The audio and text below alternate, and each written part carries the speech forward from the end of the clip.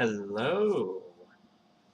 Hello, hello. Welcome to all who are in the chat. Today we are streaming art, and I'm your host, Jacob. So we are going to be working on a cool item. I can't tell you what it's for, what it does. If you're watching this as a VOD on YouTube, you can probably skip to like the last 5 minutes of the video if you don't want to actually watch the process, where I'll do a time-lapse thing. But for those who are here live, we're going to be working on a piece together. It'll be quite interesting and special, but I can't really reveal what it is, what it does. But hopefully if we have enough time today, we're also going to destroy it on stream. It'll be great. You'll see. So let me just make sure my windows are all set up how I need it. And I should probably get a file open before I pop over to the different screen. All right. Sorry. That should be the one. All right. And you are recording. Yes. Okay, cool. Oop. So we're just going to probably jump right into it. I actually have a fair amount of stuff I want to get done today, a bunch of it off stream. And technically, this piece of art might end up being 4 items because of the destruction that we will do on it. So it might be a bit of a challenge to get it all wrapped up today, but we'll see what we can do. So I'm going to start with kind of like the actual item itself, and I might as well express what it is. It is going to be kind of like a hand mirror, and it's going to be made out of multiple components. And so basically what I'll be doing is creating this kind of lovely hand mirror and then smashing it into multiple pieces. So it might not be too bad though, because something like this is kind of like relatively fast to create, depending on how much detail I want to put into it. Hello to Keem, Swift, Diamond, Reconx. I will say everyone's name incorrectly, so to all those who are like, he said my name wrong, you're just part of the club.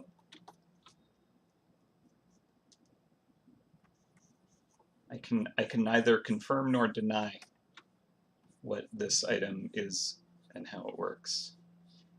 You are free to theorize, but I will not inform you if you are correct or not.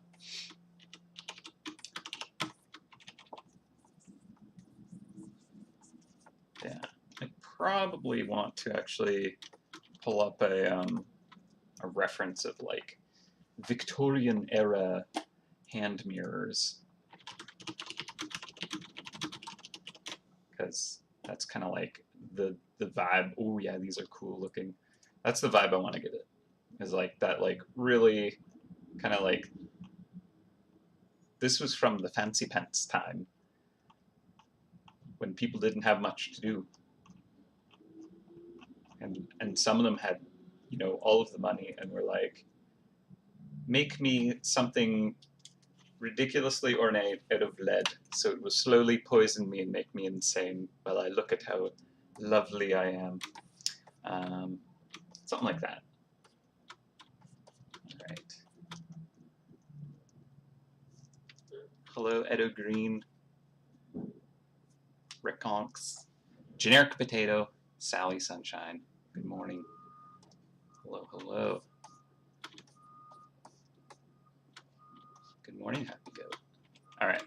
So I like all the like super fun and fancy details that are kind of like on the frame itself. So let's just kind of like bulbously add stuff that'll be kind of like, yeah, this is ornate detail in the end.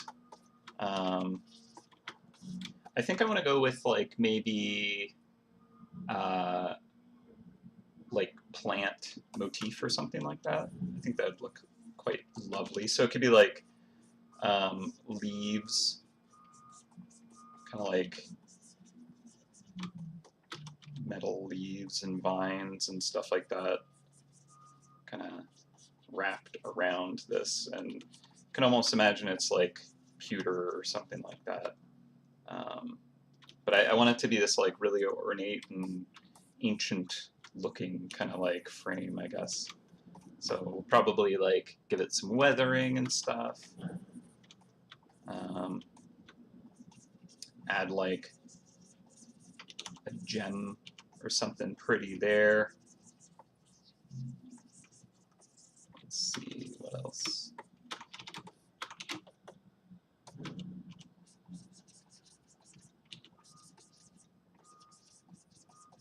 Yeah, just kind of.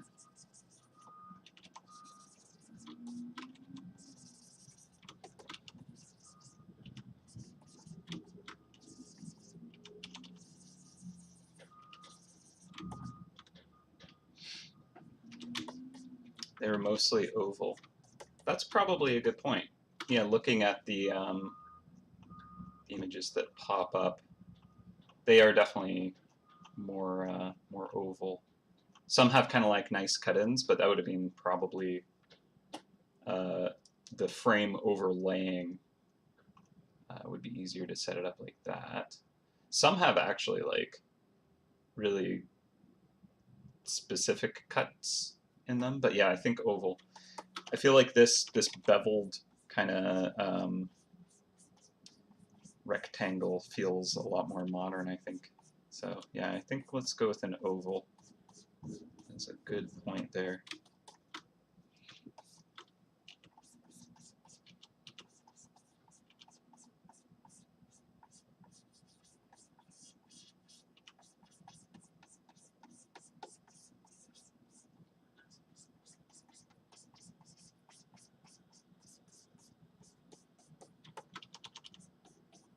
Yeah, I like that aesthetically as well. It feels a bit nicer. I think I want the handle to kind of like come to more of, maybe not like an aggressive point, but I don't know. Let's see. Looking at like some of the handles, trying to get some ideas. A lot of them kind of flare out at the bottom. It would make kind of keeping a grip on it easier, so I suppose that I should keep that concept.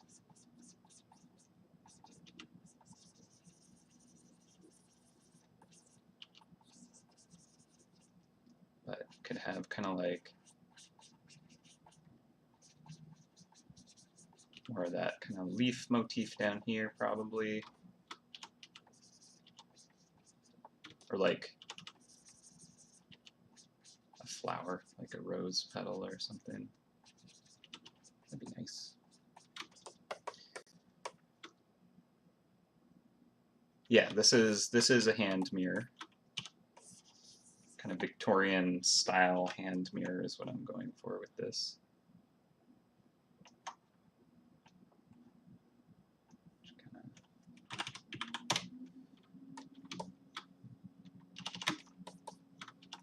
All right. I can't tell you what it's for, but based off of the work that I've been doing over the previous kind of streams, there's a likely chance that yes, it might be related to the forest, the folklore forest. Right. I should probably do like a nice clean oval, shouldn't I? Maybe a bit. Yay. That didn't work. Let's try it. Okay, so.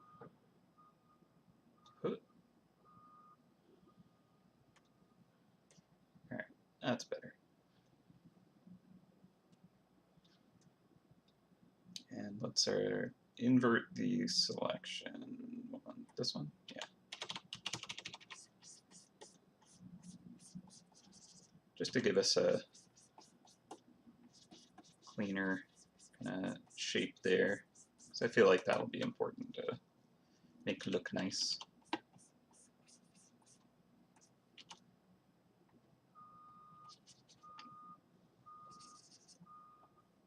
I mean, what I should really start with is, all right, if I invert this, I'll erase inside here.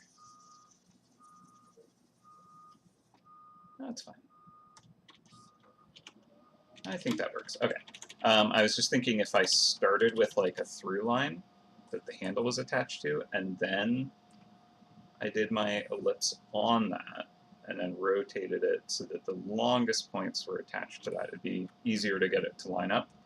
But at this point, I can just visually line it up, so I'm not worried about that. I think it'll be fine. All right. Mirror, mirror, off of the wall, who's the cheesiest of them all?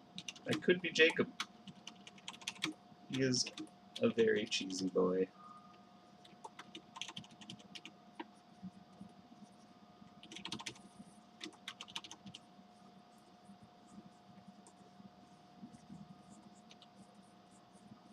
There are a lot of mirrors in various tales, aren't there?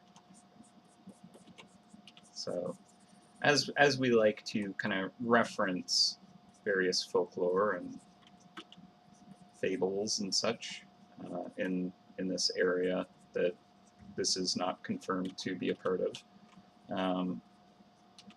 you know, just saying, there's a lot of that.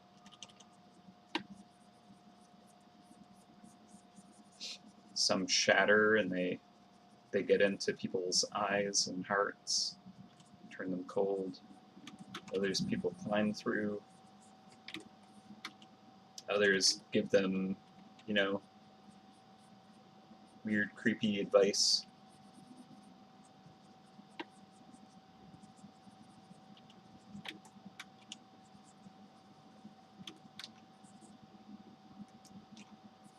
Oh. I need to change. There we go. I had a hotkey override running, which I was doing some stuff in Photoshop, so I needed that on because of the way Photoshop's hotkey system works. You can't customize it very well. So I had that running to kind of like manage better hotkeys, but I've edited to kind of like use one of the hotkeys I like in Clip Studio, which is what I'm in right now. And unfortunately, that made it so that Clip Studio's hotkey isn't working how I liked it to, so just turn that off.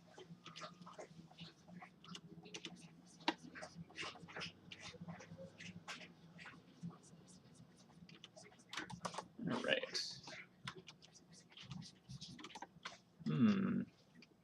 Hello, Matt. Let's see. Chunchumaru, hello, hello. Dallas. Yeah. I've eyeballed a lot of ovals in my time. So hopefully it's okay. I think depending on how thick the mirror body is, I think I want it to be decently thick. Yeah, no, it's a pretty great gig. I'm not gonna lie, generic potato. The just kind of like being creative and getting to kind of like the research I do is like reading stories, you know, it's neat. Not gonna complain about that. Okay, that doesn't feel very kind of like flower, or well, it does kind of like feel like a flower, but I think I want it to be more of like a rose, something like that. So I'll change this one. And a lot of the kind of like Victorian handles are kind of like very flat. You know, like front on, it's kind of smushed out, and then from the side, it's kind of just like a flat piece of metal for the most part. Looks like, anyways. So I'll probably keep that idea.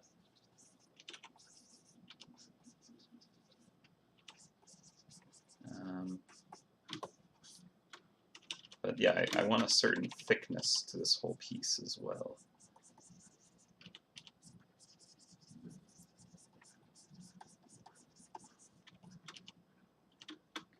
So the rim itself is probably going to kind of be raised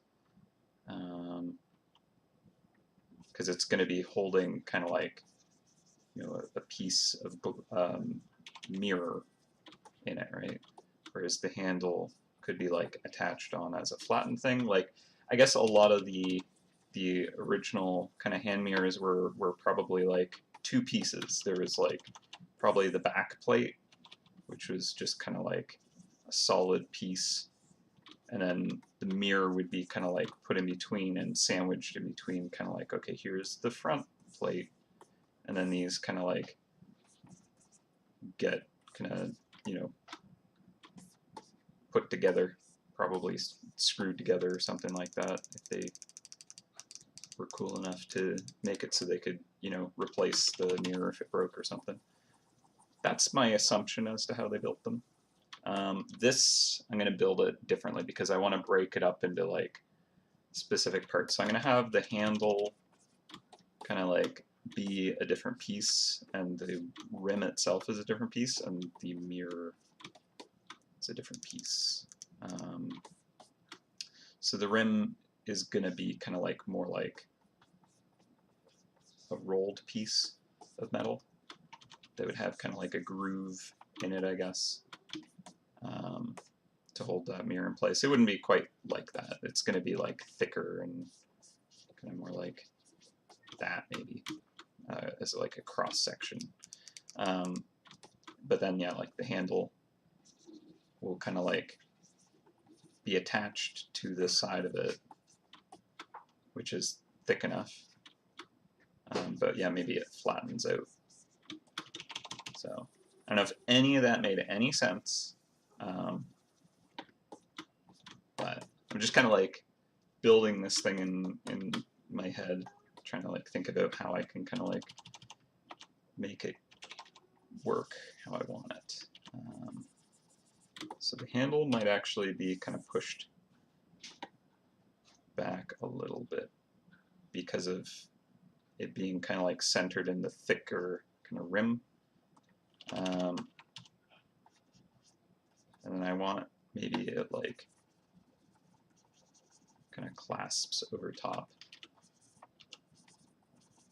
like so.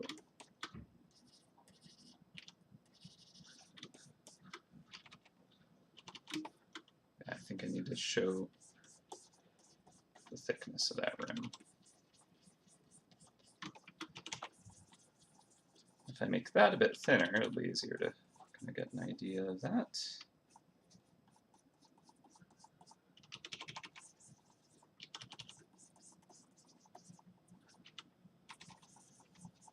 Again, right now I'm just kind of scribbling it together, so we'll see if it actually stays like this. I might change it up. Like these leaves maybe are coming out too far off of it. Maybe I want it to be more pressed out to the sides than coming out at you. Yeah, let's see. Oh, welcome back to playing the game, man. It is the Folklore Forest FF. It is the newest area, permanent area that we've been working on for the past while. Coming along nicely. Kind of deals with a lot of kind of fairy tales and such.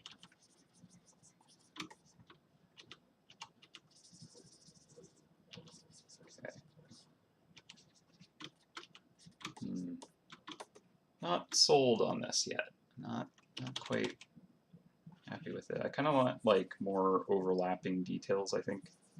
Kind of enjoy those.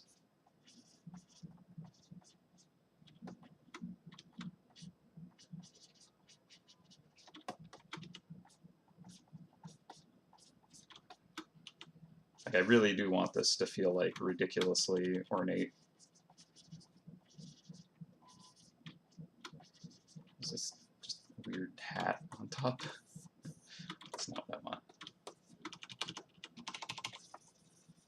Maybe like more of like a lotus.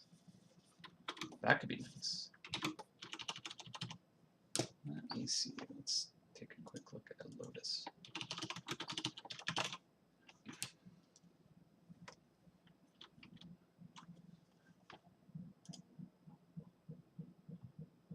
Let's get a lotus from the side. There we go. So, yeah, more of a kind of. So I'm also trying to kind of draw this in a perspective, because if it's like flattened kind of imagery, it's going to be a little bit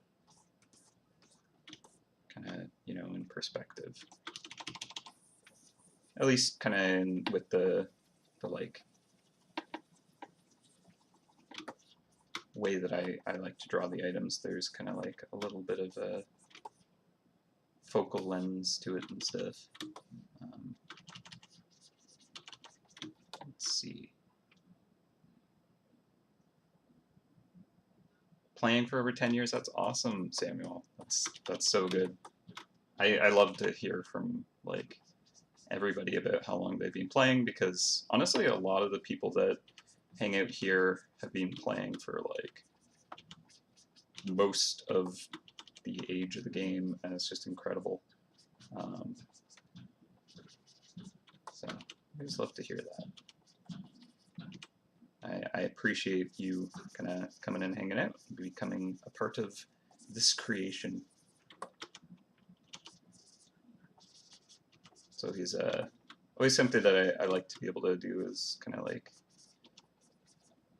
have the people who have kind of like, you know, been a part of this journey actually like get to help create stuff in the game that they, you know, they enjoy and care about. So hopefully everyone here gets to have a bit of that experience. Okay, so yeah, the bottom petals there I think is what kind of like gave it more of that lotus feel. I do want to tweak this perspective just a smidge, just to kind of like tilt it back in space. So something like that. That feels a little more like it's a metal detail kind of on the frame itself. That feels better. All right. I like that now. This leaf isn't really working for me yet. I'm just going to get rid of that, so I can kind of focus on the body's shape here to try and get that kind of like thickness that I want. Yeah, more of this stuff on the sides. Yeah, exactly. Like I want like the body of it to be like super duper interesting looking. So yeah, more of the vine action for sure. All right. Hey Norm, how's it going? Hopefully this is appropriate for what we're looking for. I was talking with Liz about kind of like the idea to try and make it kind of like, you know. So I think this is the direction that makes sense. We'll see. Always tweak it if we need, I suppose. Go from recruit to viceroy in 4 years. Nice. Hunting. Wow. August 2008. Got an OG. That's awesome.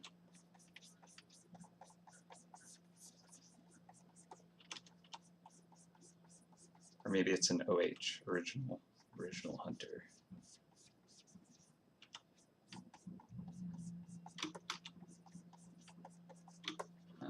Right.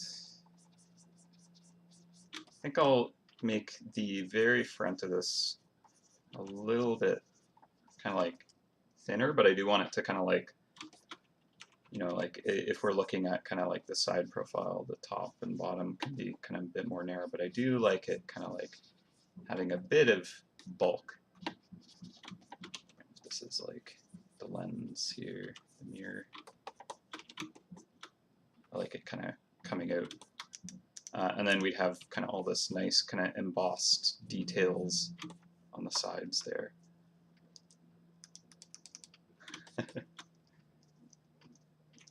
Needs more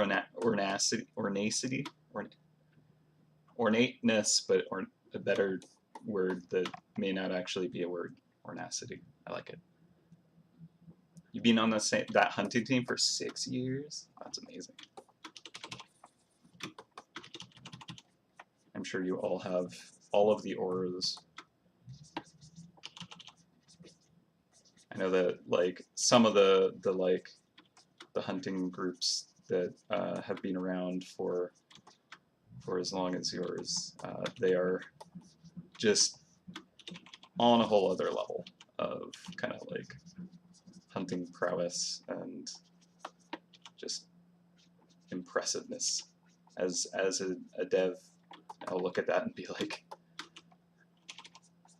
bowing. Very impressive stuff that I've seen.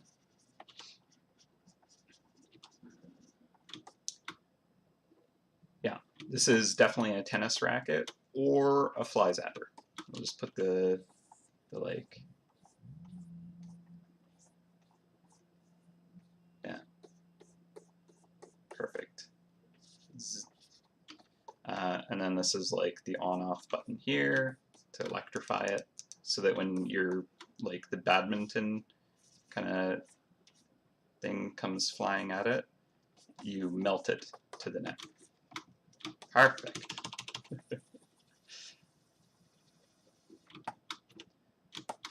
I could undo all that, but I'm leaving it for the time-lapse video that I will never produce, but can at least watch it. All right.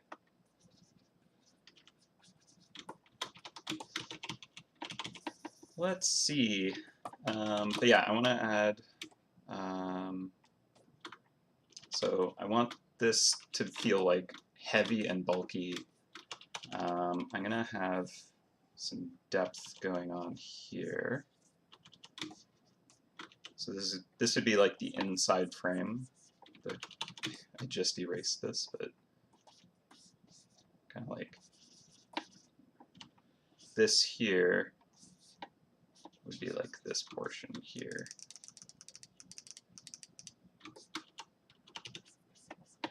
So it's kind of like the thickness between the frame and the mirror. And then we'll have like some reflectivity going on probably. Because that'd be neat.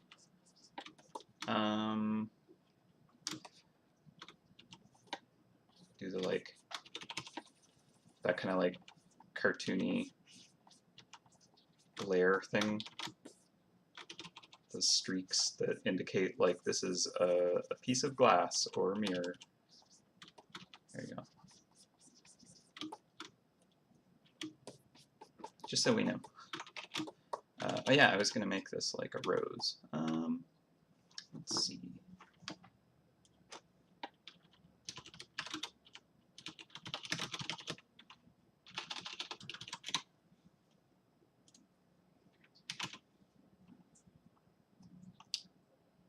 Do I want it to be kind of more of like a top-down rose, kind of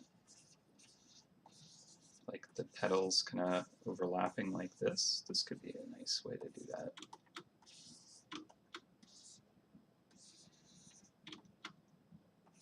And then like don't know. Maybe.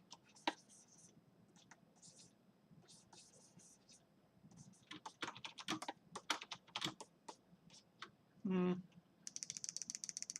know if I like that.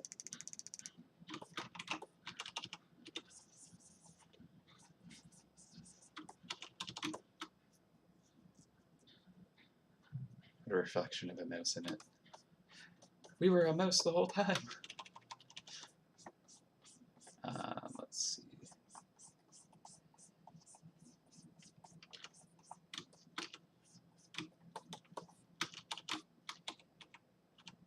I mean, I'm kind of feeling like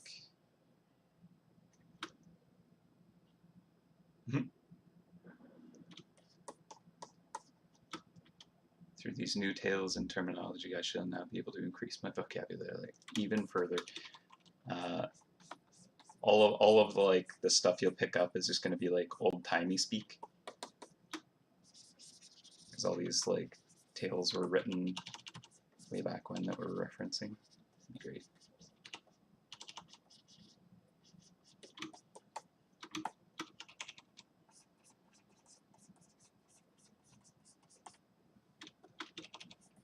It's gonna be great.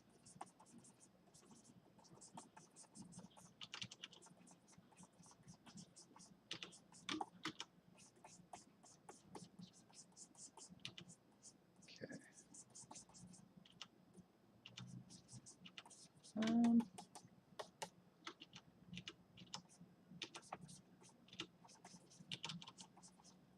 Need that leaf to kind of overlap the vine a bit more so that it doesn't have a weird tangent.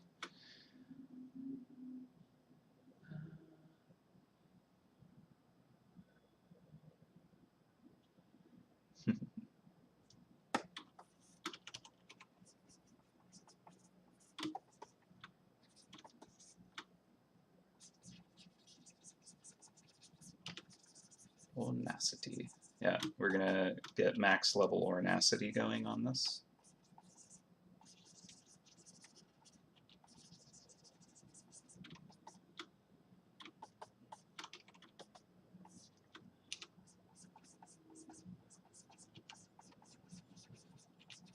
Let's see.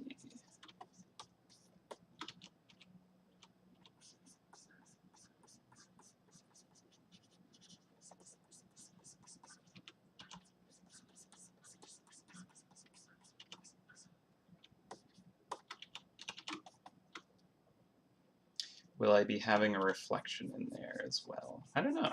Maybe. Depends on what I want to put in there, if anything. Like I could do kind of just like it kind of like looking at the sky, perhaps. Just kind of like, what would the context be? It'll have like reflections of the kind of like the actual kind of frame. So like these pieces of kind of metal or whatever the frame is made of would be kind of like reflected. So that will be neat. But yeah, I'm not sure what the reflection will be. We'll see, we'll see. Or maybe you won't. Maybe that will be something that I add after. It'll be a surprise. And it's just like when you look, like finally get the item in game, it's like a perfect drawing of you. Just like, how did that happen? What sorcery is this?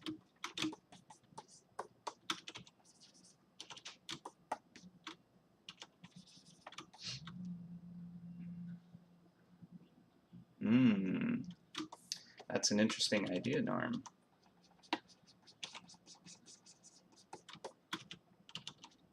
Curious idea indeed. One which I will admit I might have already had, but we'll see. I think it's a good idea.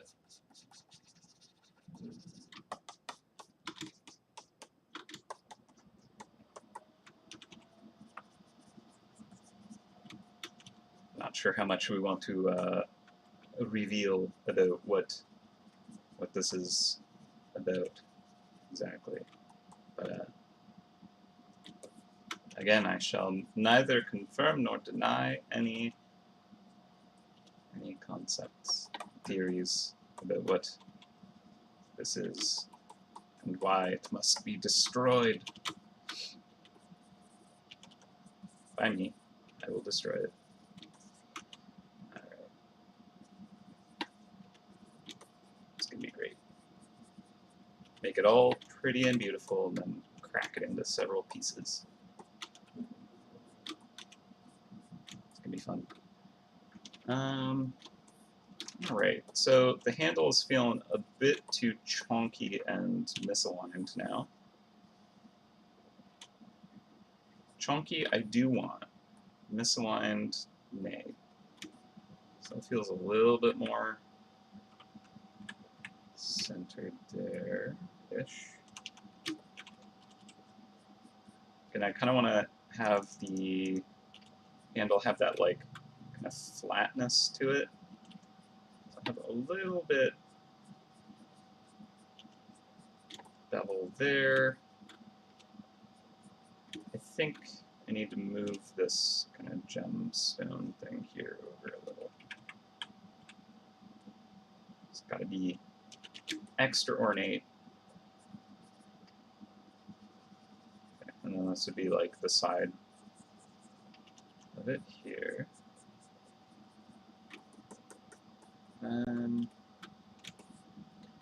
know, if it's like really fancy, instead of it just being like flat, kind of smushed down metal, I think it might actually be more fancy or ornate if it is more rounded. Like it could start more kind of like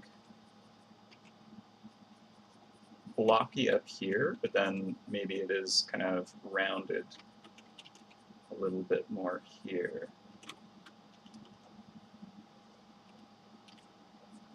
Just trying to think of like what would be even more fancy instead of just getting like a smushed piece of metal. What if like the smith that created this handle had kind of like spent all the time to kind of like roll the handle portion. I feel like that would be considered more fancy and special. So let's do that.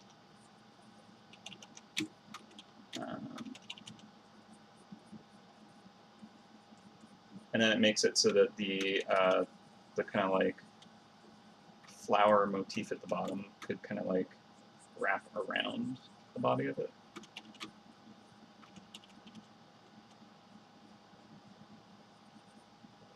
More like that kind of thing. So it's easier to show that it is this rounded thing as well. That's good.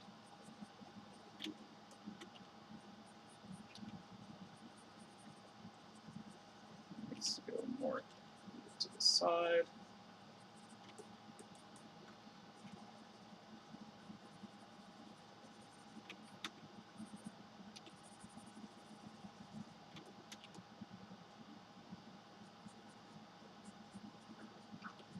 Yeah. May not be exactly right yet, but I think that'll look neat.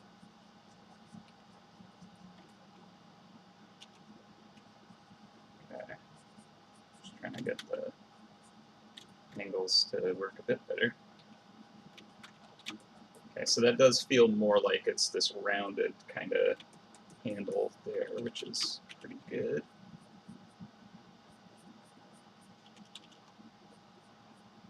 It's kind of even fancier, you know? And I think I'd even like add like a little spiral grip or something like that to the handle. Let's give this a flip again just to make sure things still feel like they're lining up. I think the thickness of the rim is kind of a little lost. I probably shouldn't have done any of the detailing on the outside of it until after I'd kind of like confirmed this is the shapes of it. So I might actually duplicate this really quick. Just kind of like get rid of all that really quick. I just want to like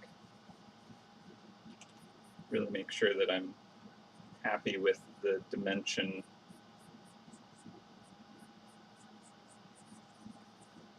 of the actual rim frame, whatever it would be called. I can leave the top part.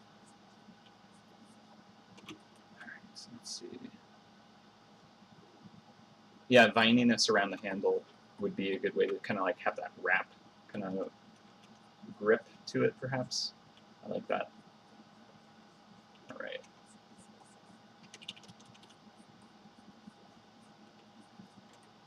So, I feel like I gotta bust out that ellipse that I had. I almost wish that I had kind of saved that selection. Maybe. Can I reselect? Nope. All right, let's try this. See if I can just get it on the first try. Almost. It's a bit more stout, I think. That's pretty good. Alright. Okay, so if I expand this, so let's make the selection, expand selection. How much? I don't know. Let's try 24. Move that up a little. Okay, interesting. Because, okay, if I imagine that I'm going to do this on a new layer, just so that I have this. Okay, so here's like the mirror kind of itself. And then if I expand this selection, and let's say, yeah, sure, 24, and this is like the body of it, and that's just kind of like where the mirror is kind of like connected on the inside. The handle should be kind of like coming off of this angle specifically. So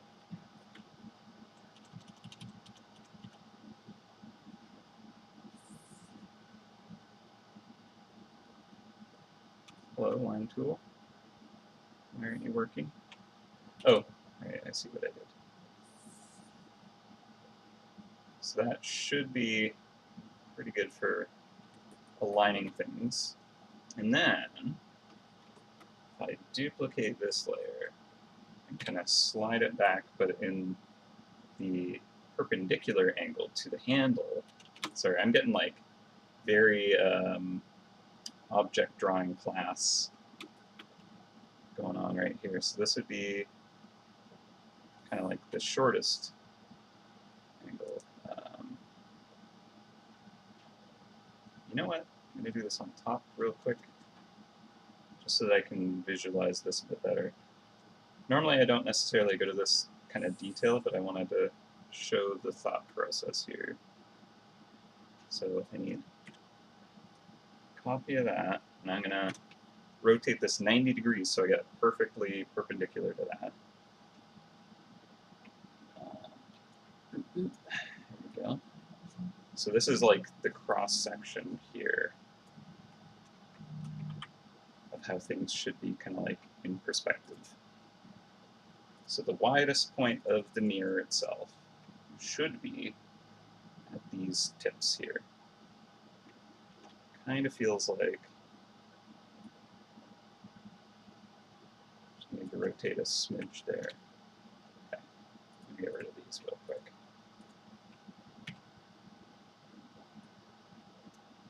Alright, now let's duplicate this again.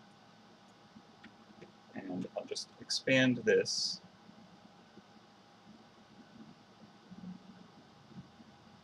Be the size of the supply. I don't know if any of what I'm doing is making any sense to anybody. But that's okay. Alright, now if I duplicate this and make it follow, make this a bit darker.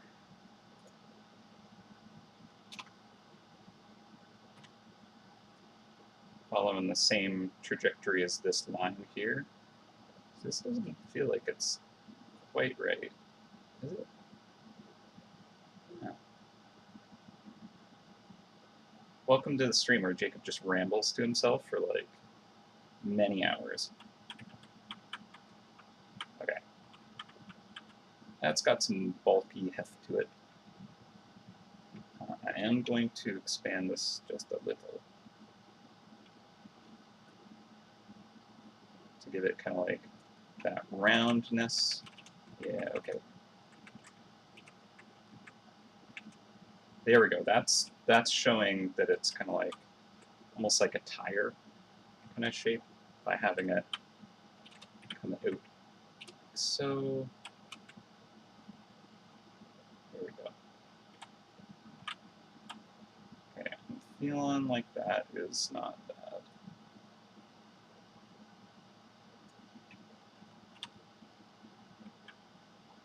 All right.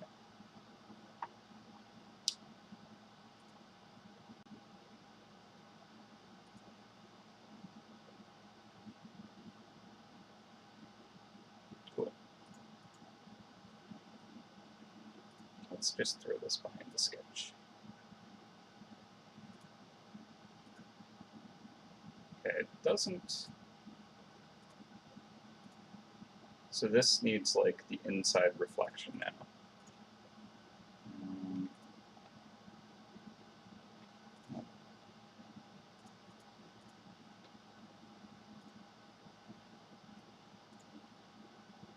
Okay. We'll move you along this axis.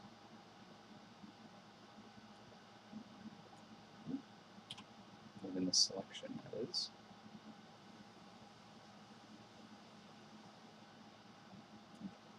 Okay. And this is just under half of the thickness that I need to move that. And you will invert. And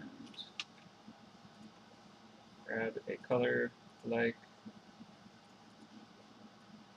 so.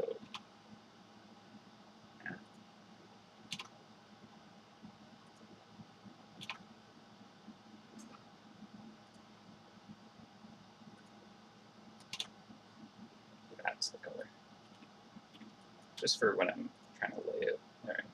So that doesn't feel thick enough yet. I'll duplicate you again.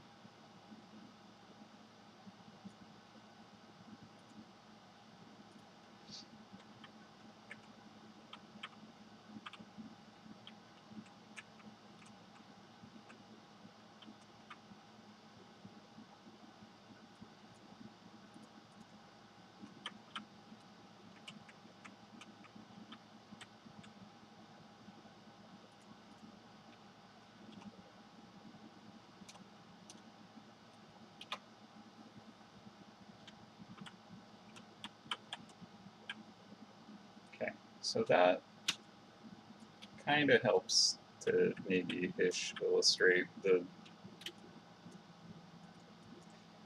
I don't know if that worked out as well as I expected. Yeah.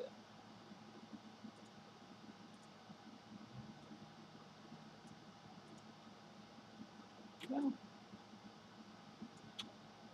we'll go with it.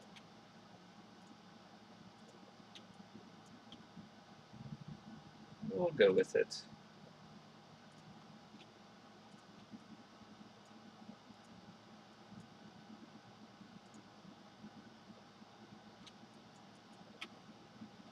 All right.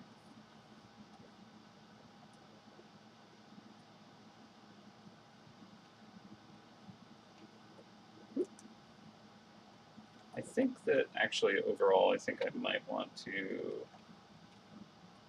increase the size of this to just fill the frame a bit better. Maybe rotate like so. Just because based off of the shape of the actual image window, might as well just use that space better. All right. That seems better. Alright, so I'm just going to make the drawing here match these ovals.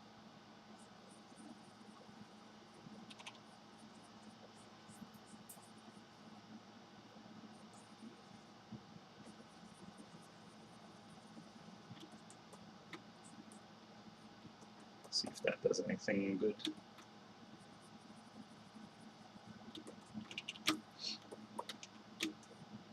Yeah.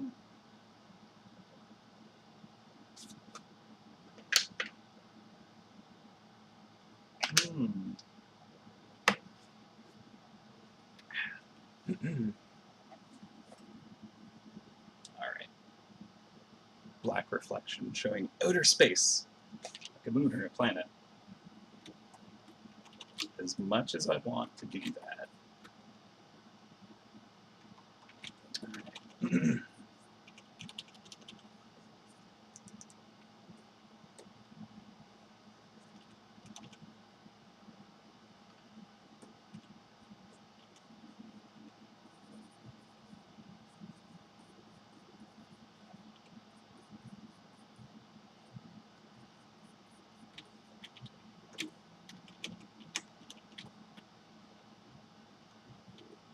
Okay, so now that I have kind of like the dimension of the body of it, it's a little easier to kind of like wrap stuff around it, make that feel kind of like accurately proportional. I think that looks okay. I think I will shift the handle, the actual handle portion of it. Like I like this kind of like mount here. I just need to kind of slide that down so that it feels more in the center of this.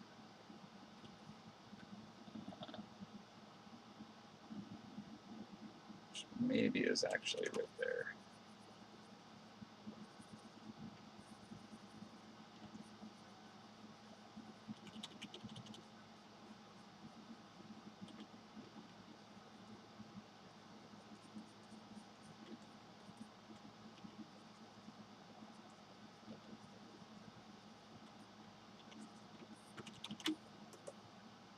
Cool, okay.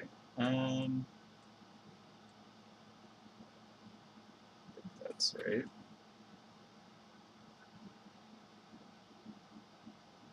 And I have an idea. If I create a line rule, figure ruler, no, linear rule, I'll give it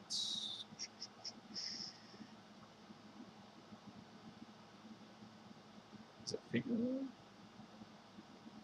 Number of divisions. 6. Nope, that's not at all what I want.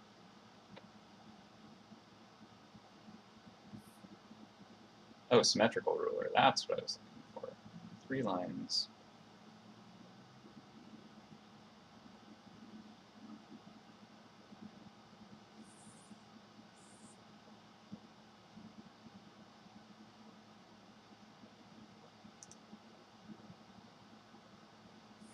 From the center of that,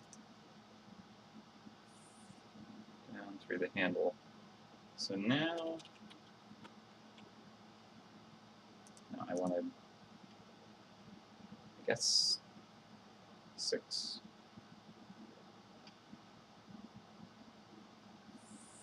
I feel like I'm confusing myself with this. Oh, but I don't want them evenly spaced because this is dead on. Let's try this. Sorry, I'm just like ramble man. Okay,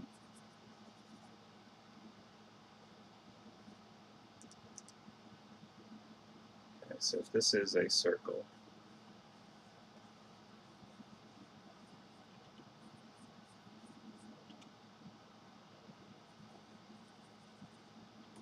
and then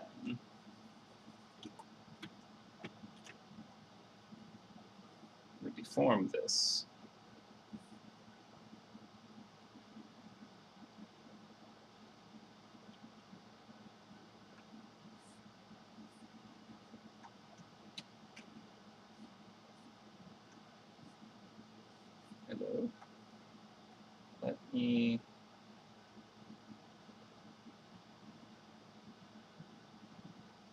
can't I compress this?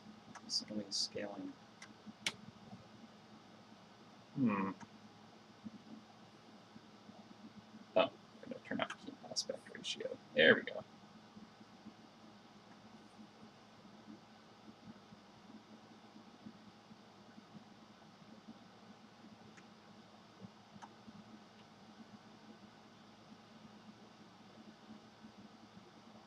Normally this lets me like skew it as well. Why is this not letting me skew?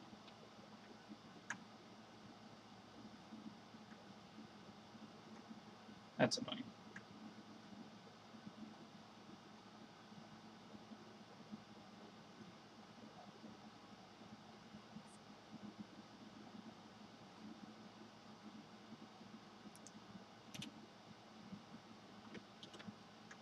Can I skew you now? Oh, no. Oh, maybe it's because of the ruler. Alright, let me get rid of that.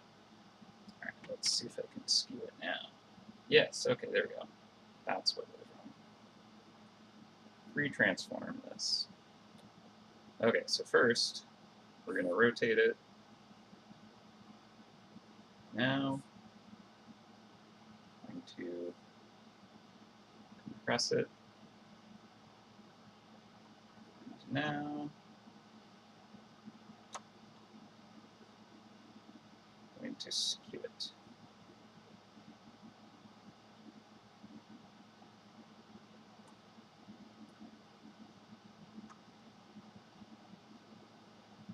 I don't know if any of that made any sense. But it's just kind of like lets me try and line. Like, I could have just done this by eye, and I probably should have. I would have saved a lot of time. So, oops.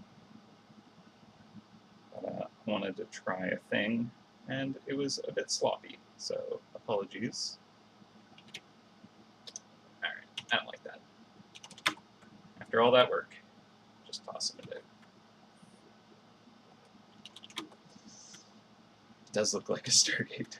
Alright, so I'm just going to do this manually. I did want it to be like 6 points, and kind of like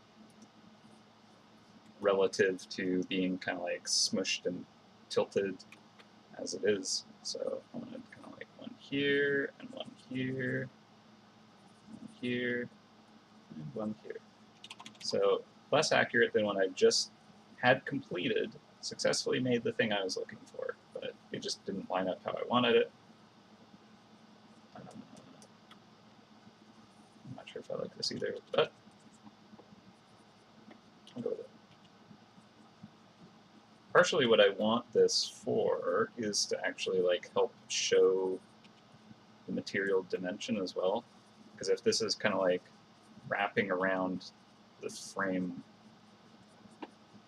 like so, kind of like the ropes on a life preserver, like one of those kind of throw this to save a life kind of thing, you know, someone's drowning.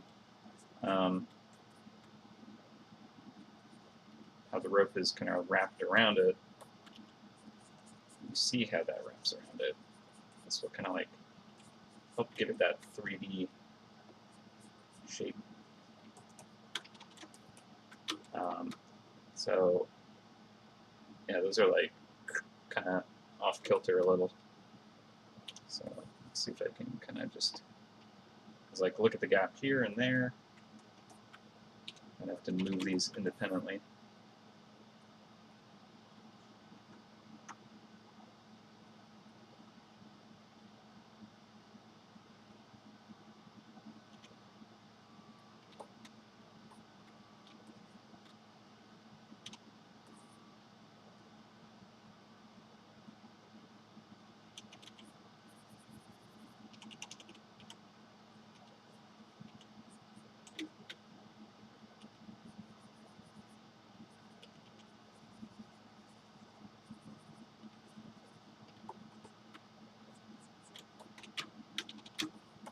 Alright, let's flip it back just to see how messed up that looks.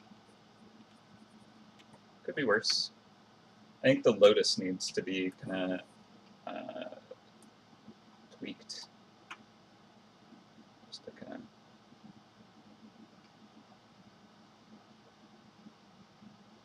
make that feel like it fits a bit better. There we go. I think that feels a little better.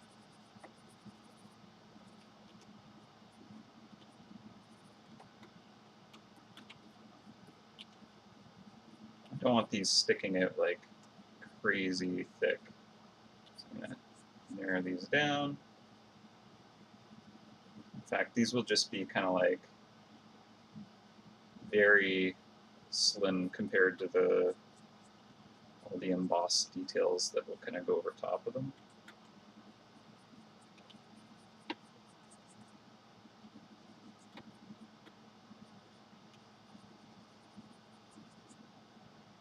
If anything, this is just for my own kind of like ability to see how I want these things rotating in space. This one needs to come up a bit now.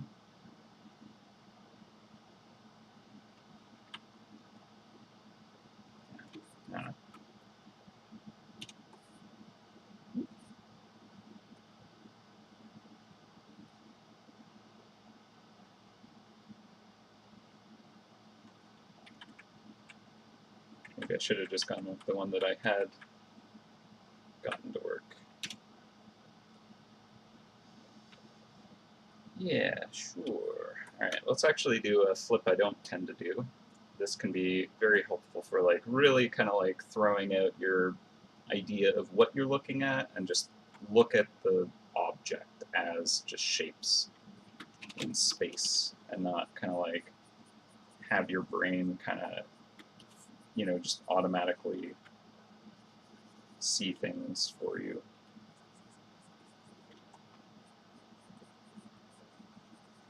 When working on characters, I sometimes try and use this perspective, but like it's almost too jarring to like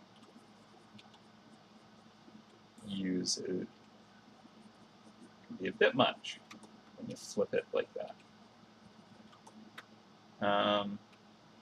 Yeah, no, I'm thinking that I definitely want to kind of make them more, you know, ornately leaf. Yeah, we'll definitely do that. I guess I just really needed this for my own kind of figuring out how things will wrap. Like, if anything, what I should have done is just this, where I just kind of like draw some lines coming out of the center point. I'm just like, okay, well, how does that wrap here? It's up there, it's going to wrap like so. It's back there, right? Just to kind of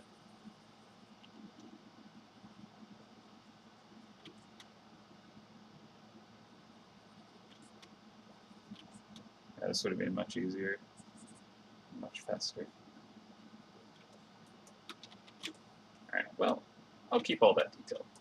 Why not? So I'm going to actually fill in the handle before moving on to kind of like the extra kind of like fun details on top, because I think I can just kind of like do a kind of like fill layer for that. So let's see. Let's just grab this and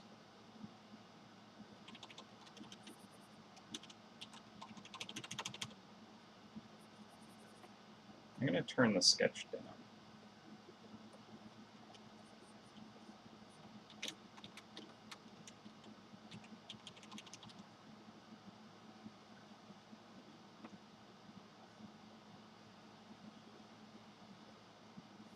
And right now these are just totally placeholder colors. Okay,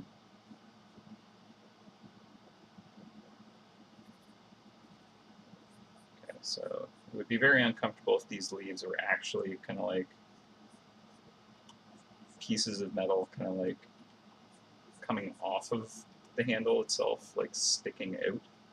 Instead, they need to be kind of like a part of it. Just kind of like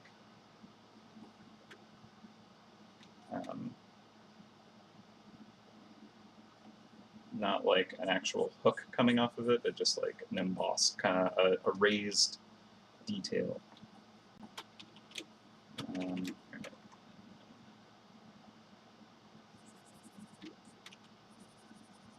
That connector can be a layer on top of this.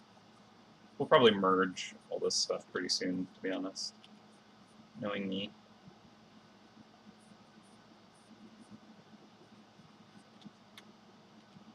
It's like an eggplant right now.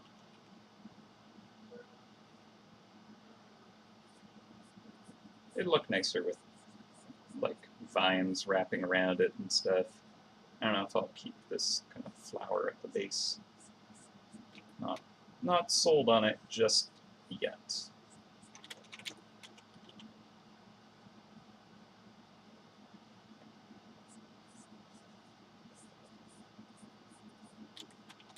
Okay.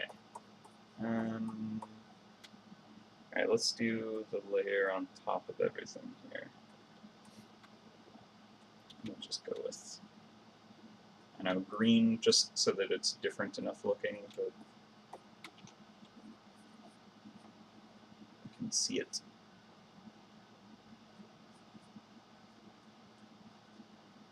This is definitely not the color it'll end up.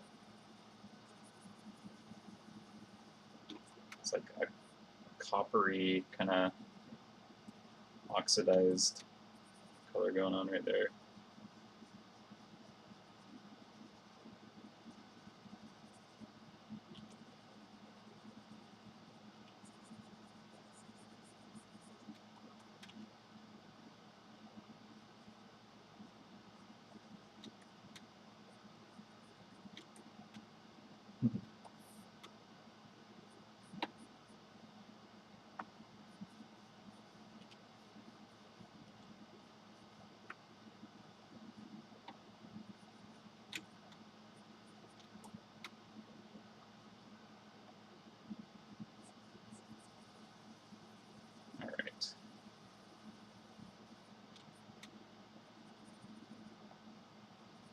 It's not the prettiest right now.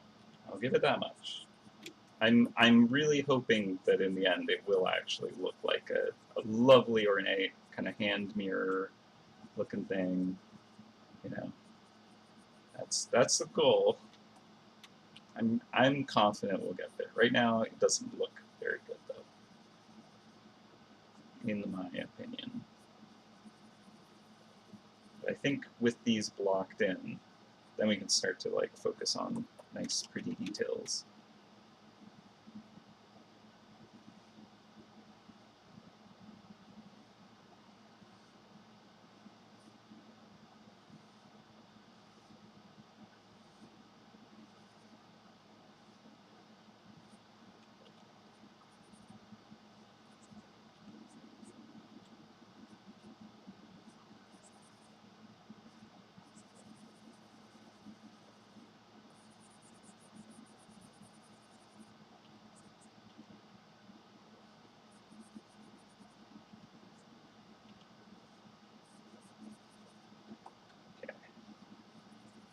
Almost got the base stuff locked in.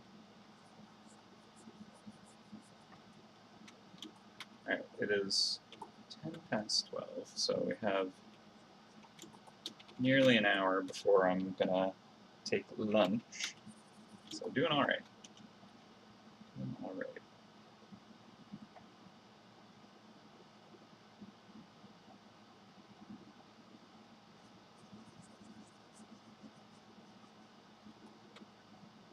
I've actually got all the variants of this done today.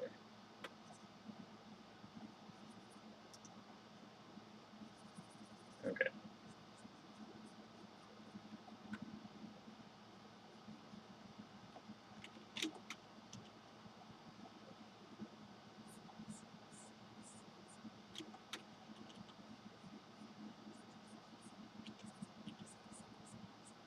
Still a little bit sloppy, huh? I'm kind of blocking everything in.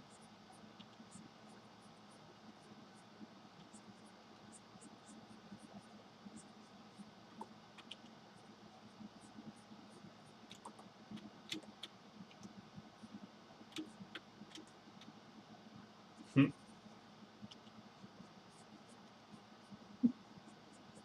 I like it.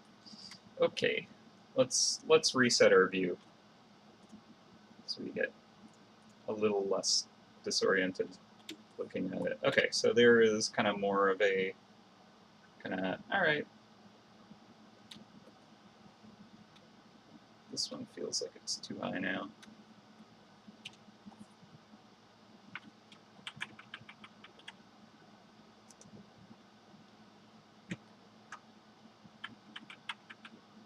I do love that I can select multiple layers and edit them at the same time in Clip Studio. That is something that Photoshop does not let you do.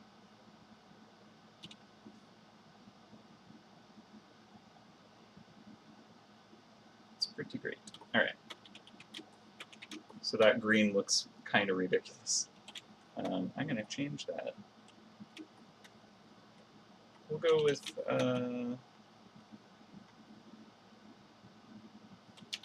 oop.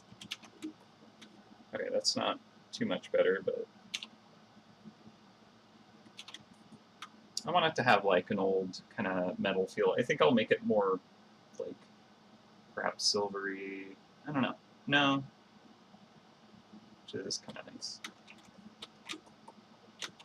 All right. Oh, don't worry.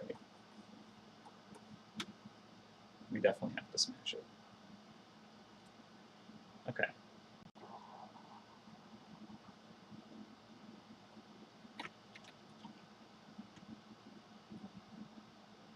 That's the thing.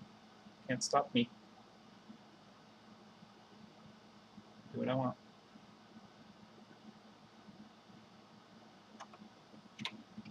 Alright, so that does actually look like it lines up pretty good. So all that extra work that I did was basically not necessary. Great. Now actually the inside rim here, I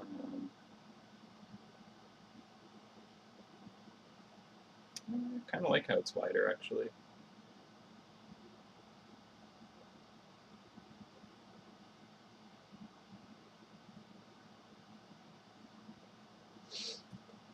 Hmm.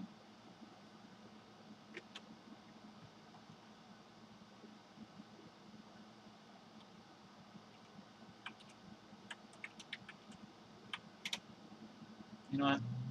Sometimes you put in a bunch of work to try and do it theoretically more accurately. But in the end, you're just kind of like, yeah, do it by hand. I kind of like this better. I mean, it does have more detail with kind of like fanciness, so maybe I just need to steal that and overlay it, and I'll be happy. I don't know, like the kind of like thickness of some of the material just does seem to resonate. Let's see what happens.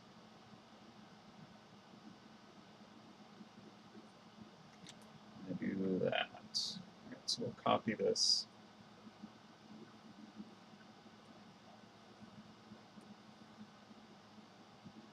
And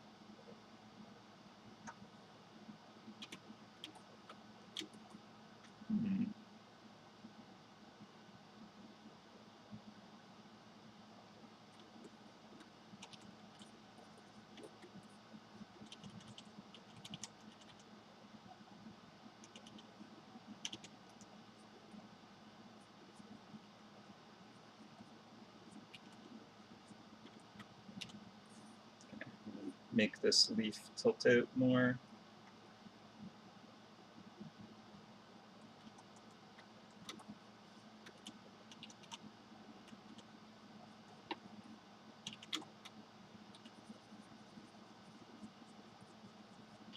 I think this is working.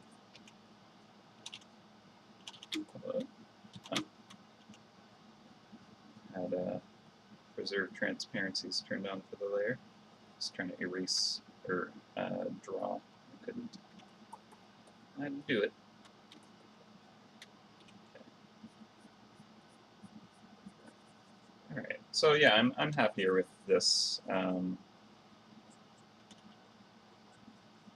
detail now, kind of matching the body of this here.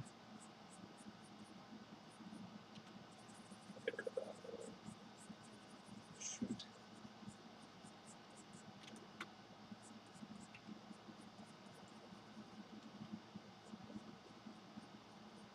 Make that follow the form a bit more.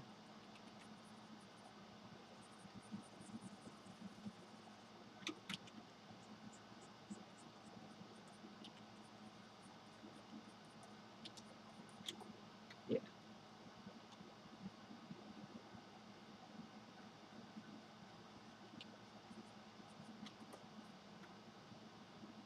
Yeah, this is Clip Studio.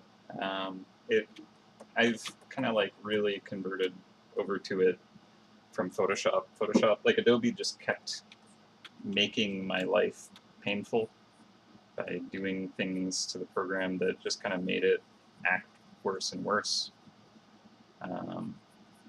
And Clip Studio has been making their software better and better for artists. So I have found this to be a much better experience as an artist. There's certain things that I can't do in it that is kind of like only done in Photoshop so far, like doing kind of like certain output stuff, like slicing up an object. Like for the mobile version of the map, I actually have it exported into multiple quadrants. So there's like kind of like, you know, top left, top middle, top right.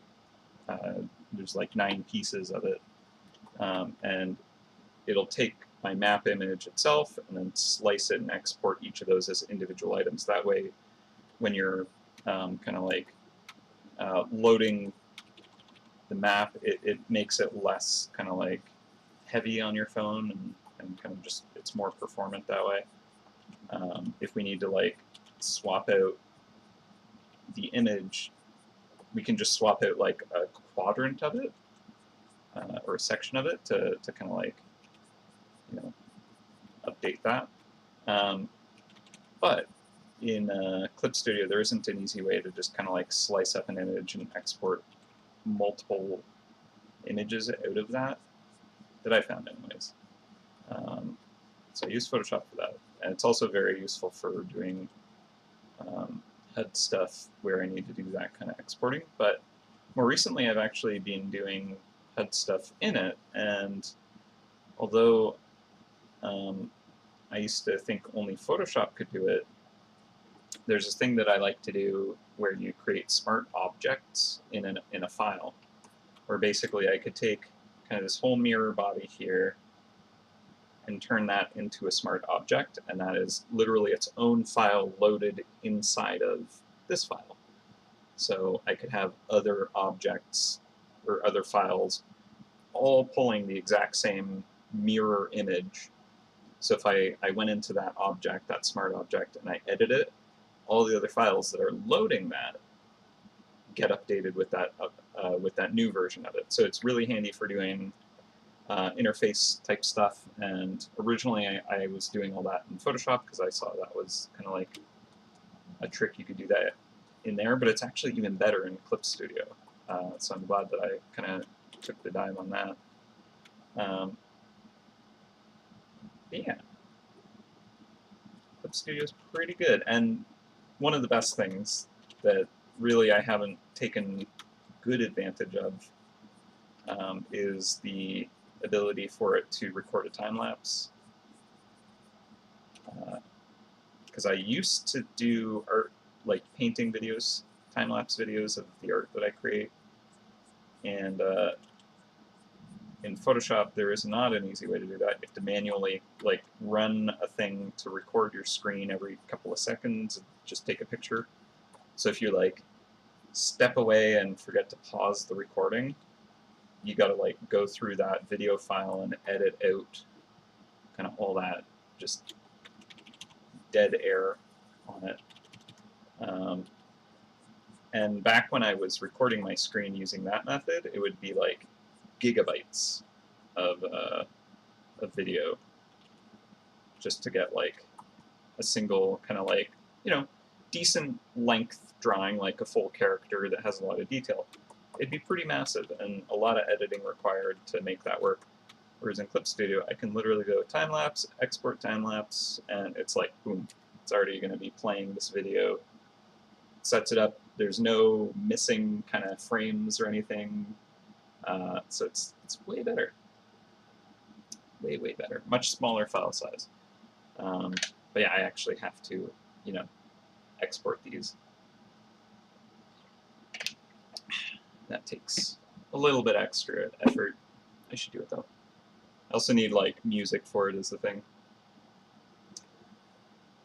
But they're fun. Oh yeah, I'd totally give you a tour of Clip Studio. It's fantastic. Yes, it is also, unlike Photoshop is now, a one-time purchase. So there, I believe, is probably a trial version, but like when you buy it, you keep it, and they sometimes do pretty decent deals on it as well. And it is an intimidating piece of software when you first load it up, because I don't like that they do this. But when you first load it up, it has like every single window and interface option open. So for a power user, that's awesome because it's like, whoa, look at all of the things it can do. But like as someone who's like, I don't know how to use this, it's like the worst way to experience it because it's just like so many options, so many windows, like you just don't know what you're doing. So my advice for if you're trying to figure out how to use it is just like literally close all of the windows, like all these tabs and stuff, and then like go in and add them as you need them, and you'll get a much smoother experience that way. But yeah, it definitely has a learning curve, but I like it a ton now, and the brush customizability is even better than Photoshop, I found. You can set up hotkeys for each tool as opposed to just like, I want to use the brush tool now.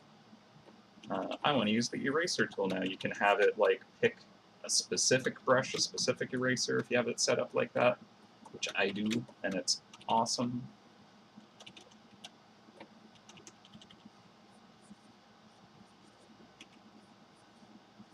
So yeah.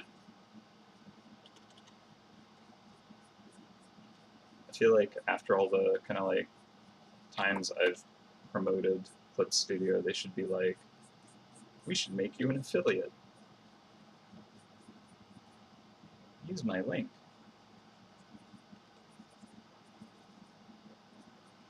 Yeah, I like it a lot. It's pretty great. And there's like a ton of features that I don't use, but are not like as kind of bloated as Photoshop's are. Like Photoshop's are really good and extremely powerful, but it's more for like photographers, which all the power to them. That's awesome. The compositing and crazy stuff they can do is really good, but I don't tend to use any of that. So yeah.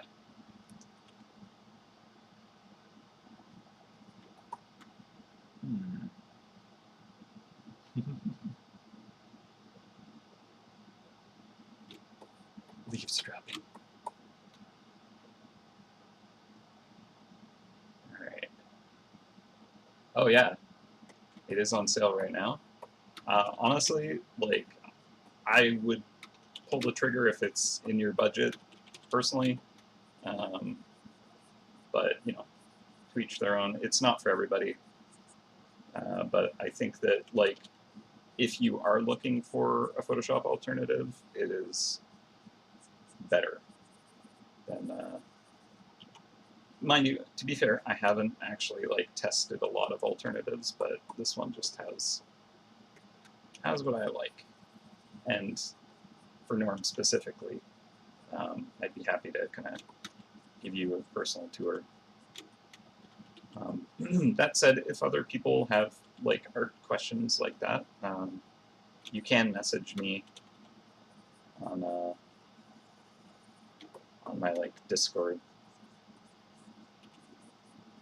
Find me in the MouseHunt Discord group there, and you know, I do try to answer art stuff when it comes up. I can't always answer everything, so understand that. And I do get like friend requests through there. I don't accept those unless I actually know you in person. That's just kind of, you can add me in game. Happy to be a part of the party if I have room. But yeah.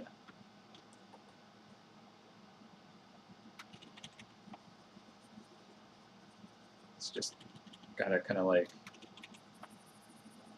manage all the different angles. I used to, on my Facebook page, or my Facebook profile back when it was like the early days, I used to get like a bunch of MouseHunt friend requests for my actual like Facebook profile. And I was like, sure. I've met some of these people at like get-togethers and stuff, and then like, well, if I accept their friend requests, I should just accept others. And I was adding like so many mouse hunters to my own personal kind of like Facebook page, and I was like, maybe I shouldn't, because it was getting to be a lot, and so I stopped doing that a long time ago. But thankfully, we added the capability to kind of just actually just add friends through the game. That's way cooler. So I do that.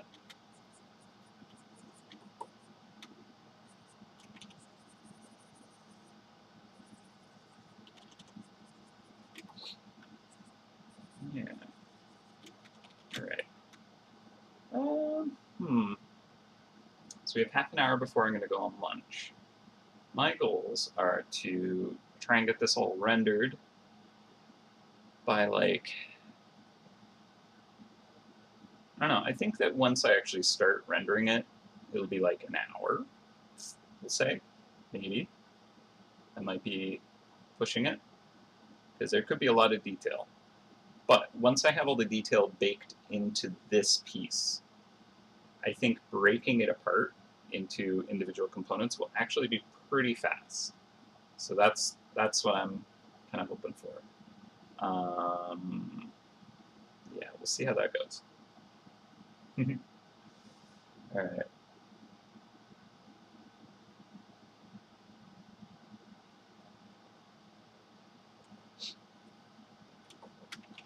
Yeah, I found that Clip Studio can do like graphical editing stuff. I don't think that the font tool is as good as Photoshop, so that might be a bit of a frustrating thing if you're kind of doing a lot of text stuff. Although like a lot of people use it for creating actual comics with like word bubbles and stuff, like it has tools for that, which is neat. Because it actually originally started as like a manga tool, I believe. It was kind of like initially made to kind of like do that. So like there's a bunch of like stuff in there for specifically kind of creating that style of art. Let's see.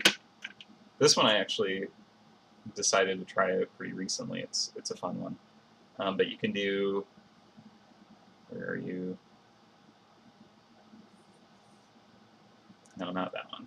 This one. You can do like those first. No, what is it?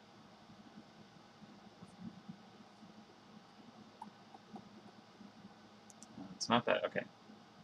Maybe it is scattered line. Yeah, that one. Got that like that anime like speed lines thing going on. There's a bunch of tools like that, like doing dot print kind of stuff where you do those kind of like textured dots and stuff like that. So like really good for that kind of art stuff, because that was the original design for it, but then it got even more kind of open to various painting methods. Hence the name change. Right. Okay.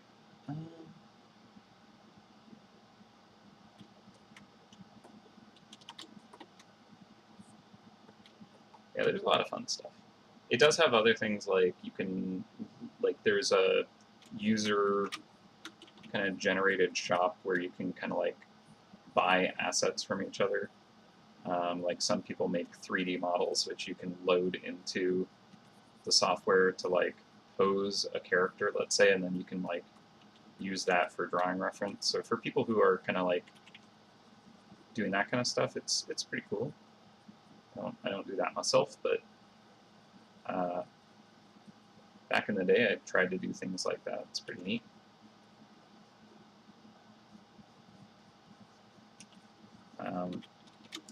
Yeah, I did find that the text tool is not as smooth. Like it still works great when you get used to it, but just like being able to change font, like when you're typing, keeping it center aligned and justified is weird. It works differently than I would have preferred. But I'm getting nitpicky with kind of like all the benefits it has. You know? And again, like doing smart objects for like layouts and posters and stuff is like the best. If it didn't have smart objects, I would be like, nah, maybe not for graphic stuff, but because it's actually even better than Photoshop, like here, I'll turn this into a smart object just to show you. So then I go File Object, Convert Layer to File Object, and then I can make it based off of just like what pixels exist or the whole canvas. I'll say the whole canvas. And I'm going to keep the original layer just because I'm actually going to use those and not actually the file object. But now I choose where to save it. I'll just save this as temporary. Boom. All right, so here we go. I've created this as its own file itself. So now I can just like go in, file object, open file of file object. And now I'm inside this, and if I like change this somehow, so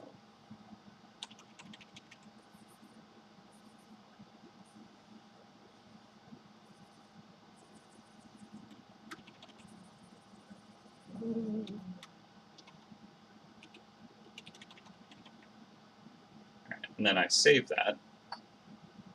Now when I go into the actual kind of thing I'm working on, see how that layer is like one, barely see it because of that mouse in front of me. This is kind of like one layer here. Yeah. Whereas this is the original stuff here. I don't know if that demonstrated it very well, but it's a cool thing that can be done, and I like it. Yeah. And you can nest them too. So like file objects in file objects is a thing that I do. I will show you the madness that is one of the HUDs that I worked on recently, and it is nothing but file objects, and it's actually really good for editing and making it robust and also exporting. Because what's nice is I can like export just kind of like one of those files so that it kind of like is cropped to its size. So if I had like this mirror inside of a HUD, I could just kind of like, you know, be in the HUD, import file object kind of thing, and then like any changes I do to this, it'll be updated on that HUD. And then of course I can export this as its own independent item, and then export the HUD with that baked in, all kinds of good stuff.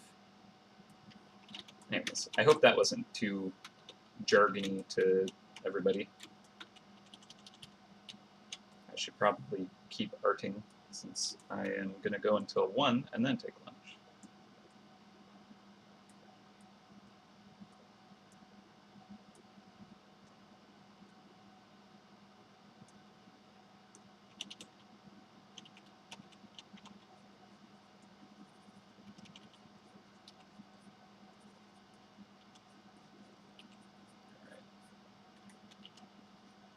Nub there. I'll keep that nub.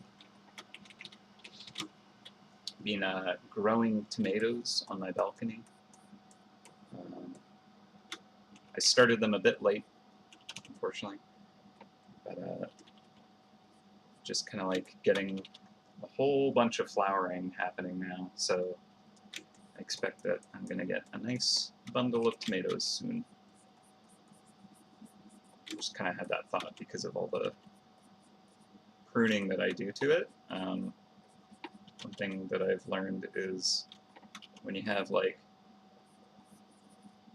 a tomato plant and you get these kind of branches coming off, what they like to do is have these like little kind of shoots here, and these will kind of, they'll grow into like their own thing, but that actually takes like a lot of the plant's kind of resources to do that, so I prune those off. I steal them. That makes it more productive. I don't know, just anytime I do like branching plant stuff, I always think of that now, because it's like a daily task. Well, not daily, but like anytime I'm like investigating the plant, I'll like look for those. So now anytime I'm like thinking about the armpits of plants, that is what comes to mind. So that's why I had to bring that random thought up and just put that in your face. You're welcome. Plant armpits. You gotta pick them. You know? No? Maybe? That's all I got. This is what you get when you tune into the stream, by the way. For anyone who's kind of like just hanging out for the first art stream, welcome to the experience. This is kind of what you get. Hello. Hope you're having a good time. Hope I haven't scared you off already. There's more time for that, I'm sure.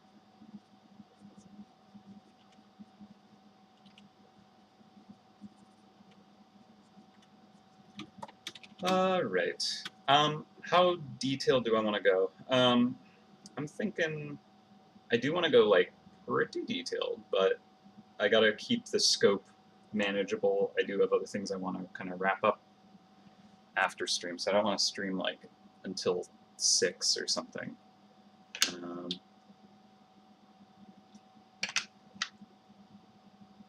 Oh yeah, that is toasty. Yeah.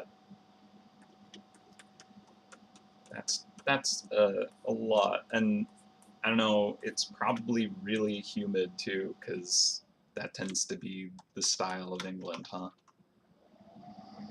Oh no, that's brutal. Yeah, isn't it the case in England, like, air conditioners aren't, like, as kind of ubiquitous everywhere?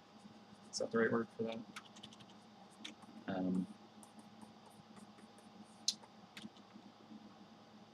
feel you, though. We've had some pretty gnarly heat waves going on. Yeah, oh, that's rough. Thankfully, I do have the AC solution, and my pets are very thankful for that. Like, some days they'll just kind of like lay on the hardwood floor in front of the AC and just kind of like soak up that good cool air. But yeah, no, I'm sorry to hear. That's rough.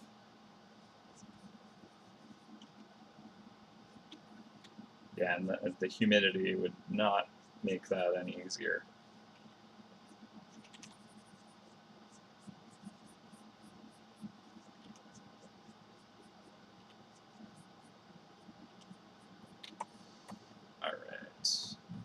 Um, hmm.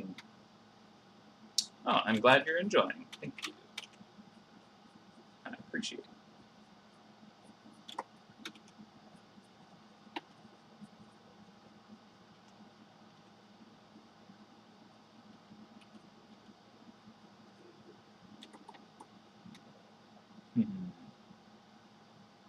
Mm-hmm. I'm trying to pay attention to the chat. Sometimes I just get really caught up in the art and I stop looking at it.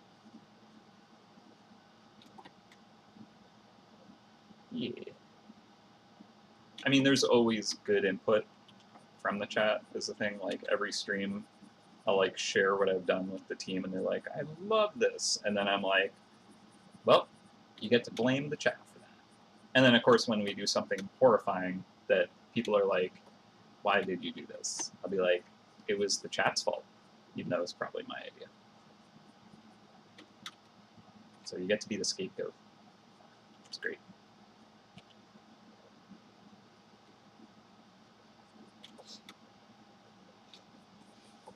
Mm-hmm. Yeah, no, I basically always kind of like end up getting some kind of good feedback on the piece that I'm happy that I had. All right. That's like a bud kind of. Because it, like, I want it to be kind of like nicely curved kind of detail.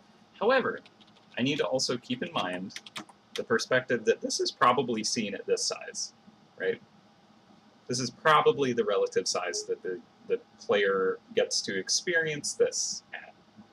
So I really should design it to look good at that size.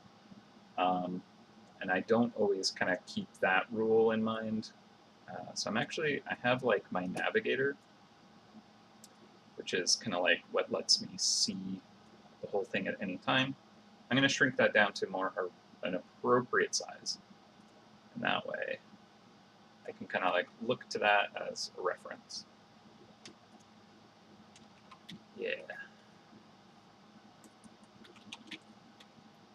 But of course, I also like having extra detail that you can't appreciate if you weren't here live. So there's that too. Hello, Eileen. Rashawn. It's an interesting follow-up to that idea.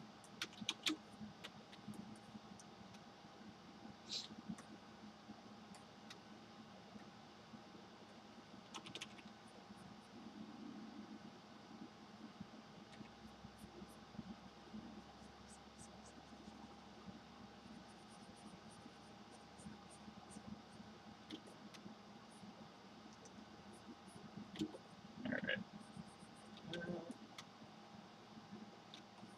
I feel like if I want to kind of see how well this is working, I could block in these details. So if I put this to about 30%, and I just kind of grab like a color for it, and then just use my accent brush to block it in. Let's do that.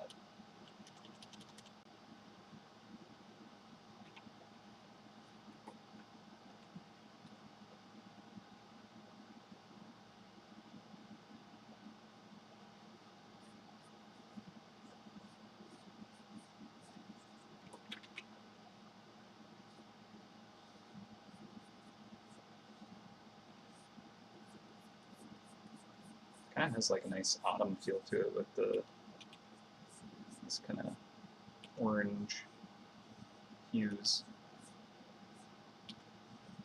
That's going to be too sharp feeling. Because again, this is supposed to be like, you know, nice kind of curved metal details. So I'll need to keep in mind kind of like the material properties. And yeah, this could just be like a folded back piece of metal to do that.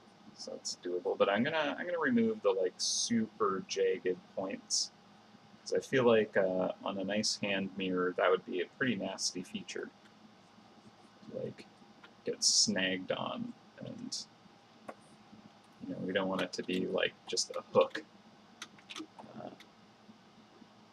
Yeah. Crack the glass and then smash it into dust.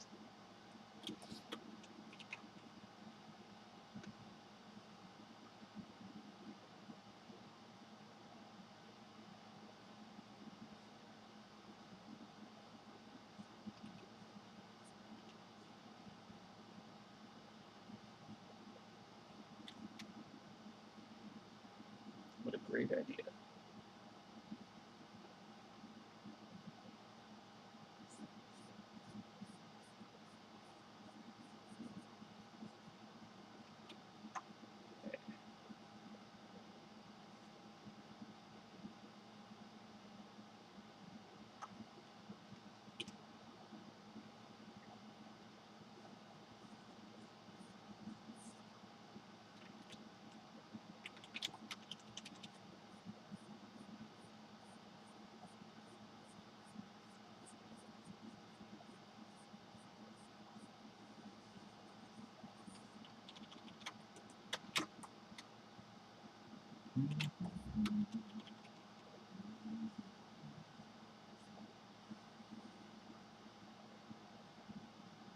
I feel like when you get these kind of curled designs in metalwork, it tends to be like a rounded tip kind of thing.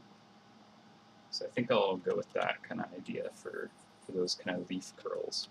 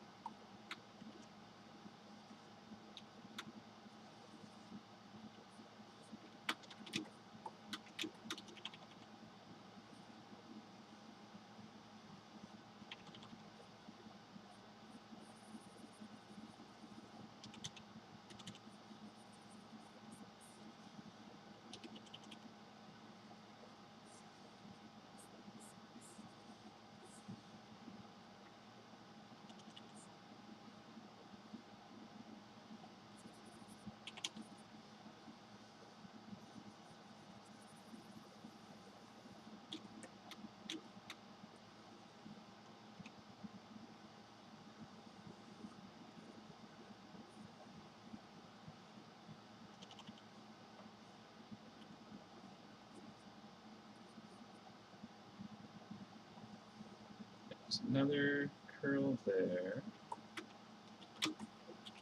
Alright. Got about 12 minutes until I'm going to go on lunch.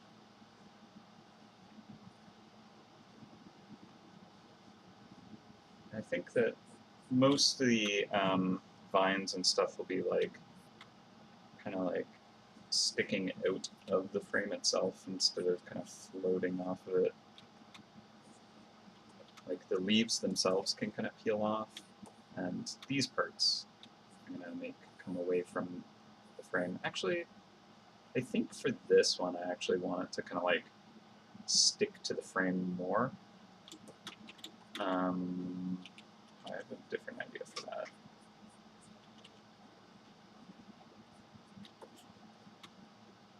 Just to show more of the kind of three-dimensional aspect of it. If it's kind of like halfway sunken into the frame, and then where it pops out,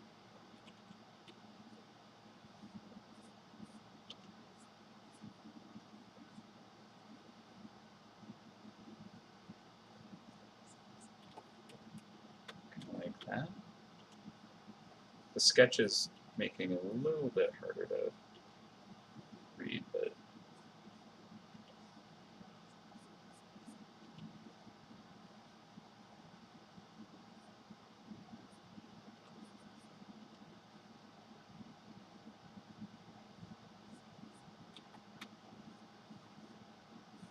okay, we'll see if that works.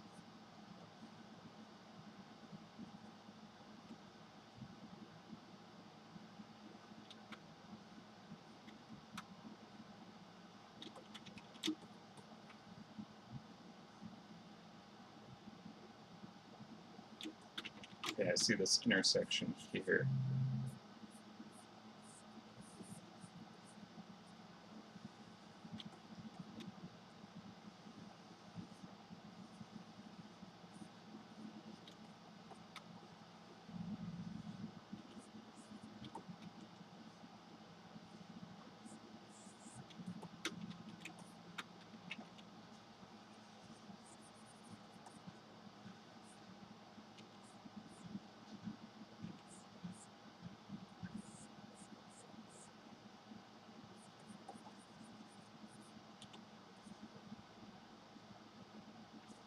Ooh. Oh no. You got the Tim Biebs? Oh my. Alright, I gotta show this. Oh man. Alright. Look at what capitalism has done. Alright, you can't actually like read this because it's all backwards, but these are Tim Biebs. Guess what that's a reference to? Biebs Brew. Mmm. Justin Bieber edition of donut holes, as they're known to many people, and iced coffee. All right.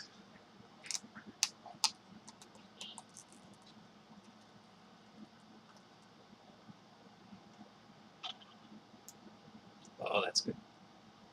Ooh, that's pretty sweet though. But definitely appreciated the iced caffeinated beverage today. All right, so to kind of like make this kind of follow through for that thickness there.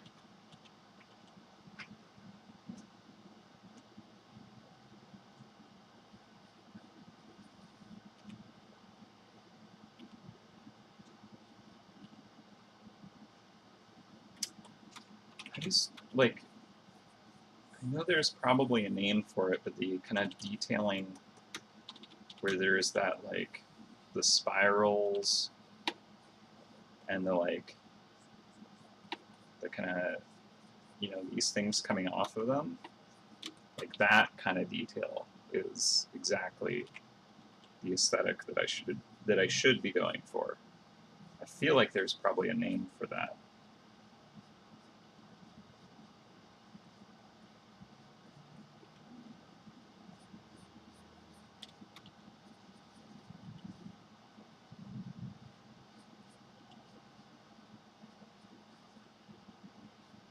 Yeah, that's exactly the kind of stuff that should be going on with the frame.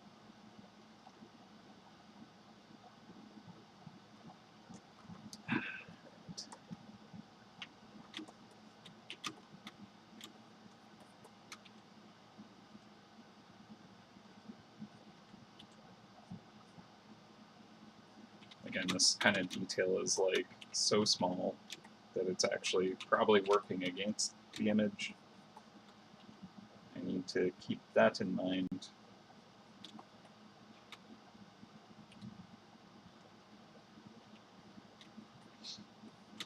All right, well, we're going to go on break for an hour. I'm going to take a lunch break. In about 5 minutes. Actually, I do want this vine to kind of like go down and over. Scroll work. Yeah. That's right. That sounds about right. I'll bet that if I Googled scroll work, that is what would come up, is that kind of stuff. And I should use reference for that. Because it's just like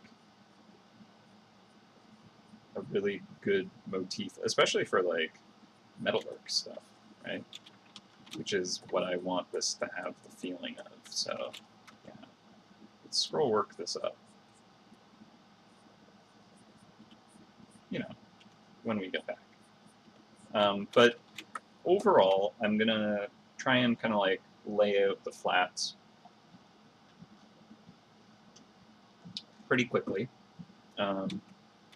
I'm kind of feeling like maybe I don't want too much stuff coming off of the frame too ridiculously. Like this maybe feels like it's a bit too much. I feel like these vines should be hugging the frame and being the frame itself more than these kind of like random details that are kind of flying off everywhere.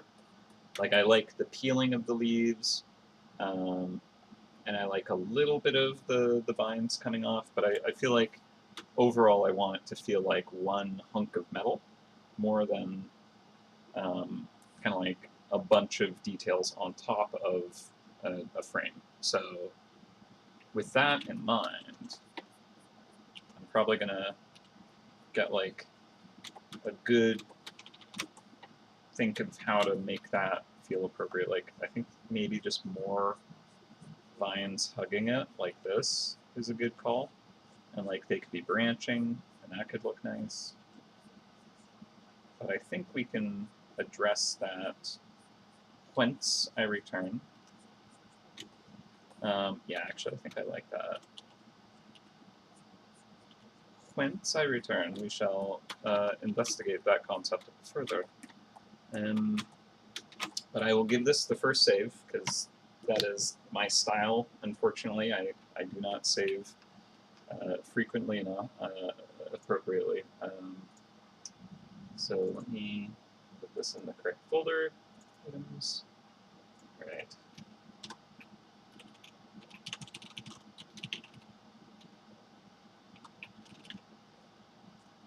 Save.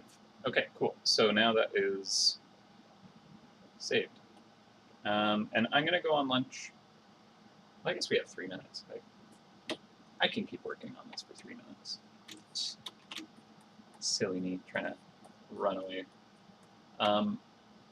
Yeah, actually, I like there being just kind of more vines like that. And I think that the same thing should be done with kind of the handle. But yeah, like these will be kind of like actually wrapping the handle, and not just kind of like floating off of it, because that would make it really awkward to hold. But I do like the idea of them kind of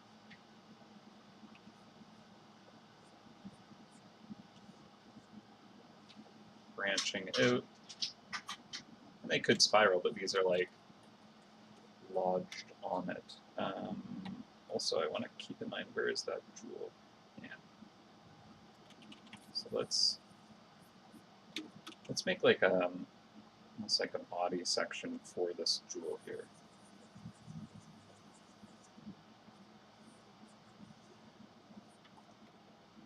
So it can be like inset inside of that. Oh my goodness. Okay, I'm gonna show these then. Here are the Timbeebs. Look at all the kind of cakey crusties on the outsides. They look good. Oh, what are you? It looks like some kind of cookie style thing. All right, they look good. And with that, I shall consume these for lunch and other things. All right. Give it a save. When I return, we shall have a Larry link. We shall continue this to completion and then destroy it. Breaking it up into multiple parts should be fun. But I'll see you in an hour. I'll put up a little timer so you guys can see exactly when I'll be back. And I'm also going to have this playing on loop so you can appreciate the art thus far. But for now, I gotta go eat some stuff and stretch and go look at my tomato plant. See you in an hour.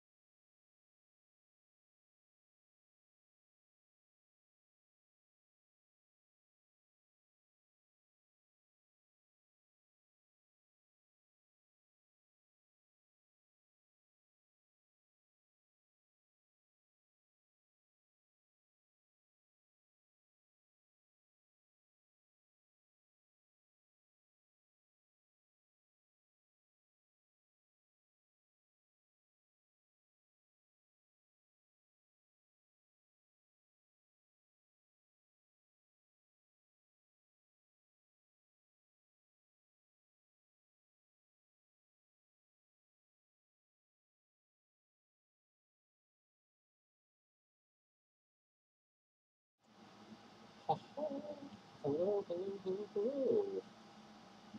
There goes my alarm. Lunch is done. Alright, sorry for anyone that got spooked by me just suddenly speaking in the background. I have returned.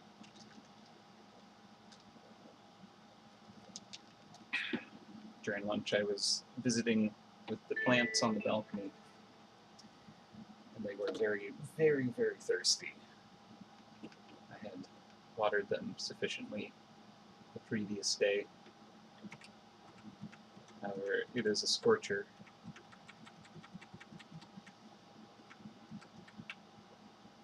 They were rather unhappy. Alright. I'm just going to that.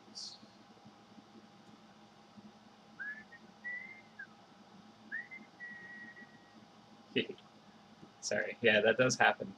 I always get somebody. Alright. Let's see, I got my Larry link, so let me just pop that into the chat. Here we go.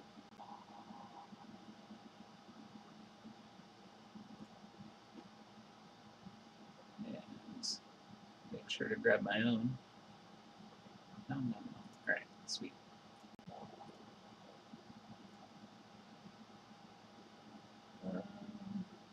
Hmm.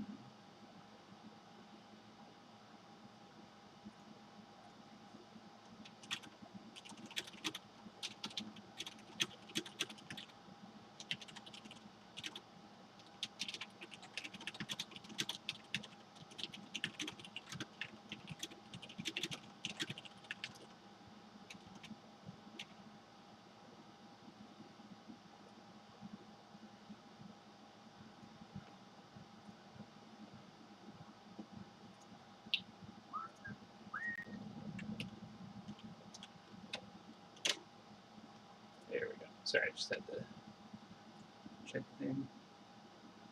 Yeah, that's toasty. That's very toasty. Yeah, normally the tomato plant has like, I don't know, like a gallon of water or something like that. Like it probably had at least two, and like all the other plants were just drinking up all the water. Alright. So, layer link sent out. Back to art. So we're just kind of like adding more of the vine kind of detailing. And I think that I want it to kind of mostly hug the frame and just like be an extension of it. It's like embossed on it. So I'm going to kind of like lower its profile a bit.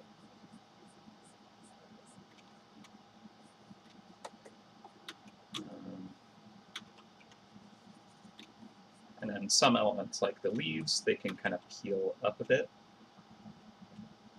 And I want to get that kind of scroll work feel on a lot of these. And also try not to overdo it on the details that will just kind of be noise in the end. So I gotta keep that in mind.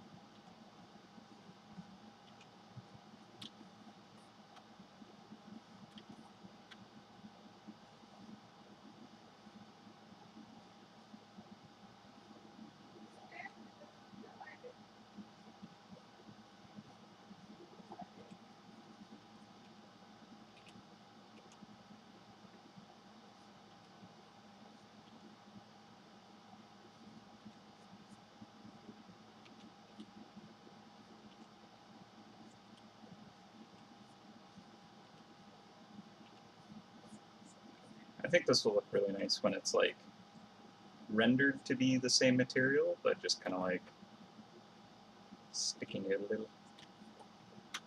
Should look nice. I hope.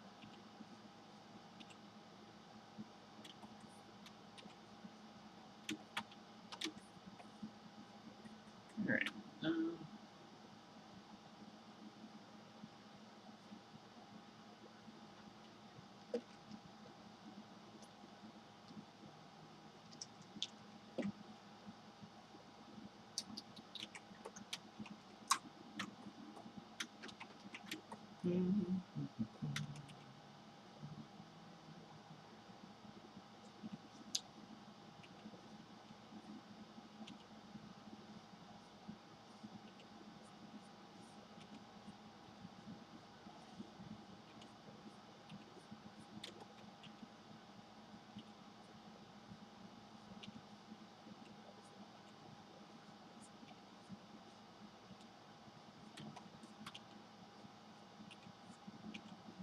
Button that down just a little more.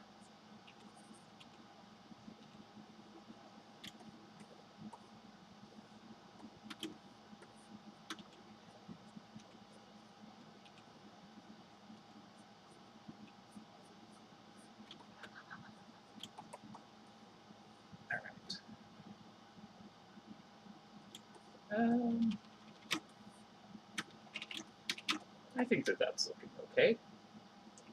Go get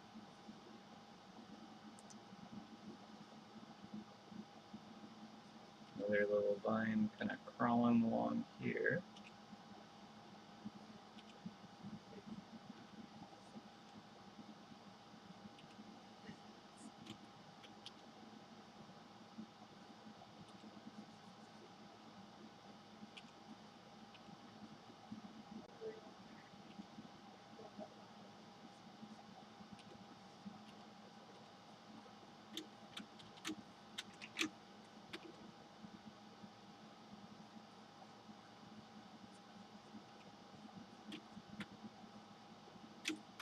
Okay, and I think that's probably more than enough of this kind of detail.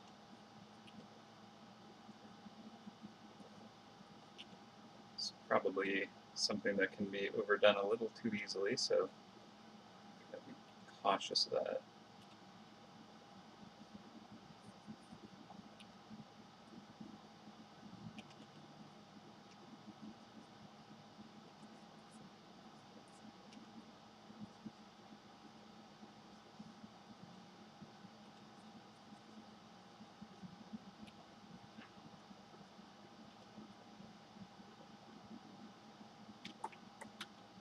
Okay.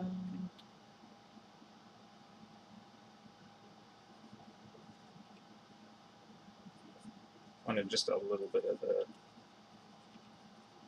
this kind of vine wrap thing, kind of like extending over the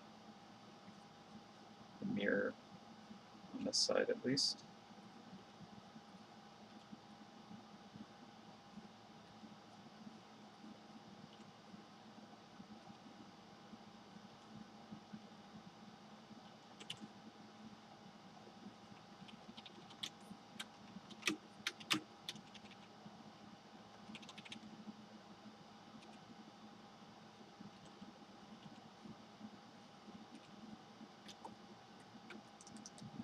I don't think I need it here.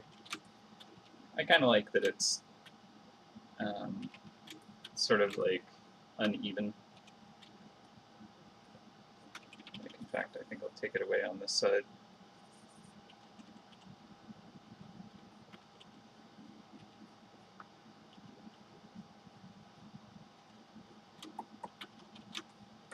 There we go.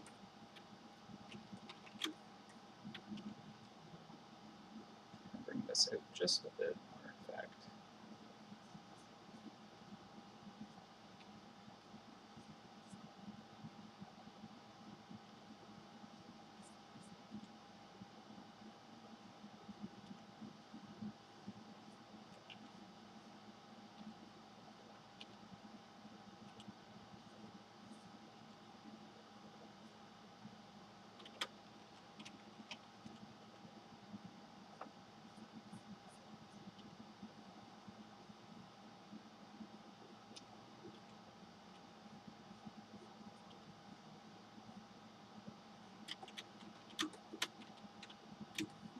Okay, that does read at that size at least.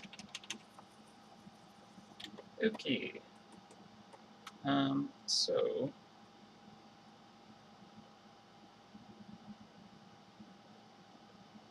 I actually think I will get rid of these nubs. I don't think I want them anymore. Or do I?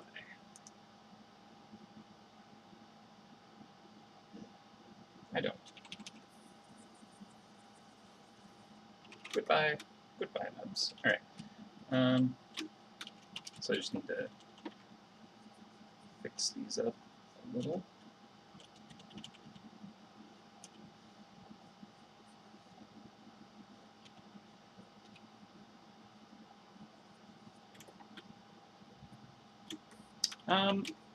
I'm not sure. I don't think I want it to be like gold. That could look nice. But I kind of like the idea of it being more like I don't know.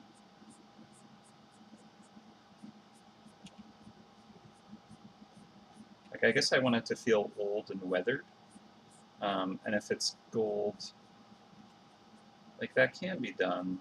But I'm thinking like a more kind of like, I don't know, just like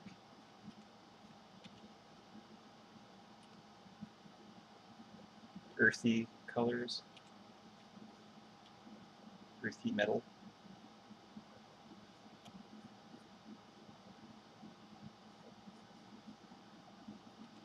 This kind of brass looking metal might look good, weathered and kind of aged. That could be nice.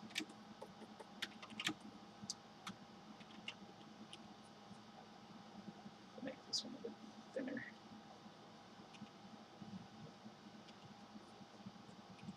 I like the idea of some of these vines looking like they're wrapping behind the glass or the mirror.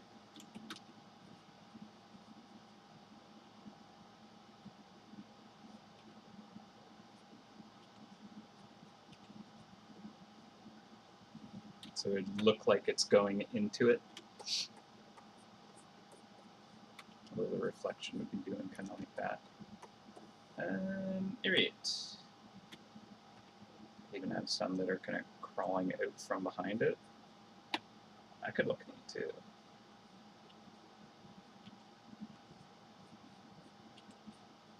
Just giving it this feeling like things are going into and out of the mirror.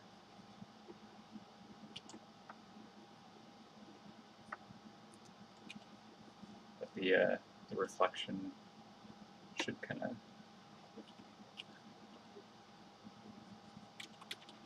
reveal that illusion. Alright. I think that I'll move on from this kind of outline there. And what should I do next? So these details feel like they belong in the same kind of group as that. That's fine. I'll keep them separate though, just so that it's easier to work on these independently of each other. Okay, so I need to do that. Let's see.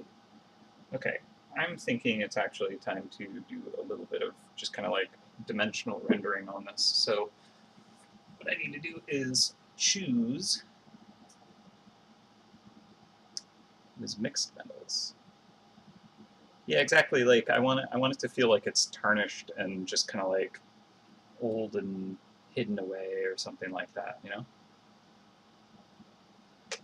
And like gold can get kind of like crusty and dirty, but like it doesn't oxidize. And I'm thinking kind of like getting that more of that kind of like just it needs a good kind of like polish to bring it back. And like with all the kind of deep embossing and stuff like that, you can get a lot of the kind of like nice kind of weathered look. But yeah, just for the metal type, I like kind of more of a dirty metal.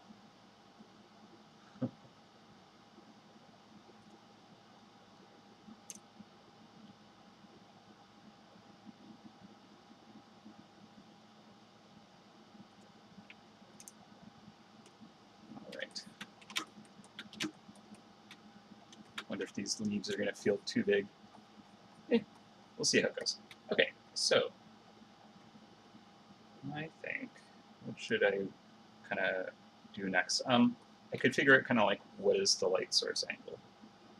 And I kind of like it being like top down, so that if I do a cast shadow, it'll be right below it, and it also kind of like has the light kind of, you know, hitting some decent angles on a lot of these parts. So I don't tend to do top-down lighting, but I feel like for this it might look good. So I think that I might as well actually start with these, because these details are like on top of everything. So we could kind of choose the material color. I'm thinking like I like this kind of earthy metal. Like it feels like it's being tarnished. I'm gonna do that as the same metal maybe. Right. Okay, let's lighten that up a bit. This I'll saturate more. This I'm gonna make somewhere in between, which I guess is that. But like just a smidge darker. It's like that. I feel like that's kind of like an interesting, you know, it feels like, yeah, I think we can get some nice looking agedness to this. So let's just kind of round that handle a bit.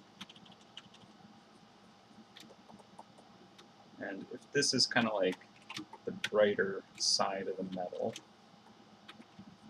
I'll have that here, up here.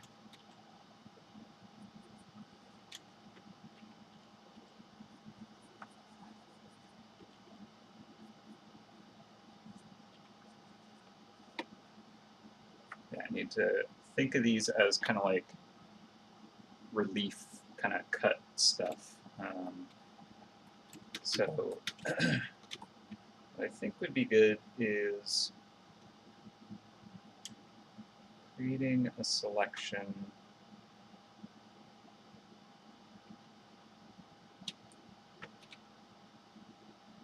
Honestly, I think I'm going to merge all three of these. There we go. So now it's just one object, and I can kind of smooth that a bit more to create this kind of rounding.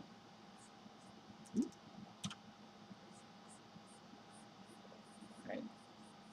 So there's a softer curve to it there.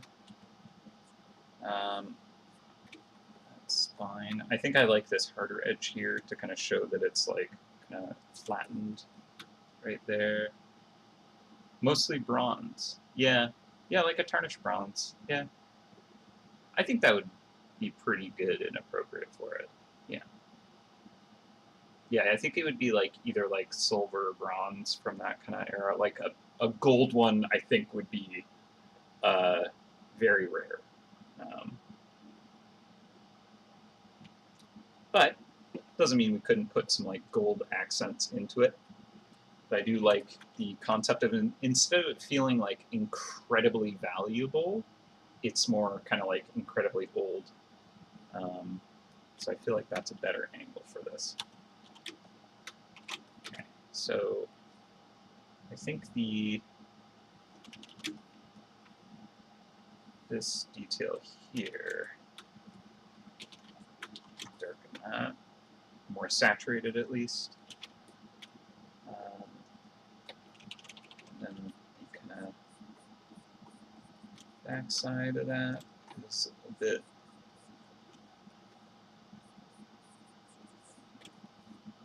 lighter saturation. Yeah, okay, I think I'm digging that. And now for my final trick, we're gonna do our kind of casting of shadows.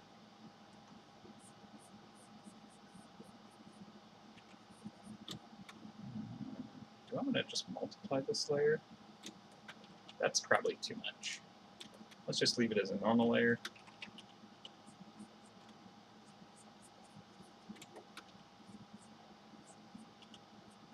And so this is going to be kind of doing the shadow below.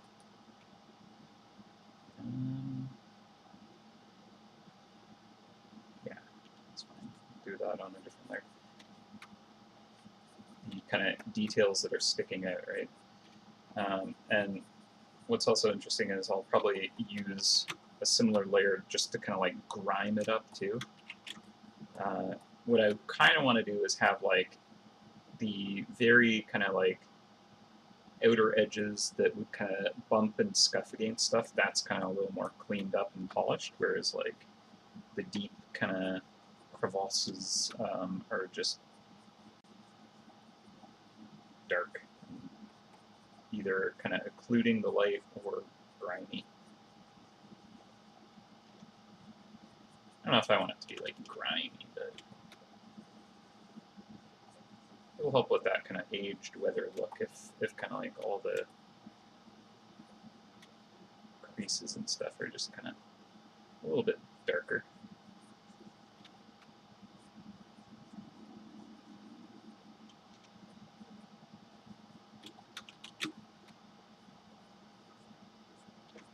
Like some of them might kind of catch a little light, but we'll see.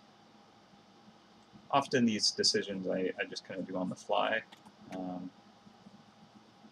So we'll see what I end up feeling looks right. I actually wish that I made that a little more saturated. Yeah, that kind of pops a little better now, right? Okay. I'm actually going to just merge the handle into that so that I can just do this now.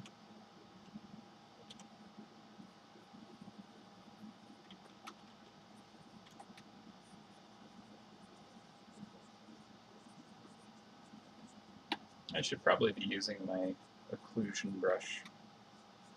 It's a custom brush I made that just has like a nice kind of fall off to it. So it's like super duper concentrated right in the very center, and then it like very quickly kind of falls off. It just kind of is good for doing kind of creases, weathering, and stuff like that. Good for doing occluded shadows, which is why it has the name it does, etc. Cool. Okay.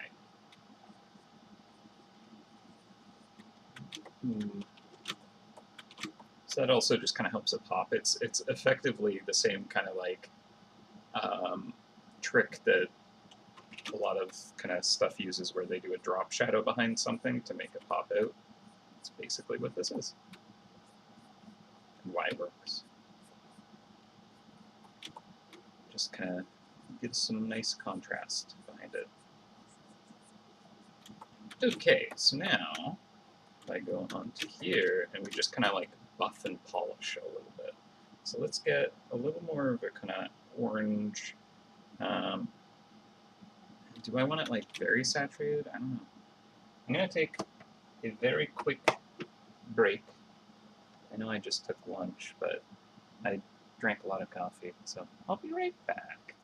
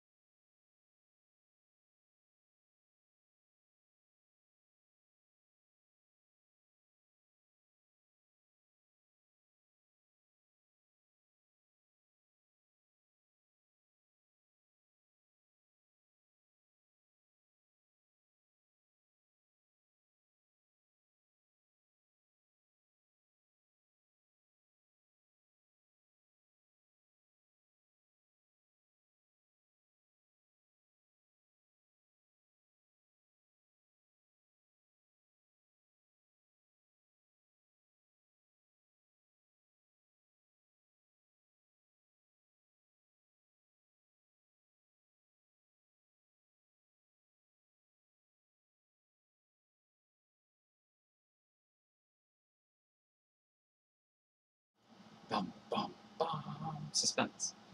Hi. Alright. Let's see.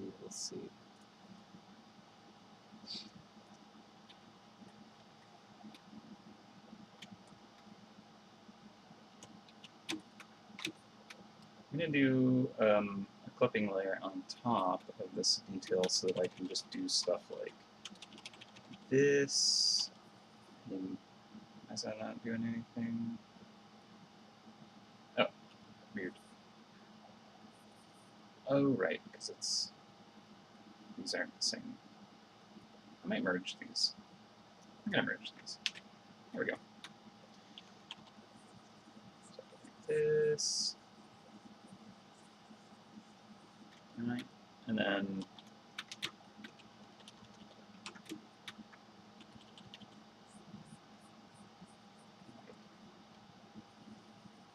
erase away. I don't want it.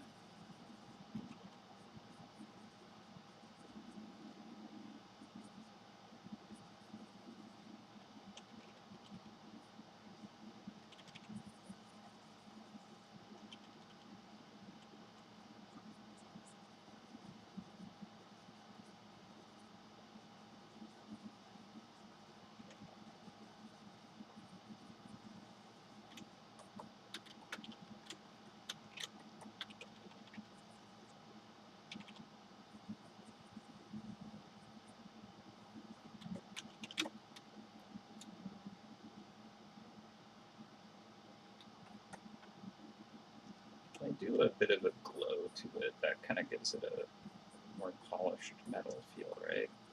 So if I wanted to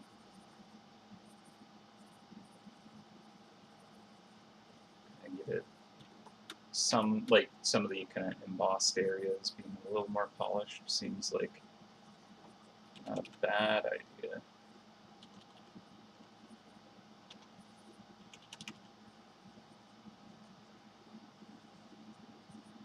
Especially like the handle.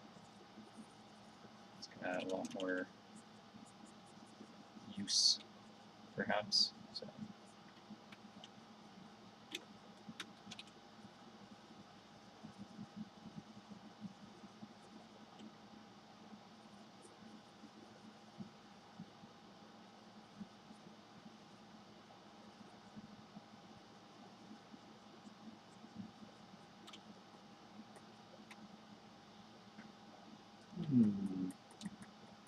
Alright.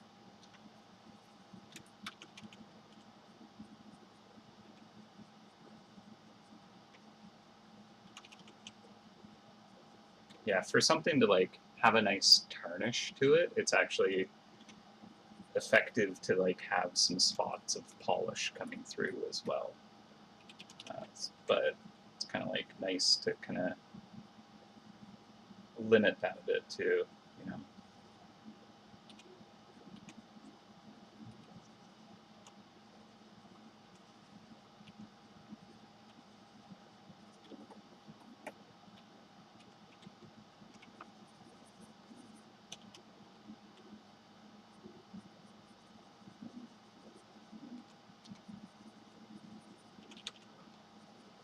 I feel like petal up there might not be too bad.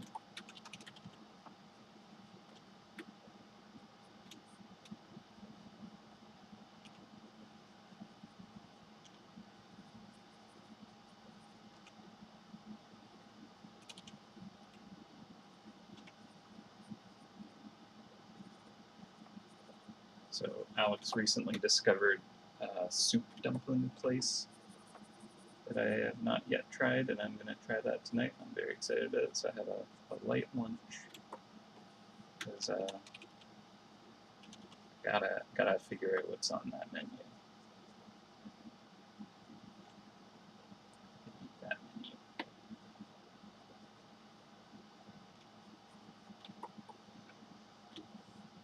Yeah, okay, I can like that.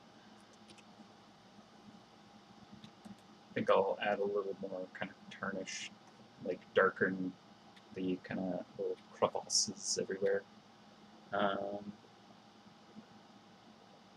Oh, there you go. Sally Sunshine with the insider details. Jewelry making, we intentionally chemically tarnish and then polish the high points to add depth and interest. That makes sense. Um, when I was doing prop stuff, like creating props, you like add weathering so that it looks more interesting. Um, so it would make sense to do the same thing with jewelry. Like eventually, naturally, it would have that happen, I guess. But like, it would look better if it, if you're looking at a piece and it just has that already. That makes a lot of sense. I like that. That's cool. That is pretty cool. I did not know that it was like manually added, but I think that makes a lot of sense.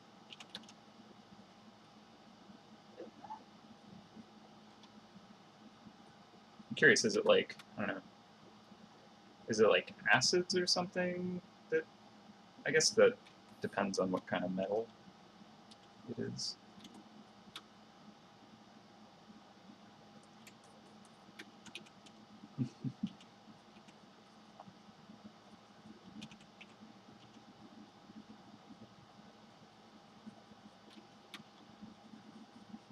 No, I think if this was Ron's item, you know what metal it would be made out of.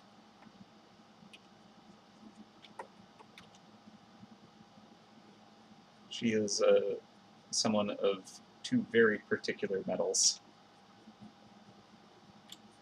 All of your gold and chrome. This has neither, so I think we can safely rule it out as a Ron's item specifically. Just saying.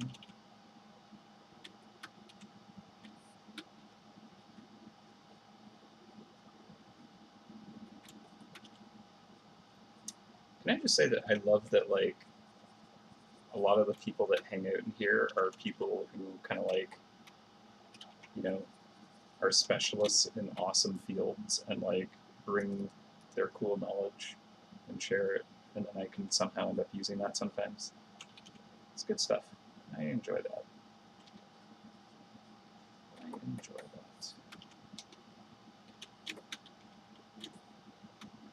that. Alright. I feel like we're getting something.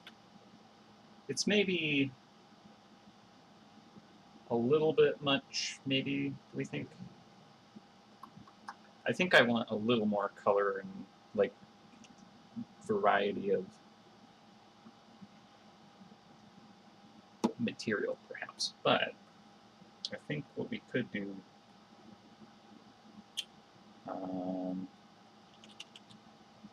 next is to just kind of like get this reflection just to make it more kind of like, oh, that's a mirror.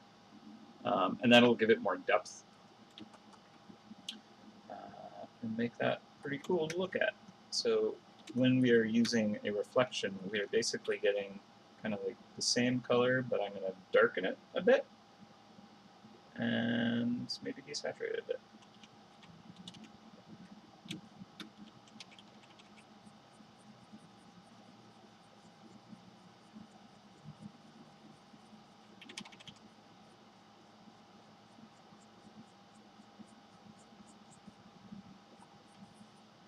And then we're going to get like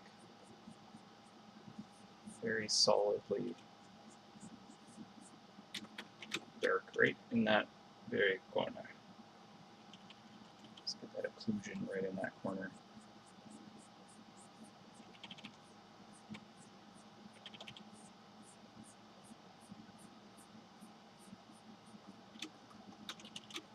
Okay, and you get the same treatment.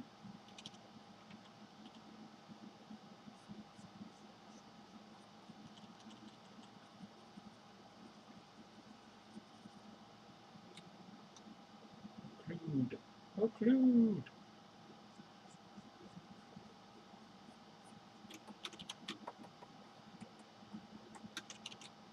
Maybe don't need to like darken it quite that much.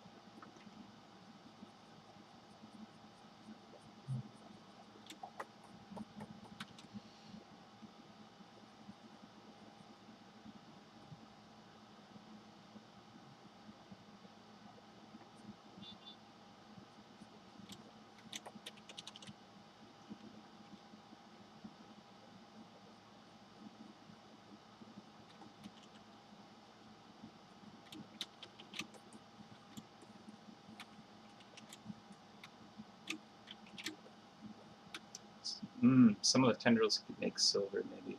Yeah, I almost wonder if I want to go more kind of like silver and bronze combined or something like that. I wonder.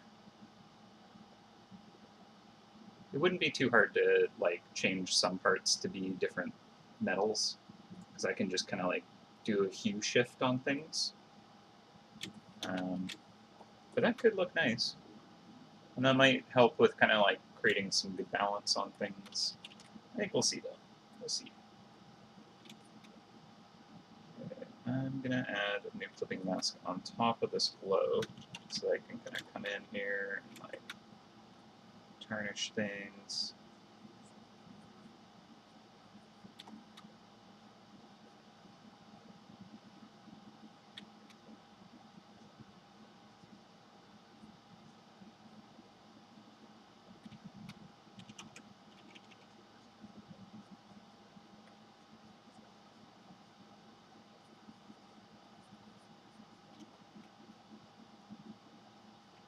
Yeah, I'm wondering if like the lotus being like silver or pewter and like a couple of the elements of the handle being silver, and then like the rest being this kind of like dirty bronze, and they're just kind of something like that might flow nicely. Could be.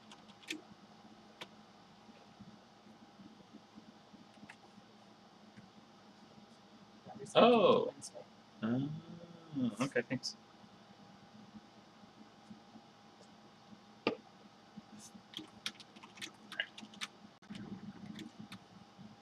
That definitely got rescheduled.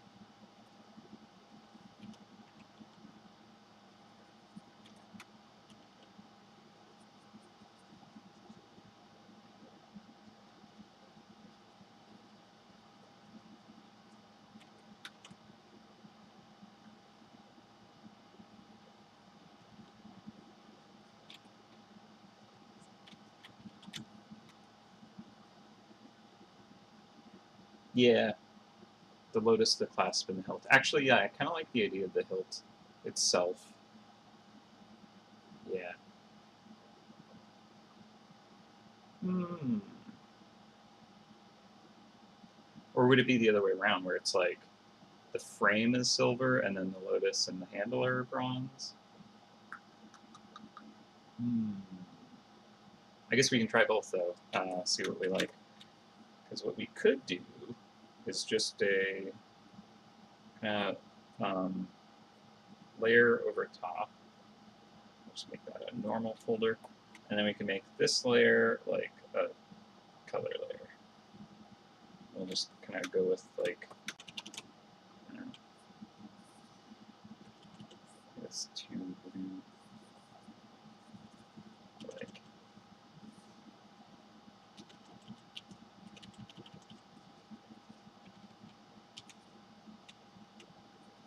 something like that.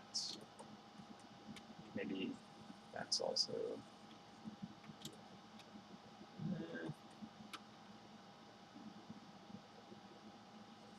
like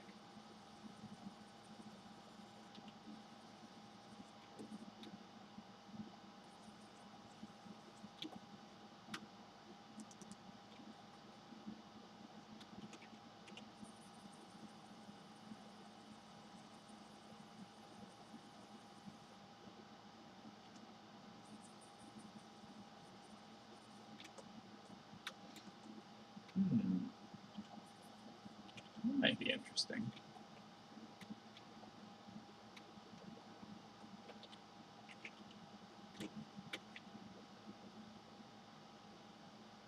Or if like the frame behind was silver and the like tendrils and stuff. That kind of bronze.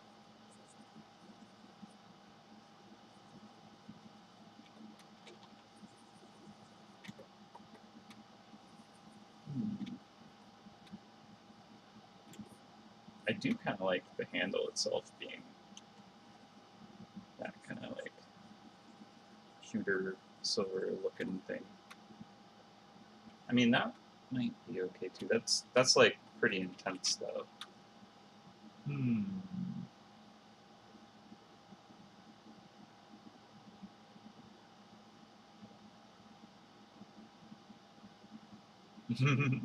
How much molten glass should I be farming? I think you're safe on that one.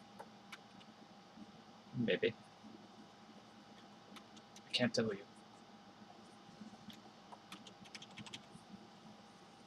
I kind of like that being all the same material, right? Like I want those details to be literally the frame itself, right? These were carved out of that same metal. But like, do I want the lotus to be the kind of like silvery? Should I just knock it back more like that and then just have a couple of parts like extra polished? I mean, that might be enough to kind of like give some good variety.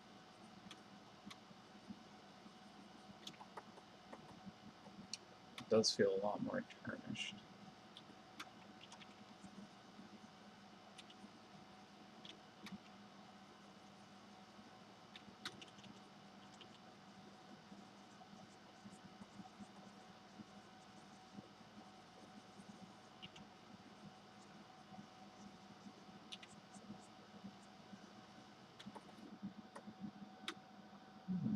Kind of like that. And then like having the lotus and the flower at the bottom being like nicely polished. Which kind of has a little bit of intrigue to it. Kind of like that. Kind of like it. Get just a little bit more color in some spots. Just like here, where there's a nice kind of like open area. But then, yeah, like any of the kind of deep creases, kind of desaturate that out. Does this work? Does this make sense?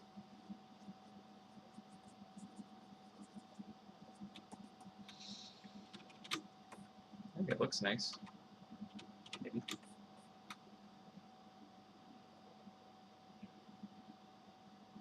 All right.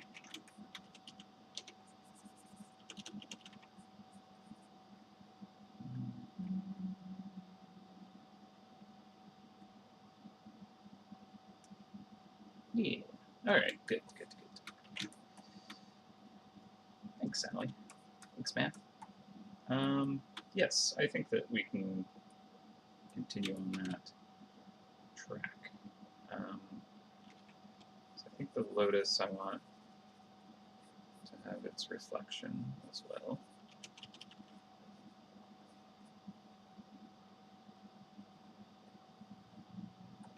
Occlude.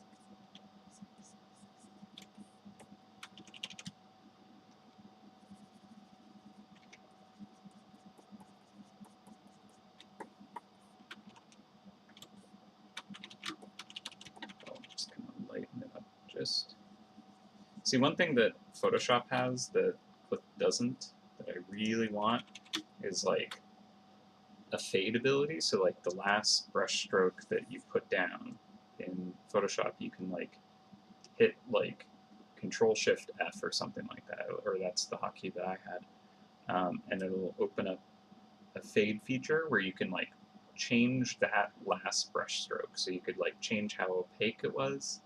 You can change the like type of kind of stroke that it was, like if it was a normal or multiply or color dodge or whatever. It's a handy thing. That said, a way to kind of do that is to just make a new layer and then merge it down after you've kind of made your adjustment.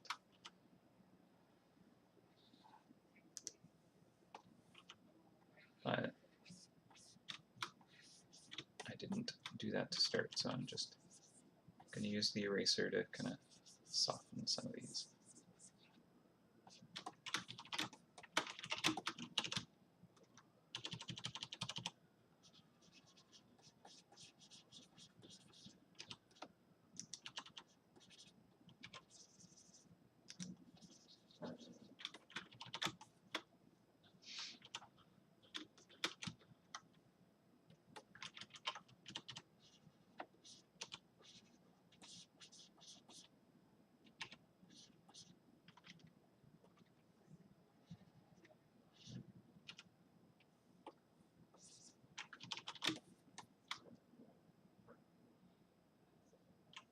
Yeah, I mean, you could still kind of like think this is maybe even the same metal. It's just very dirty, very, very weathered or tarnished.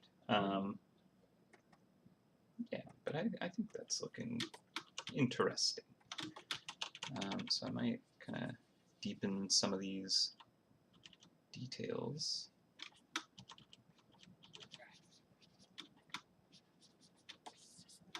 Just to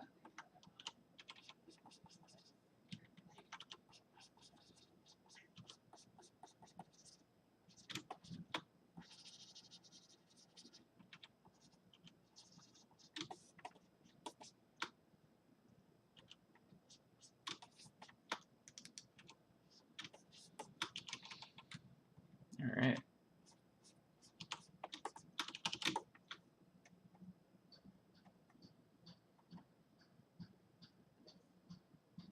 Good stuff. I think we're on our way.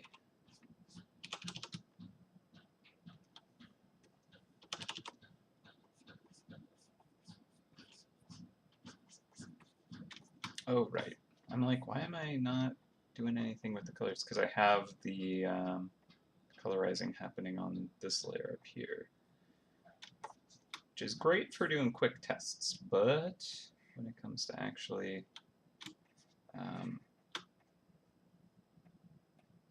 applying it where I need it, not necessarily ideal. So we get to go down here. I think we're good now. I have it on the handle. I don't have it on the inner rim there. I have it on the inner rim. Interim. Inner rim. The interim. Okay.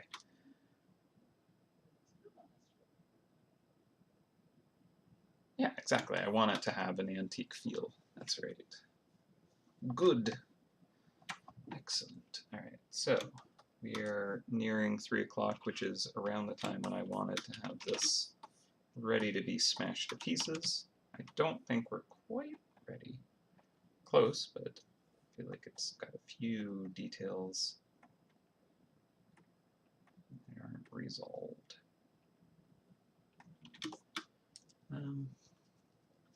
Actually, I'm gonna not clip that layer. I just want to do like a little bit of polishing on top. Not care about what layer I'm battling with.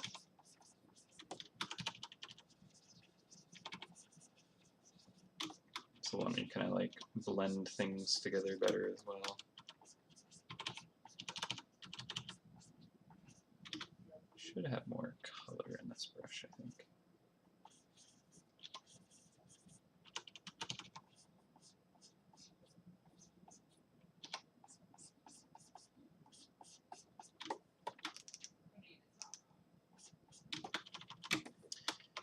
What I might want to do is get just a little more kind of highlighting on some bits of it.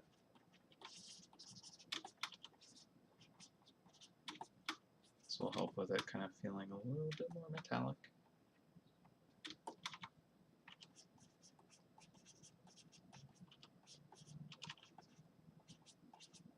But since it is kind of like a bit more dirty and tarnished, it's not going to have polished enough surface for it to get reflected everywhere.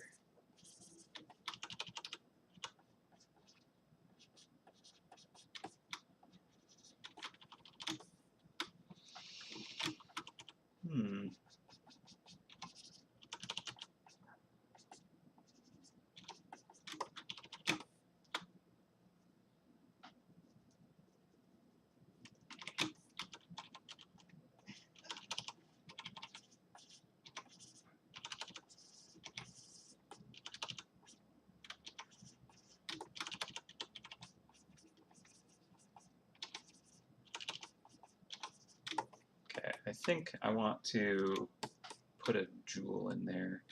So I think that will also help with figuring out how I want this balance to feel on the object, because I feel like if we have like a really colorful jewel there, that's gonna change it quite a bit. But I do want it to like have a bit of a pop to it. So what could we slot in?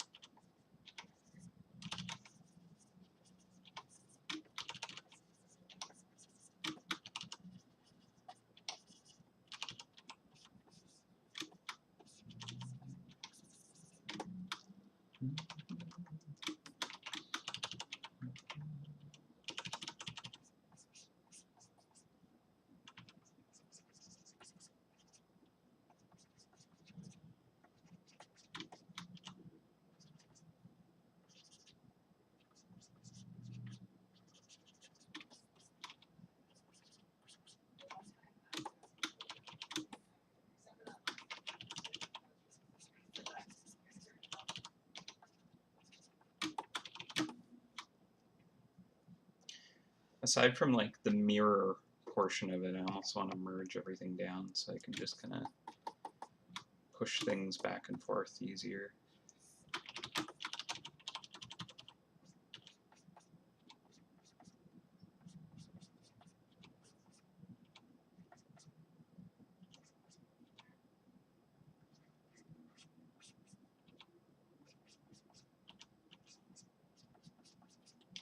I don't think it's necessary though.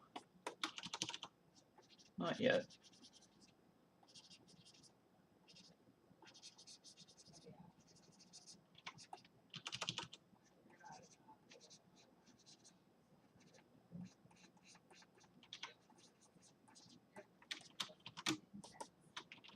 Alright, I do want to get a little more kind of color in the handle to make it feel a little more kind of polished up.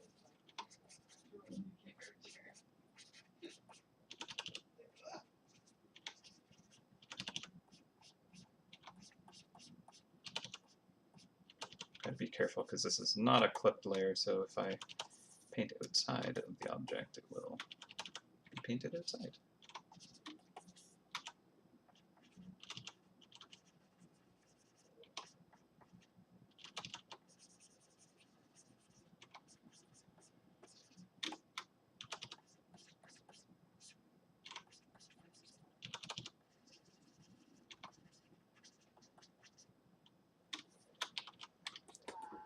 Okay, I'm feeling it. I think that has, like, it is going back to the this is one metal type, which maybe isn't totally ideal, but I actually kind of feel like it is nice. Feels more uniform.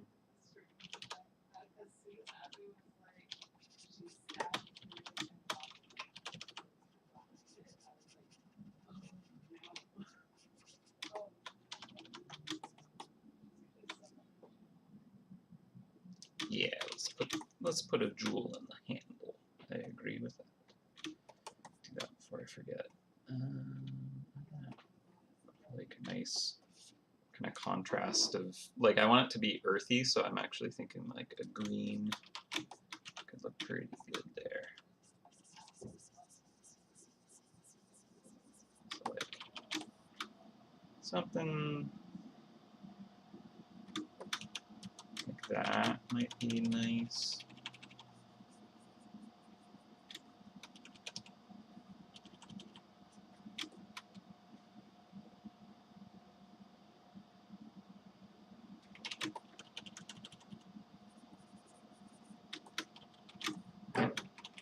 Not that like instantly gives it a little more depth.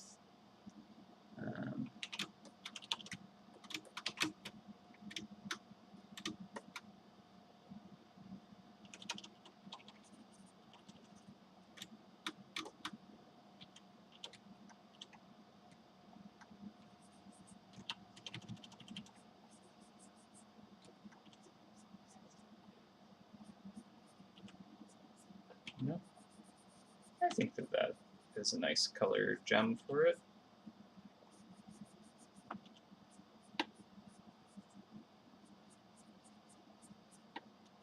Give it a little more kind of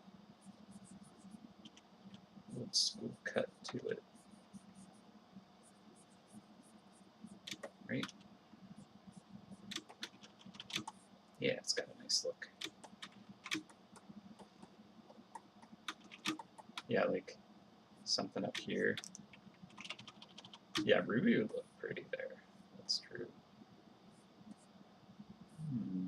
I almost wonder if like, nah, it might be getting too fine detail for it to like really show here, but I do like that green in there. That looks lovely.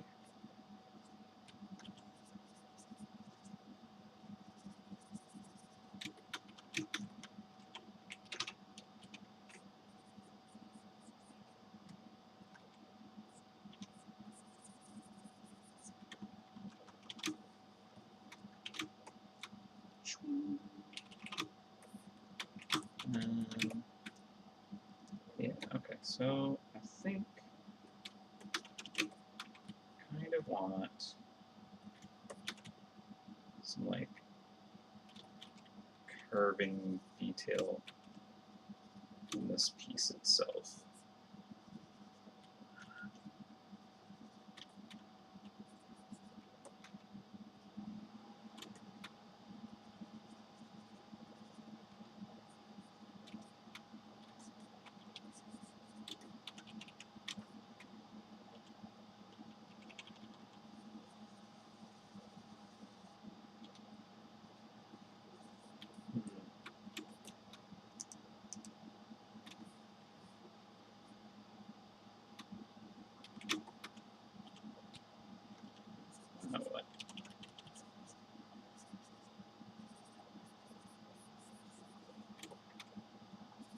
Don't know what yet.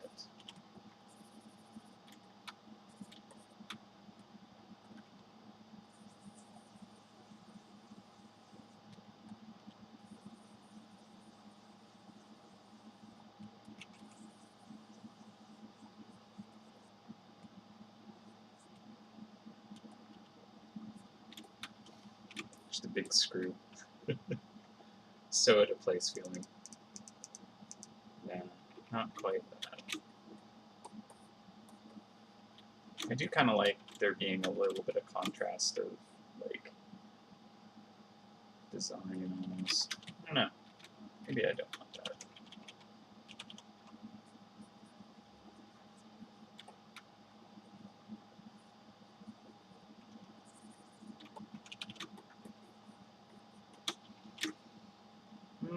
What do we think? It's 3 o'clock, so we should probably start smashing it to pieces, right? Nice, Sally.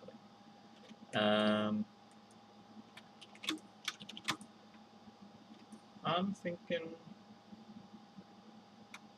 What am I thinking?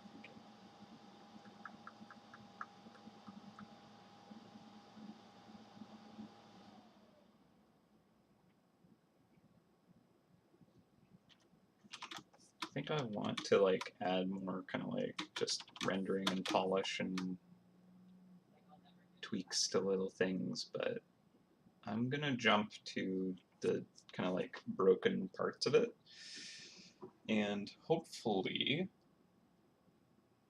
I can kind of like figure out some of it.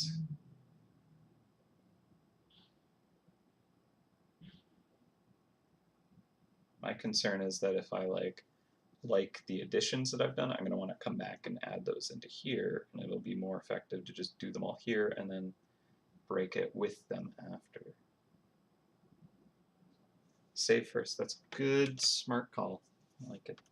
I like it. All right, let's give it a flip. Maybe if I put a drop shadow under it, I'll like have more of a kind of idea of like, is this done enough? So let's just kind of give it like,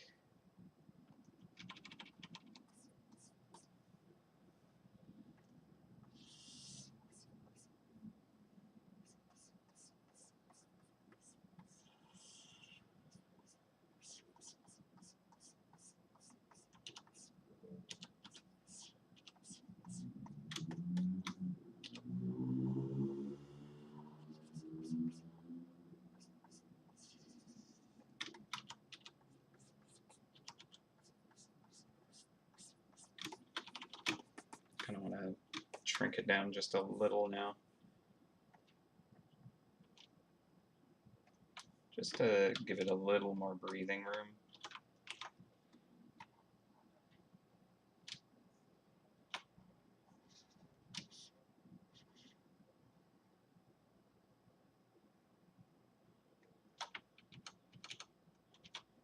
That's probably fine.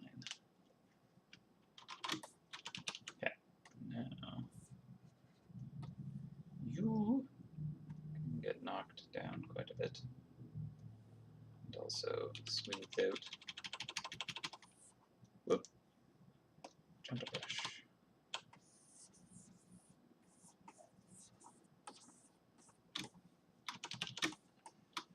And then do another layer.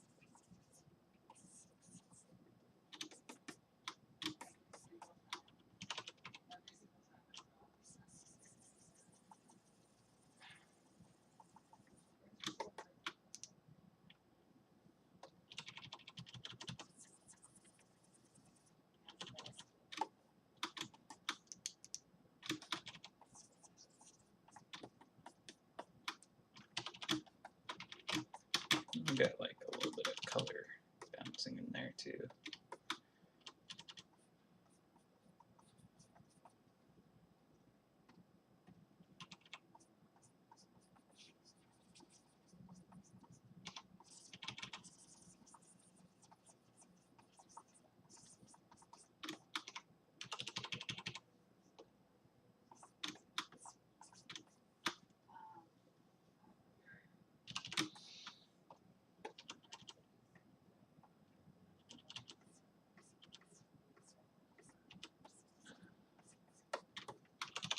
And then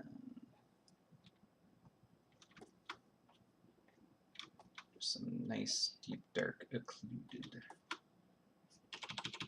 shadow down directly underneath it.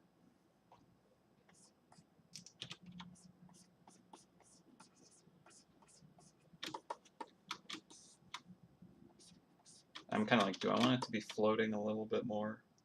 I do like things that hover. So I could just kind of like pull these down and like lift it off the ground.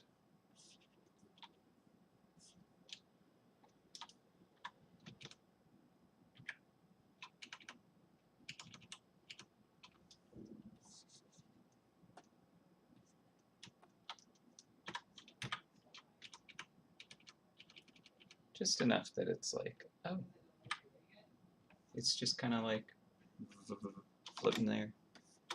Yeah.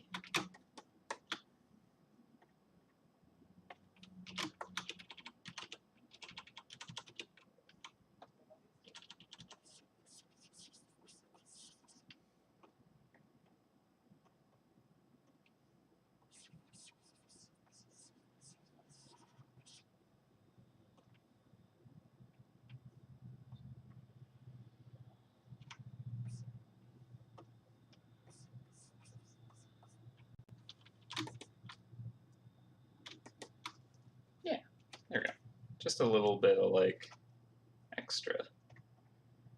Feels a little more magical that way, you know?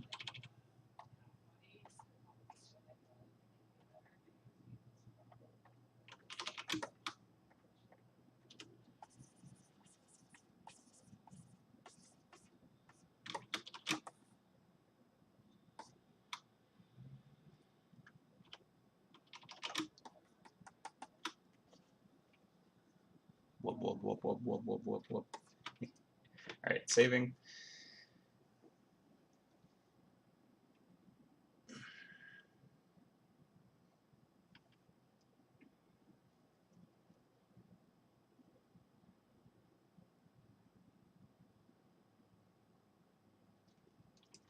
I think I know what I want this little detail to be.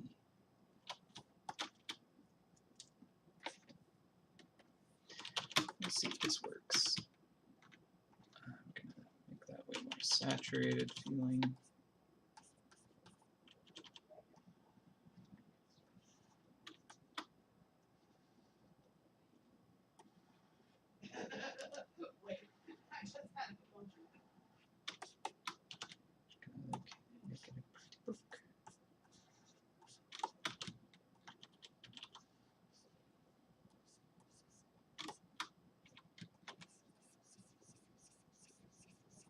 Not sure if that really works, but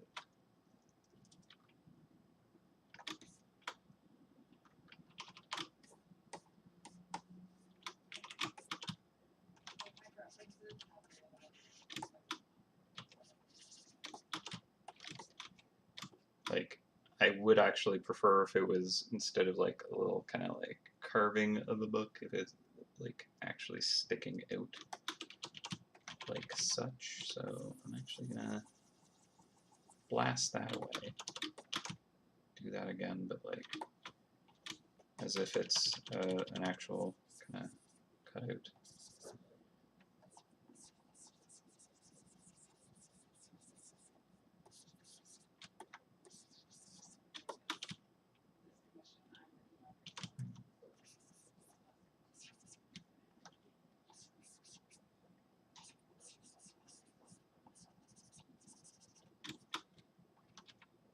Yeah, if we lost this, we just have to be like, alright, well, if you want to see what it looked like, just go watch the stream, I guess. I don't know. Does that work? Not sure if that's even as clear as it was before.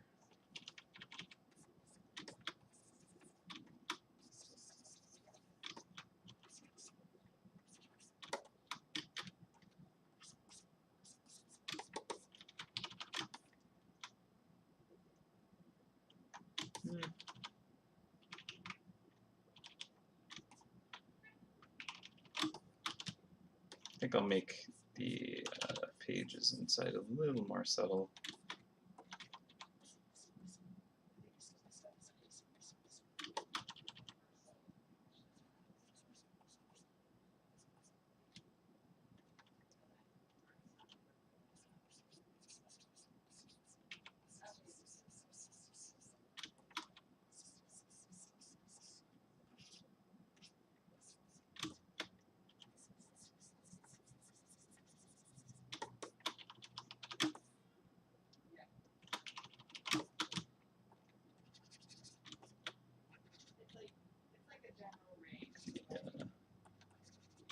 The spine kind of a bit more distinct, maybe. That didn't quite work.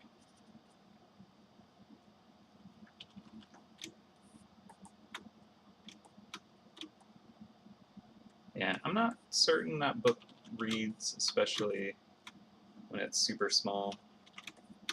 I don't think that that works for me. Not quite how I wanted it to, so nay to that, I think. Would have been cool, but I just didn't like it.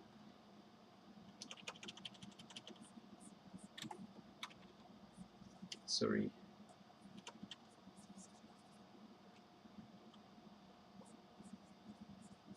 Maybe it just needed to be a bit more subtle. That might be it.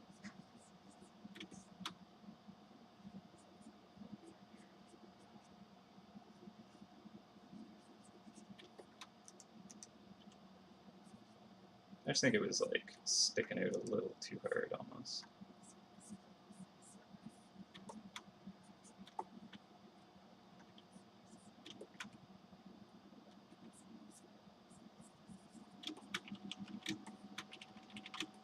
Yeah, I think the deep crevice here is a bit much.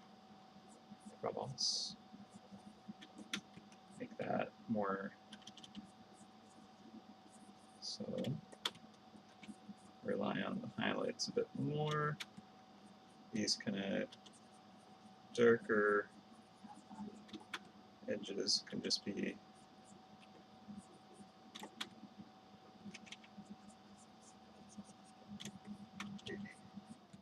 contrasted by being polished a bit better.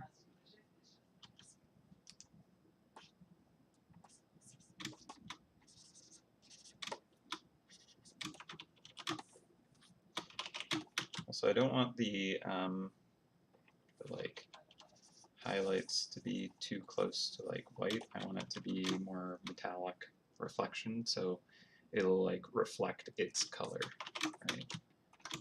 So more kind of like that if it's a nice kind of polish here.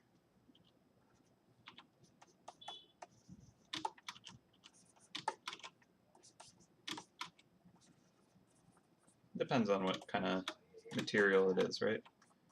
How the reflection is going to come through.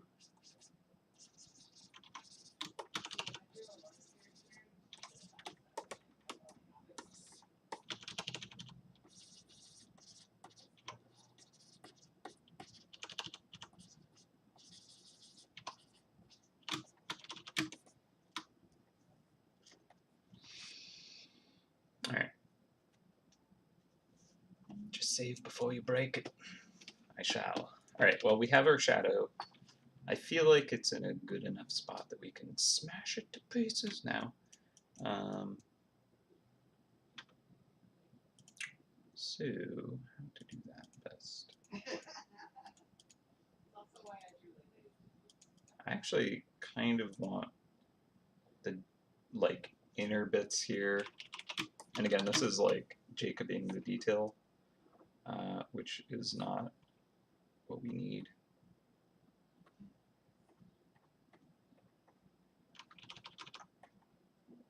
But like, I want this to like, you know, have interesting kind of texture or something like that, you know, just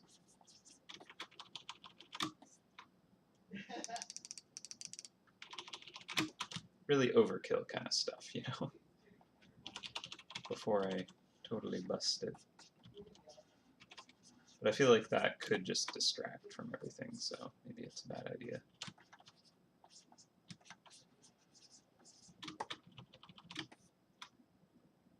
Yeah.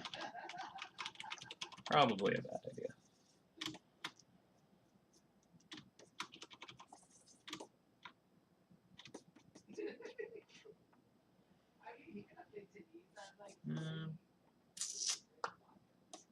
Alright, let's bust it up. Give it a save, one last save. And how shall I destroy the...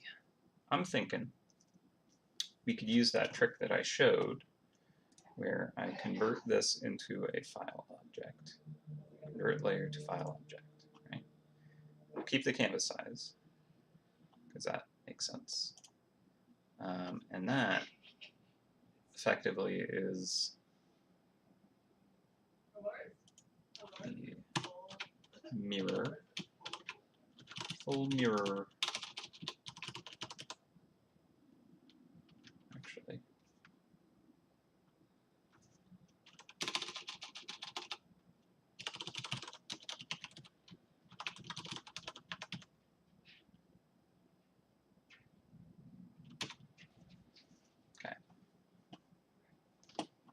then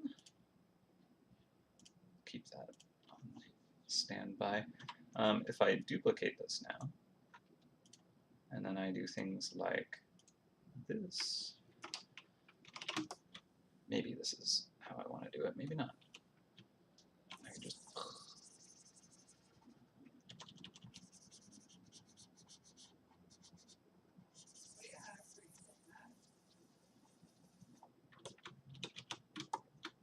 could like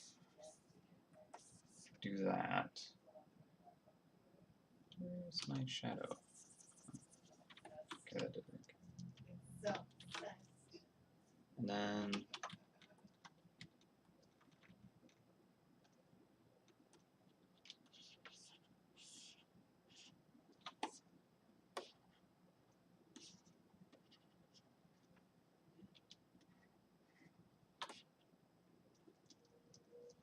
see, the nice thing about breaking it apart like this is we can actually get some detail shots. So that's kind of fun. Yeah, let's get rid of that shadow altogether. And if we're busting this up, someone's gonna have stolen this.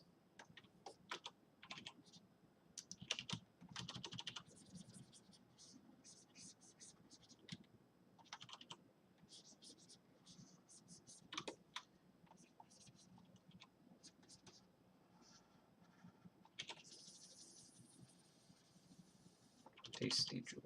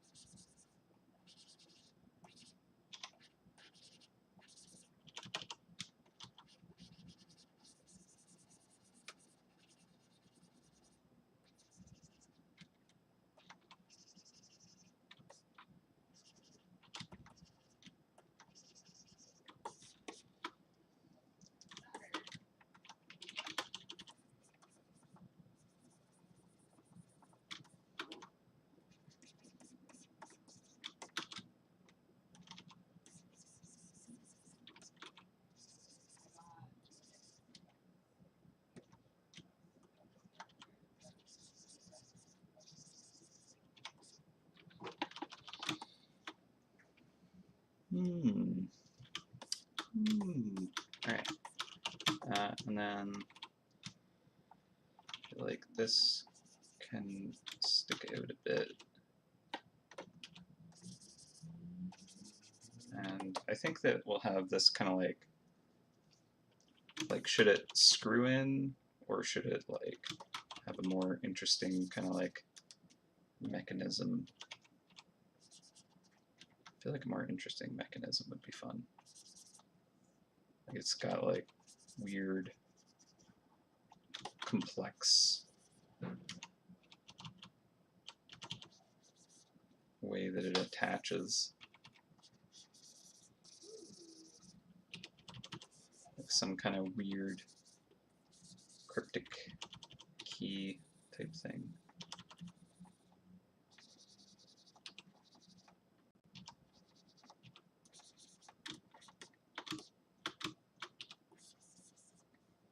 Try and keep that going in the same direction as the handle.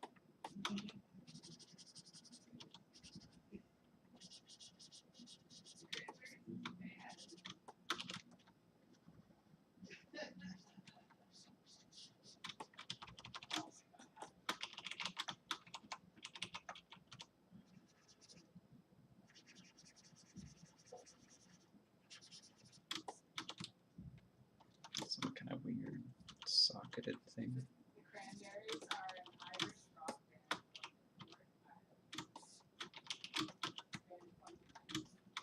Let's flip this back.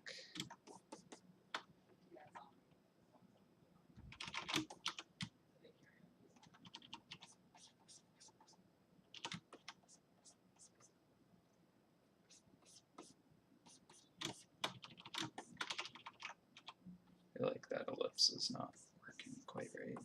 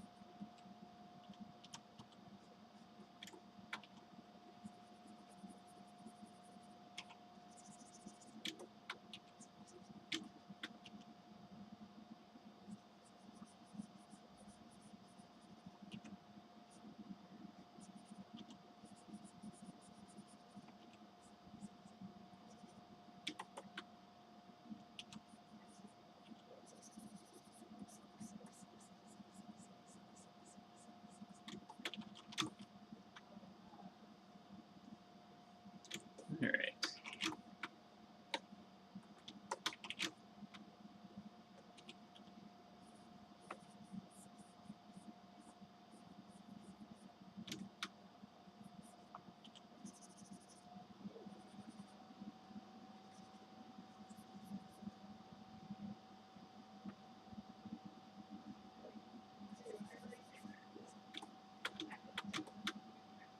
Yeah.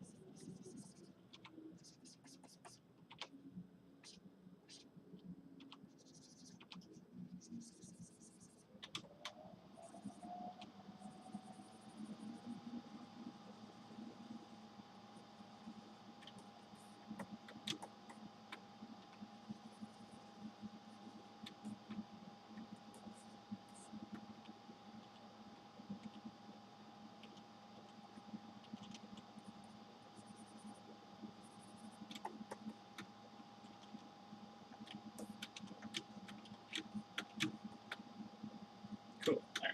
That seems kind of interesting. And let's get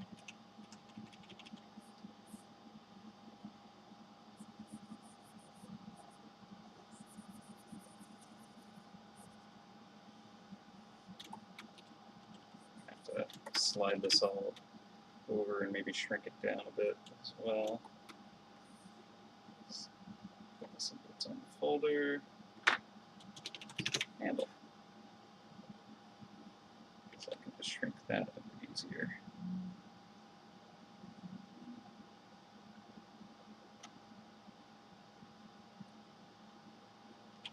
Very good.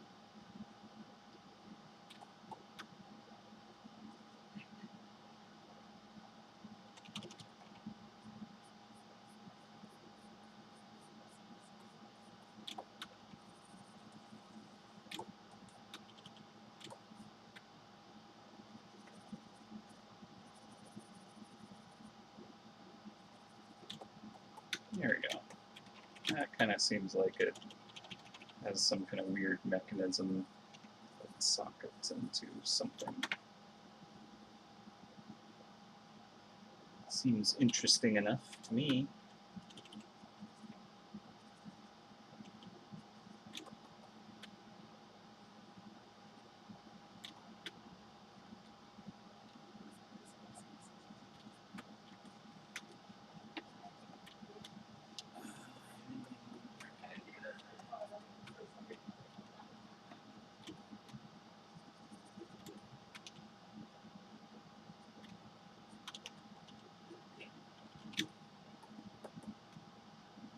Uh-oh. Bot has found me. Report.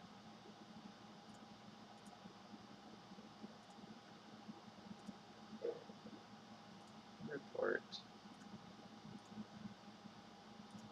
And report. Hopefully that gets rid of it for everybody. Alright. I actually think it'd be kind of interesting to kind of like strip out some parts of this too. Like, if this kind of like end cap was also kind of like removed.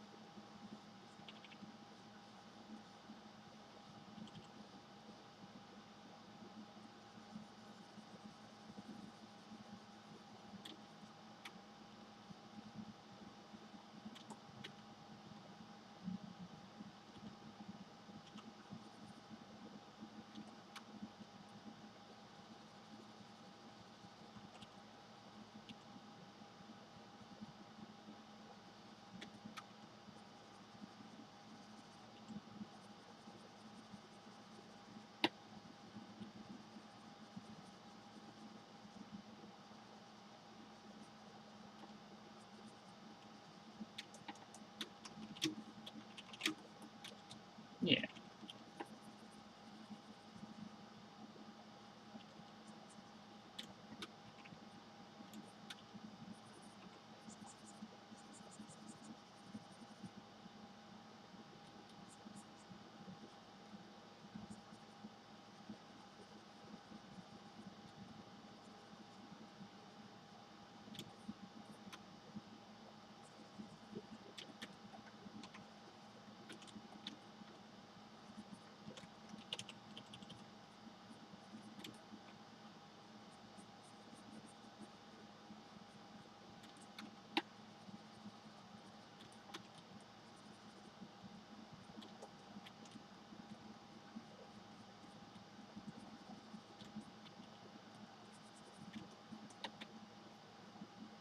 Welcome back, generic potato. Welcome back. We are destroying what we have created, as has been prophesized.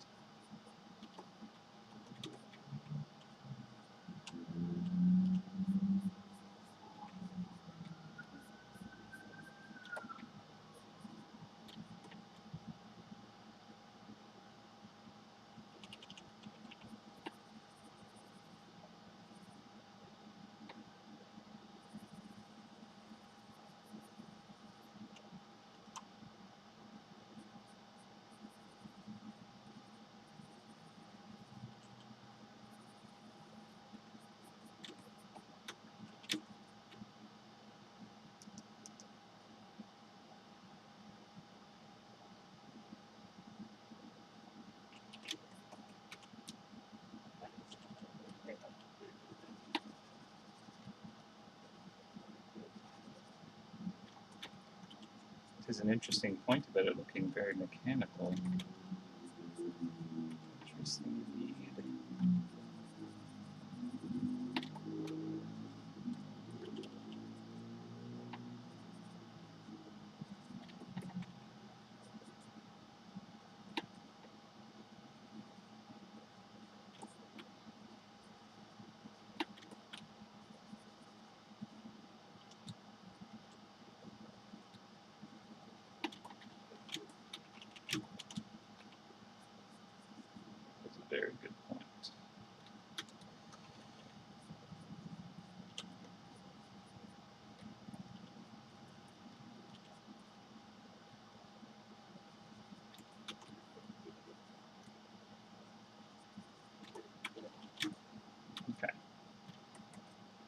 That angle does actually look a little wonky. It's kind of a little too.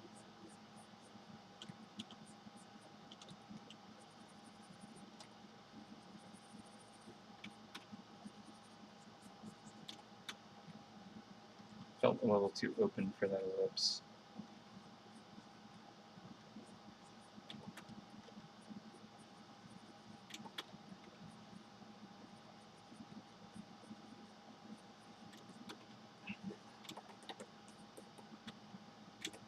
Get out of here.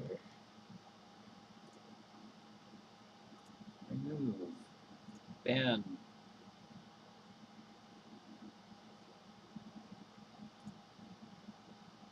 Get lost.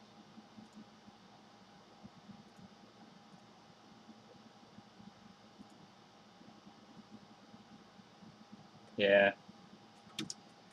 Those bots.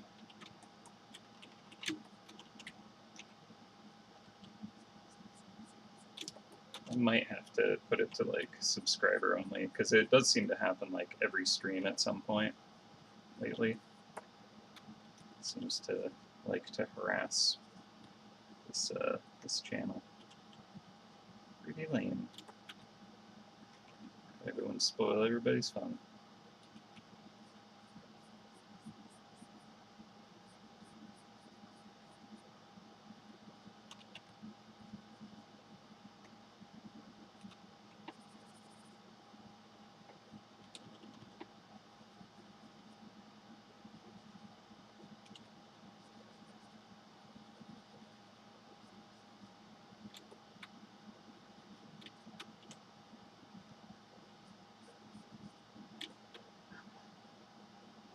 I wonder if putting it to subscriber mode would even help anything. Like, I feel like a bot could just subscribe and then spam anyways.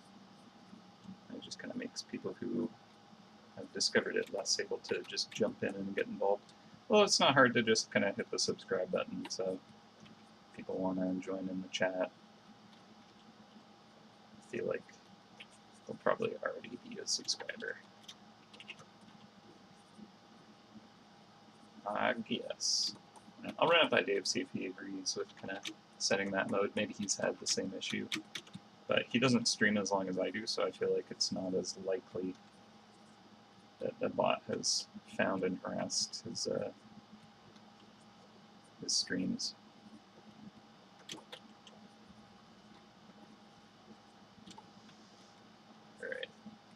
Alright. I think that's probably more than enough.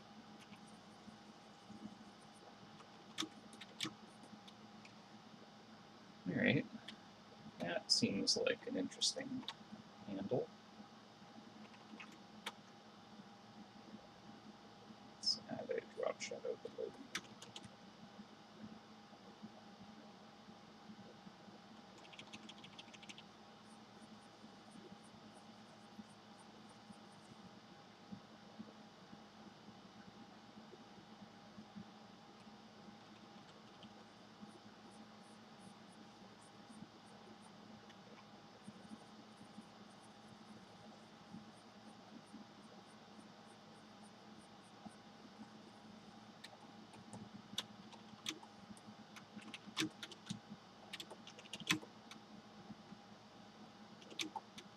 Yeah, considering I want to get some other stuff done today, I should probably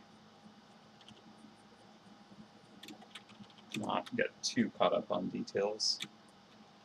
Alright, sweet. I like that. Let's give that a save. Alright, now let's do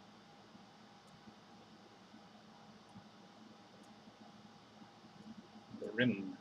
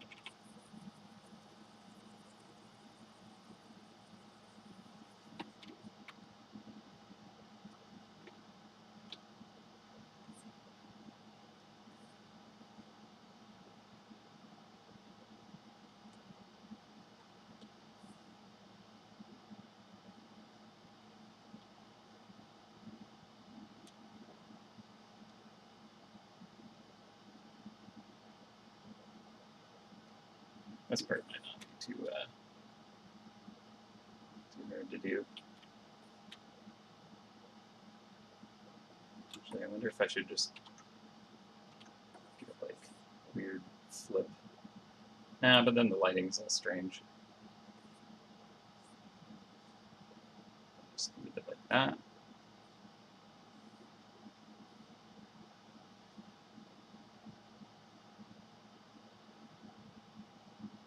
Sure. Alright, what we could do.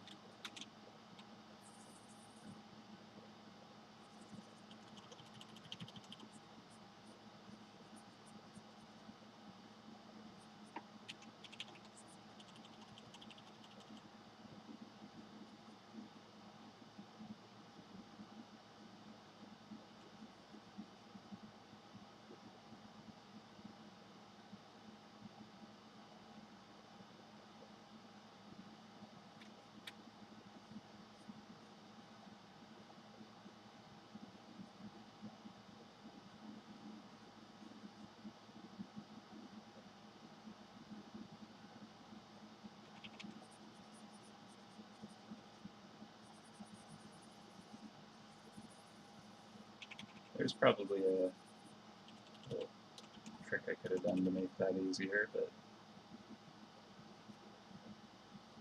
I'll just do it this way. I could probably output a version with this layer turned off.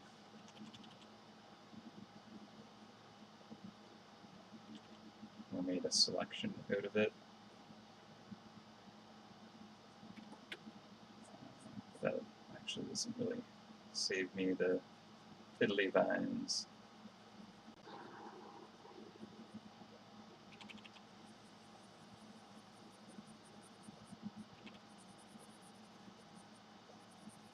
I'm nearly done. Let's cut out part anyways.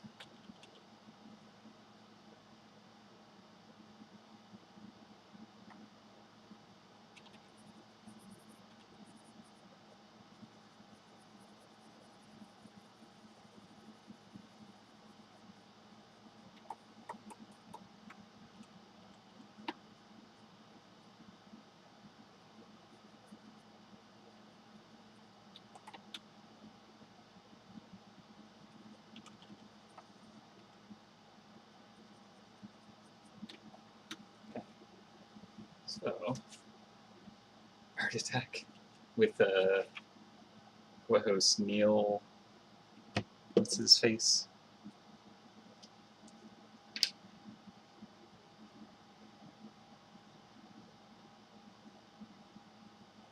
Gotta get that PBA glue and moo roll. This is Art Attack. Yes, I was right. Neil Buchanan. I thought that might be the last name, but I didn't want to say it in case I was very wrong. But that was what popped into my head. I probably pronounced it wrong.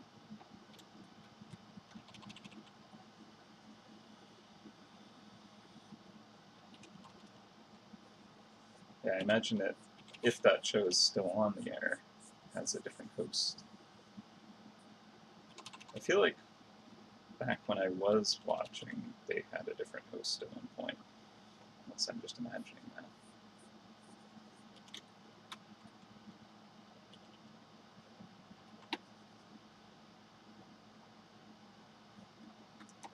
Yeah, I'm imagining the back of this. He became a musician? Right on.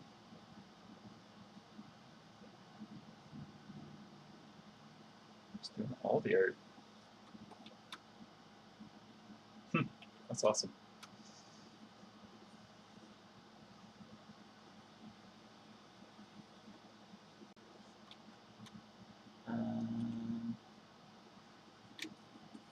Okay, so I kind of want like the back to be like almost like a mesh of vines and branches and stuff that like hold the mirror in place.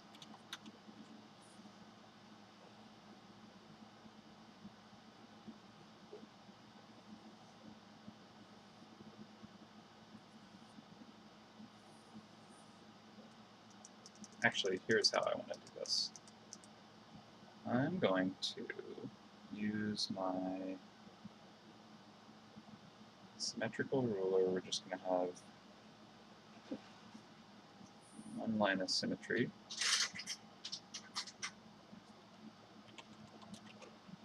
And this is snapping enabled.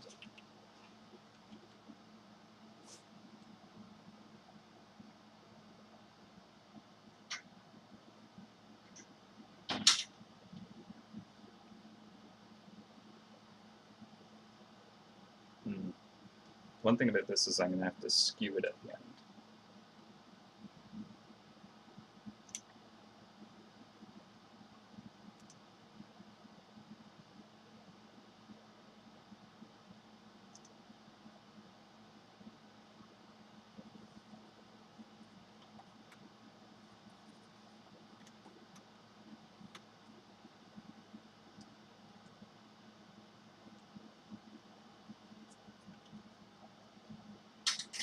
Yeah, that makes sense that he did the show from the start, and then probably got to retire from that and pursue his hobby of being a guitar player. It's pretty awesome. I hope he's still doing like gigantic works of art though. Like that'd be a really cool like show if he like was playing guitar and also making art somehow at the same time. It'd be a bit weird, but it's got some creative ideas.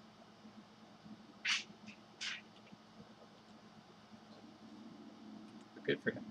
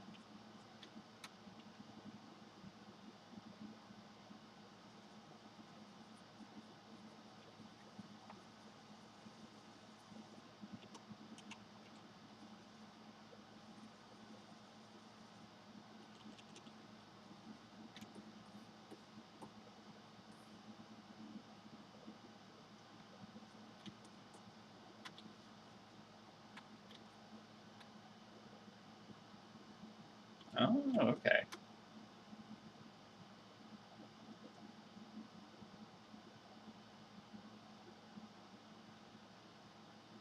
Alright.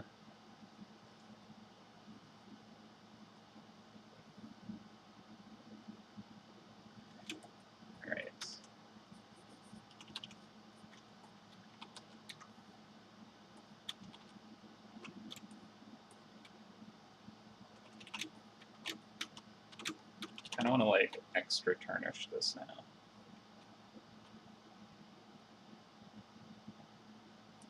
So let's first skew this. Should probably do this and then rotate it back so that I can do this. No, don't. Oh, right, I need to get rid of the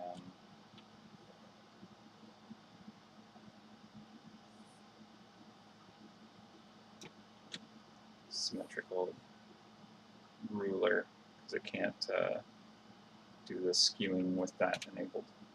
Oop, I didn't mean to end that transform. I need it to be in this box like this for it to work easier.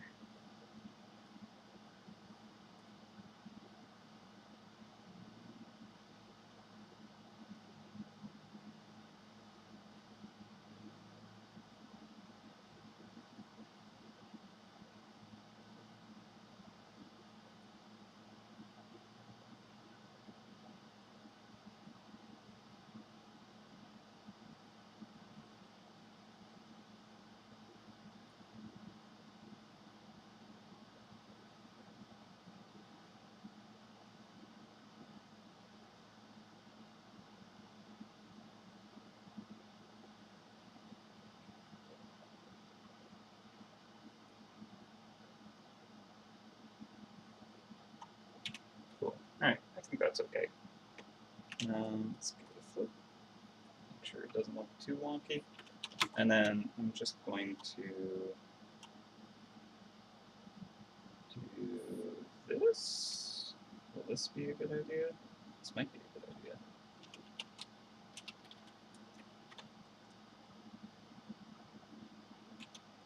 Oh, not that. That. Yeah, it's not a terrible idea to quickly give that some depth.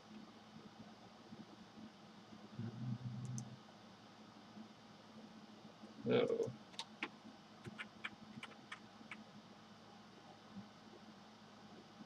Might be a better way.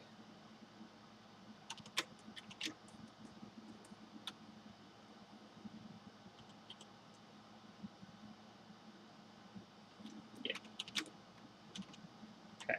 Now.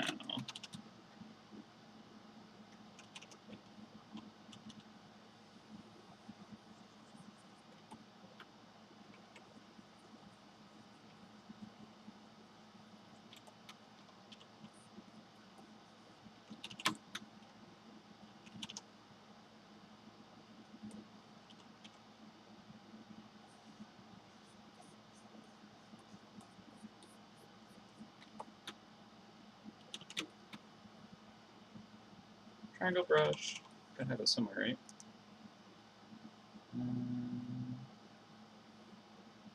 Let's do a little more color punch and knock that back. And multiply? Overlay? I think multiply. Color burn. Yeah. We'll keep it as multiply.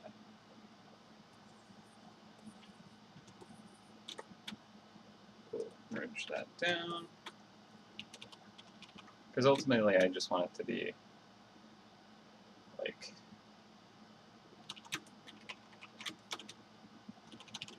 fainter than that, I think.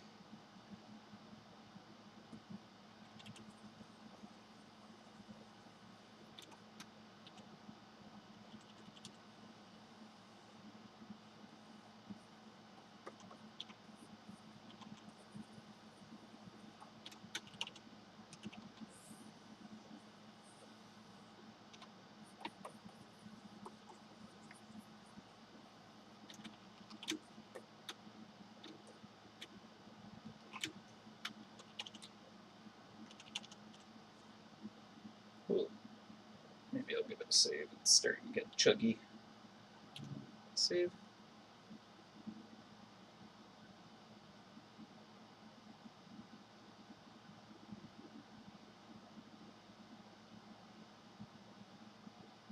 Well, that'd be a problem if he wasn't getting paid for the art. He did a lot of it. Be a problem.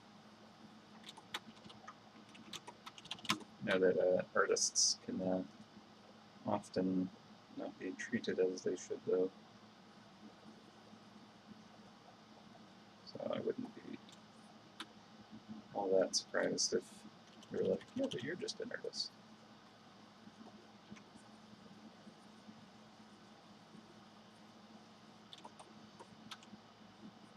He was quite a good host. And obviously a good artist. So that's too bad that there was some issues for this whole thing there. Hope it got sorted though. Alright, I'm gonna do, just so it reads better,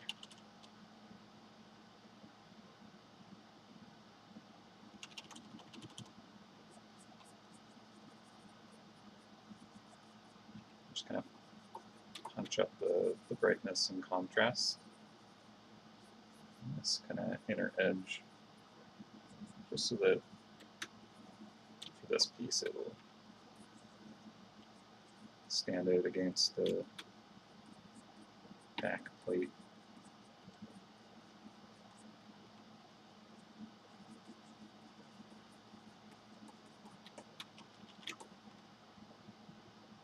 Alright. I almost want to kind of like hit the whole thing with like cobwebs or something. Yeah, that's a bit of money. Holy cow. He sold the TV series? Wow. Good job. That's a lot.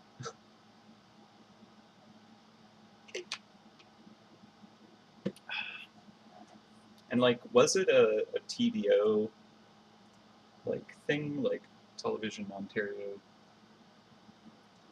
which was like a network that was, run by Ontario itself, I think. Huh.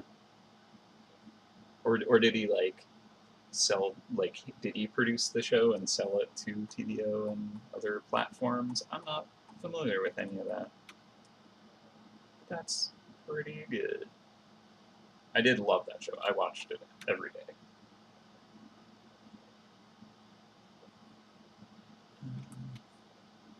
Let's see.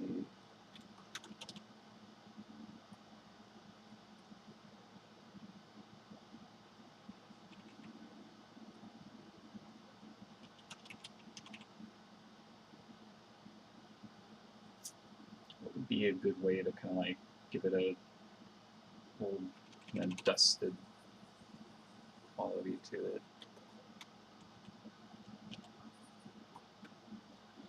Maybe not that.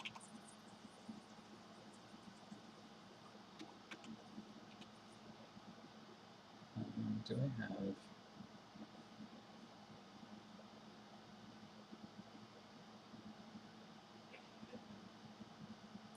Nebula? Maybe Nebula would be a good one. Yeah, Nebula works pretty good for like cobwebs and stuff. It's pretty good.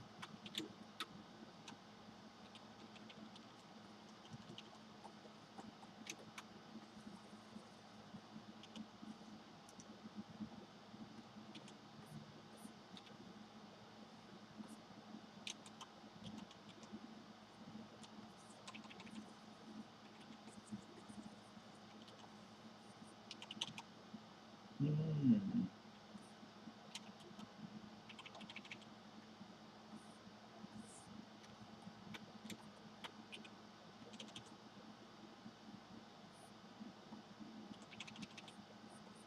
Yeah, that works pretty good for it feeling like it's just coated in gross.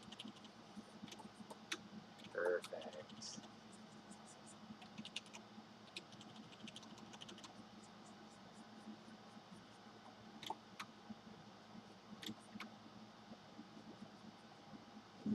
Tasty.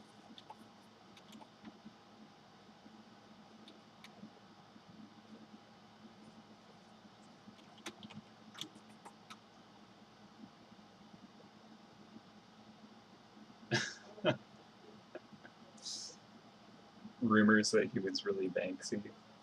Yeah, that doesn't seem likely. I mean, maybe, but Banksy would deny it. But yeah, I don't know about that one. Who knows? Could be.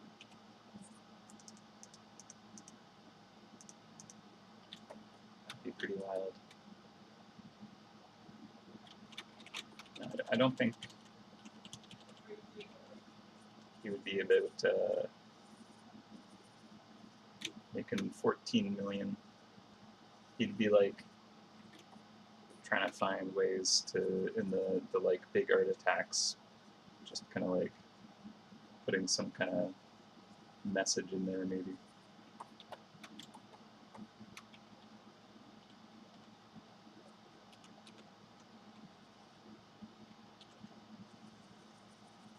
Eat the rich kids.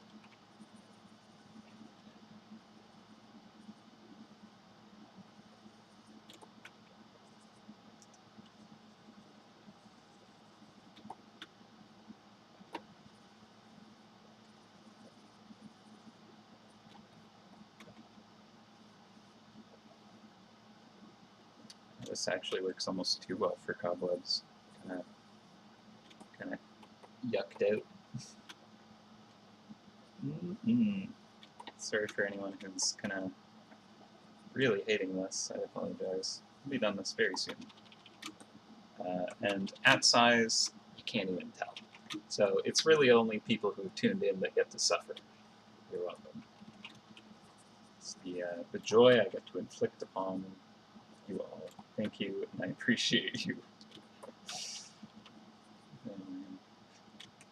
Alright, let's just drop a shadow below this and move on. I think that this is more than good. What's interesting is I could maybe try this. This could be a cool way to try doing a shadow. You know what? I'm gonna take that selection without the cobwebs. Thank you very much. So deselect, grab you, grab you, grab you. Oh, interesting. Let's try that again. Grab you, grab you. Oh, grab you, you, and you.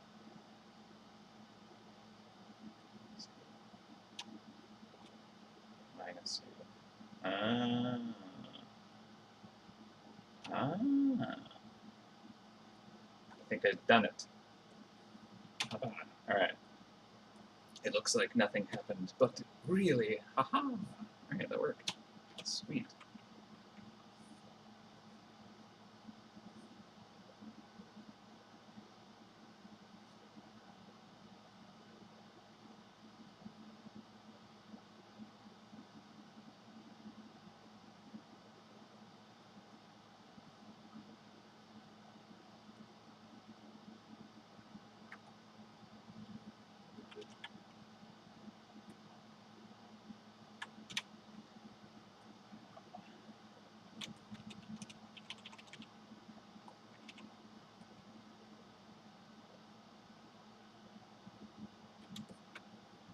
I'm actually going to duplicate that and just erase.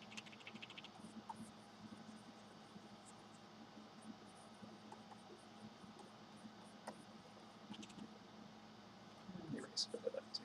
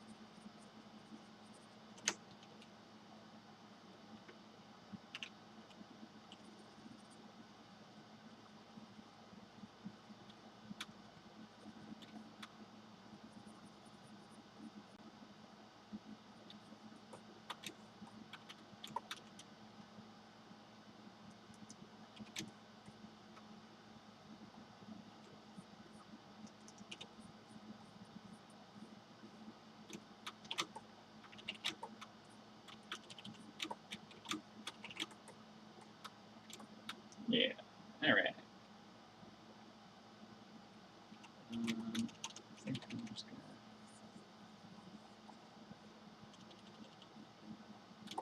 to darken just a little bit of it.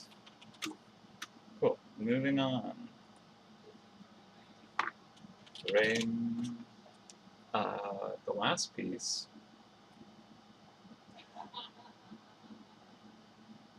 Gonna be an interesting one. Calls. It's the mirror. Which is kind of like, eh. So what if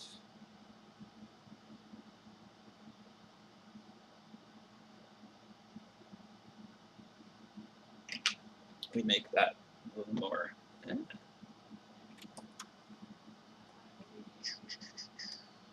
To do that.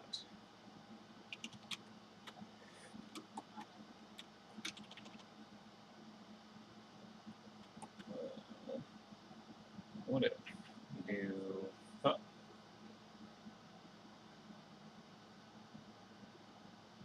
Uh-huh.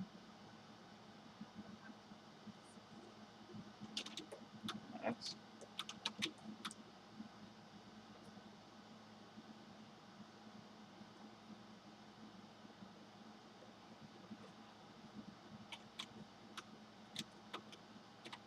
done. Perfect.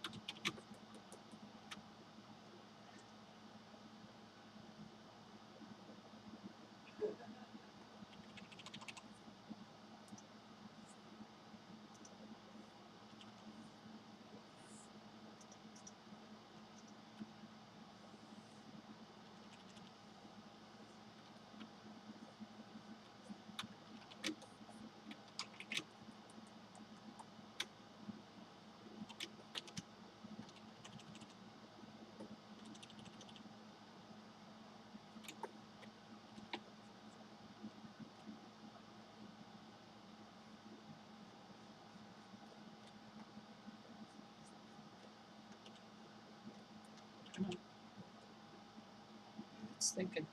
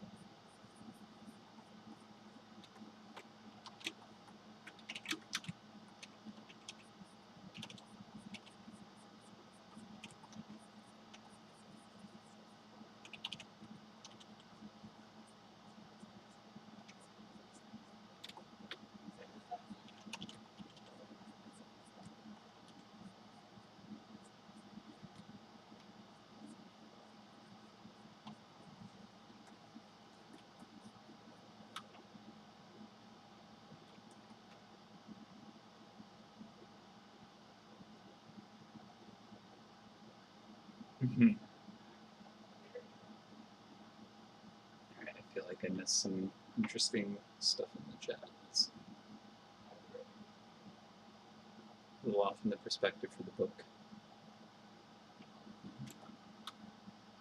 Might be right. Towards this.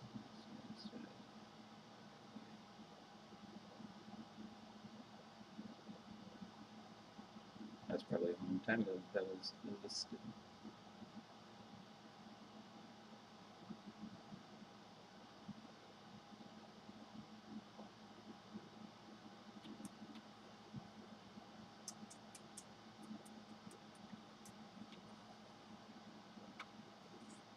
Yeah.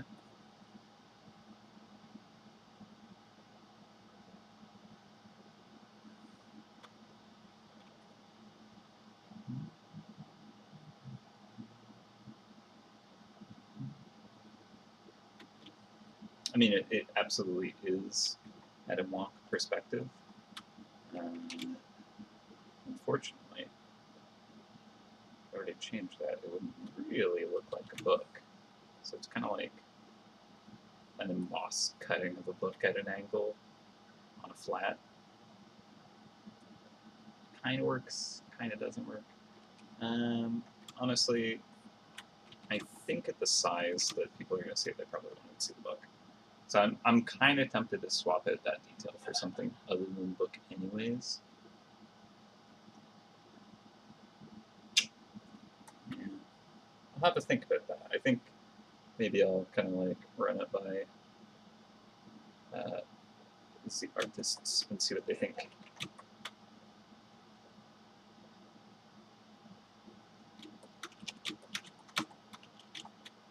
Okay.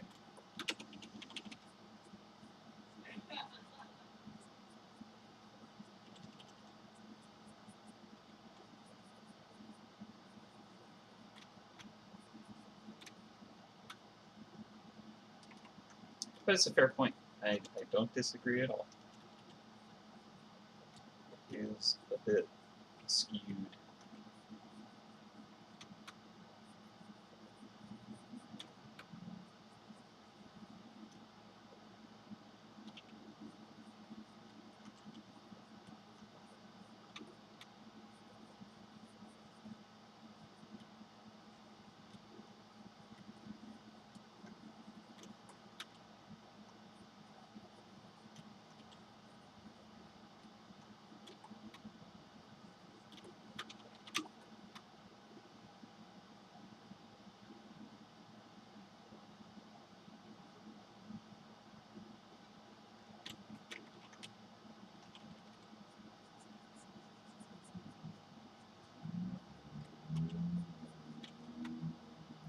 Like, the nice thing about the way that I set it up with the smart file is I could change it in the base one, and I wouldn't need to mess with it on the frame one, because it will just carry that over. So that's pretty handy.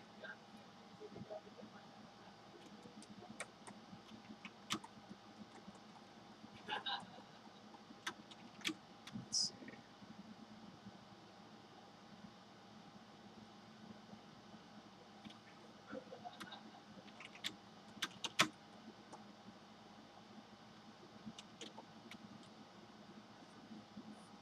That's why I like having super detail-oriented people in the chat. They help catch things for me. Because a lot of the time on stream, especially, I can kind of like be too close to it to even notice some things. Because, you know, I'm obsessing over other details. You probably don't need that level of detail.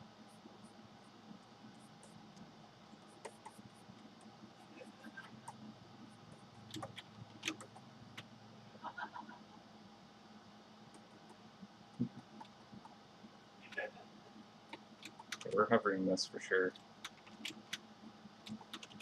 I'm going to make you up and below, and grab the U. Do that. That. just bring it over a little.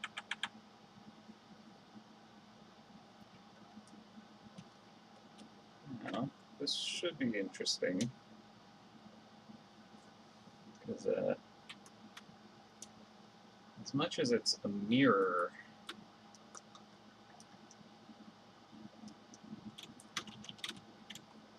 I wonder if this will work.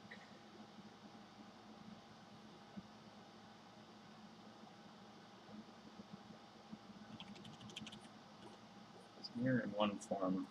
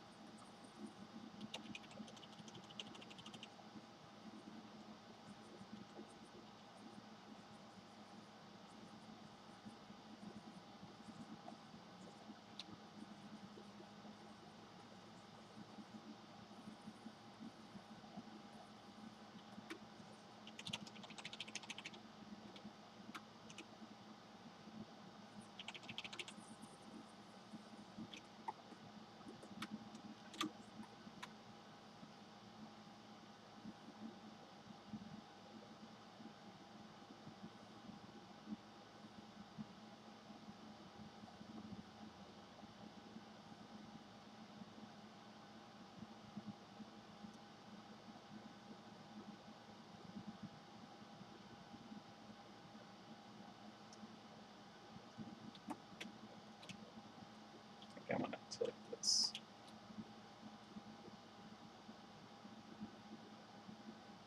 Something like that.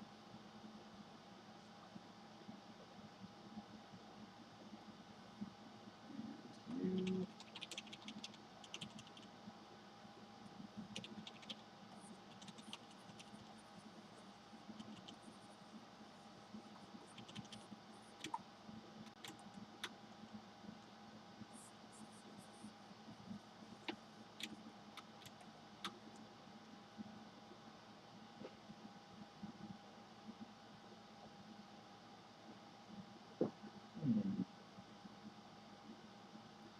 I'm hoping this will work. Let's see what the other designers think. That'll.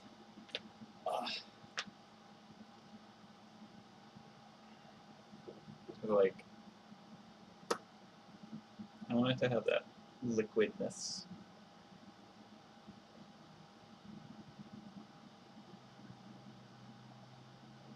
But I wonder if I need to make it more silver liquid. And I just worry that it would look too chrome, and I don't want that. 33 degrees, that is brutal. Oh, thank you. The MouseHunt paradox.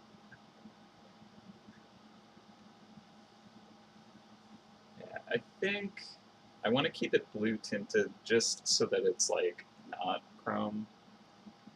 But maybe I could desaturate it in a bit places. Like, I think having the caustic lighting kind of fall below helps to kind of like let you know, like, oh, you know, it's it's refracting light through it. But at the same time, that doesn't make for a very good mirror. So I'm thinking it could be above a silver plate, right? That might be the way to do it. So it's like there's like the actual silvering that would be on the back of glass, effectively, is how you do a mirror, right? And so this is just kind of like a liquid that is separated from its plate, perhaps. And excuses? Perfect. Actually, I want to copy that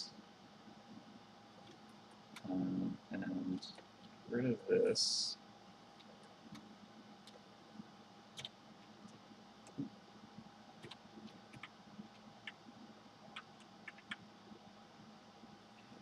make that 100% opaque.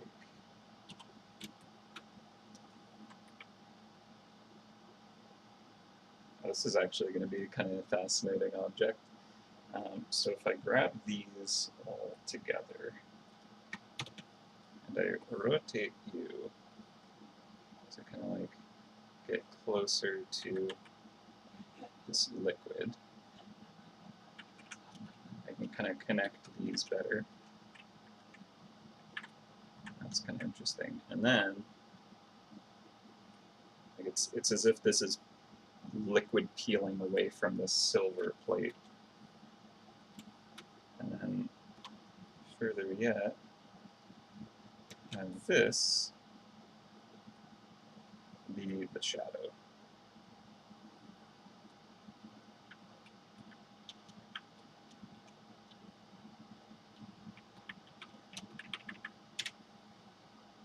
Right. So then I just need to make this thing.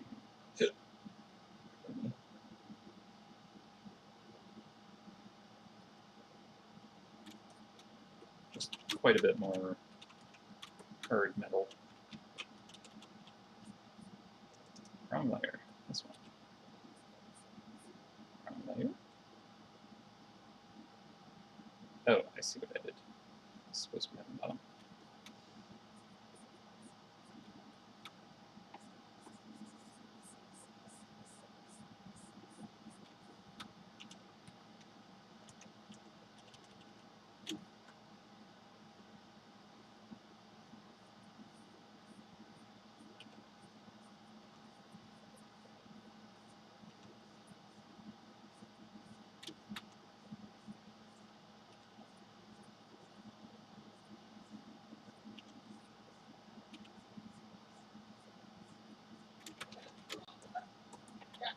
Okay. Now,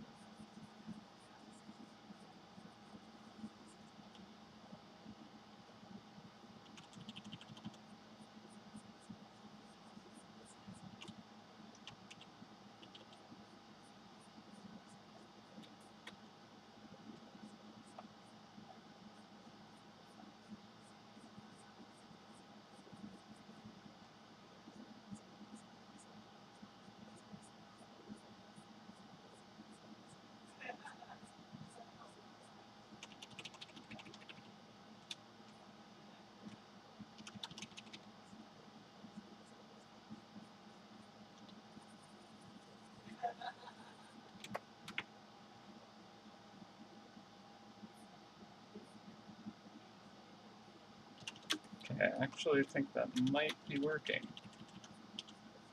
Wasn't sure how I was going to do this particular part, but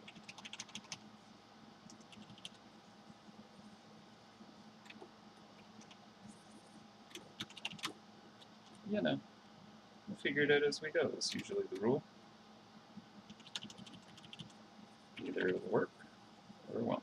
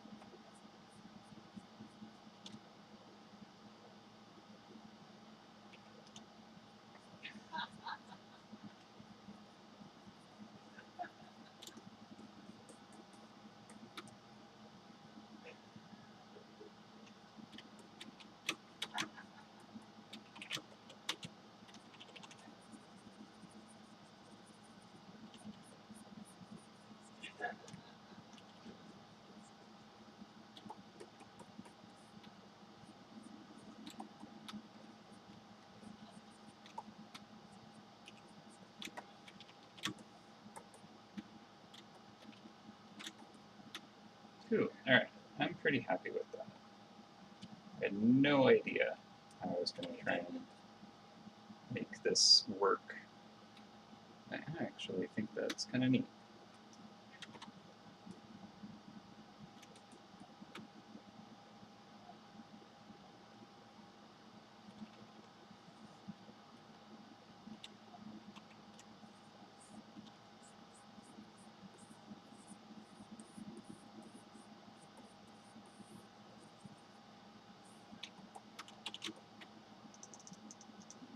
That was a bit too soft for that. And yeah. And there.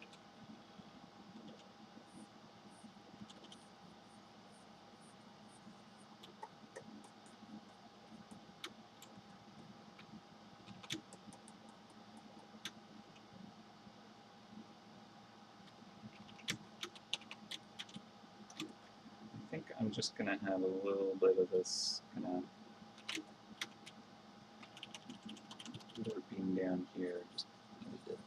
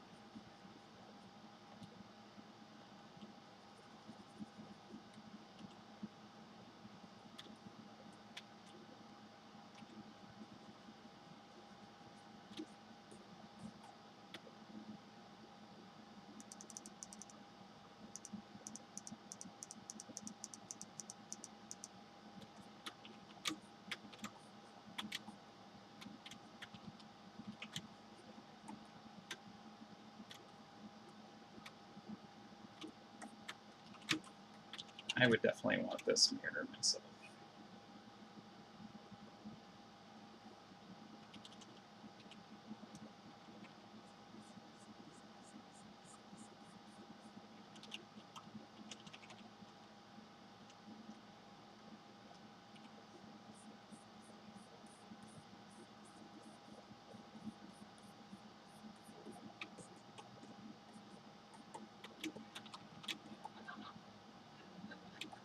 I think the caustic stuff would be a little bit.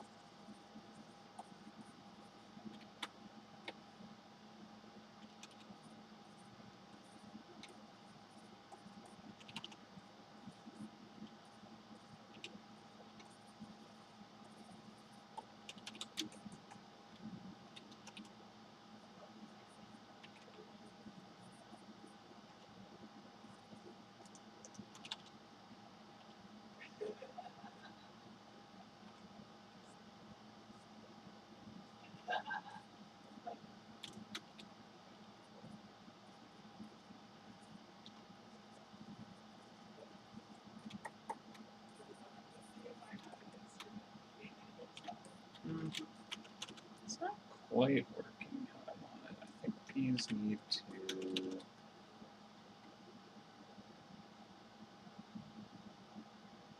dodge. Let's just try that again.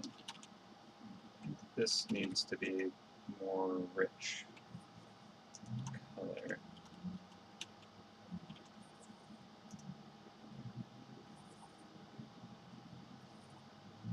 And if this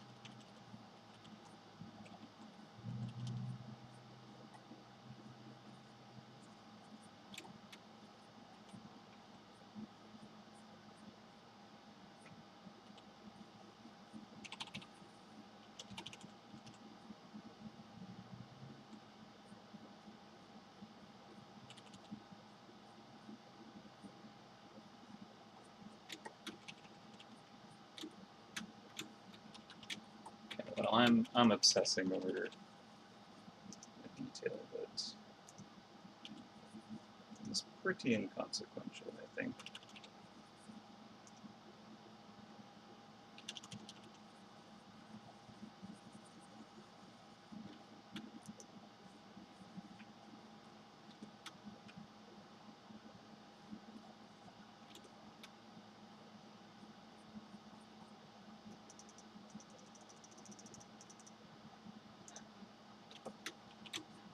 Eh.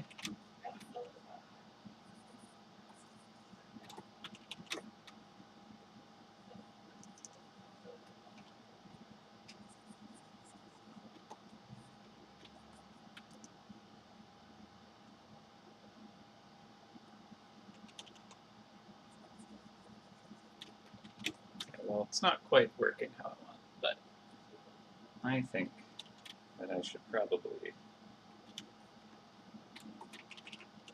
wrap that as is.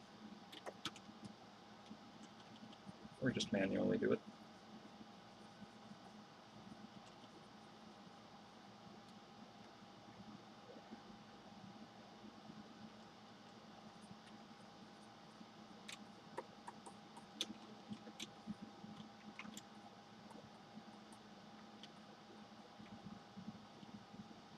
All right. Bottom lotus. All right. Mirror, mirror in my hand.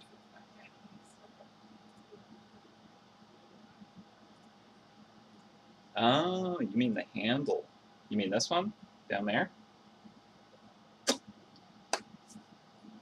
Hmm. Hmm. Hmm. Hmm.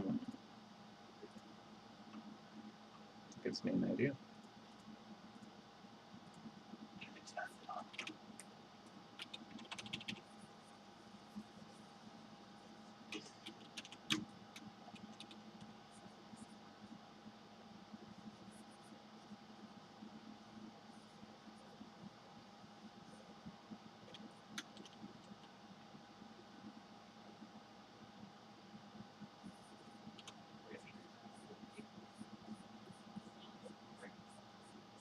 Interesting idea indeed.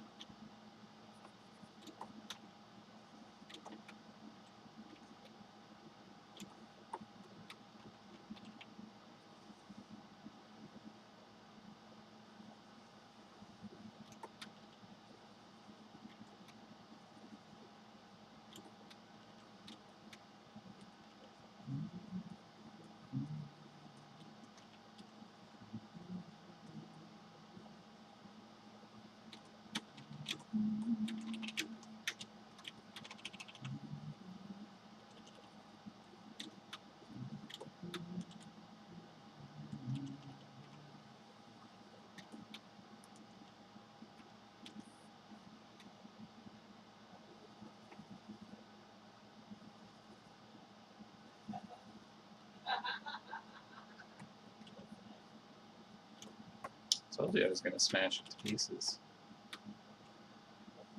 Get in here. Import. Wish I could just like straight up ban.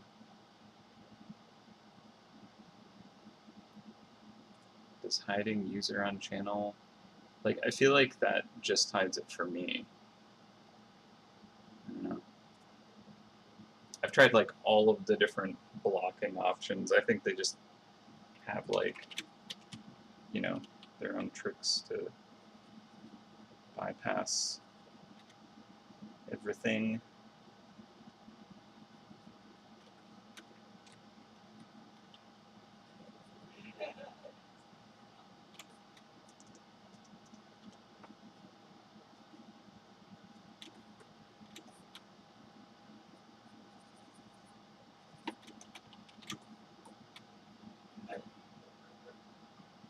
Each person has to report it to Nazi. Ugh, that's gross. Ugh.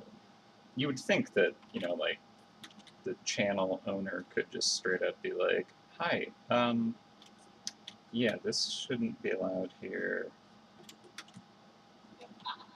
And, you know, like, probably flagging things like its name might be, you know, something that it's like, oh, hey, this is like the exact same style of name and message that's always being reported. Maybe anyone who has that kind of, you know, obvious repeating behavior that is clearly just spamming, maybe that's a gross spot. Nah, Google couldn't be that clever. All right.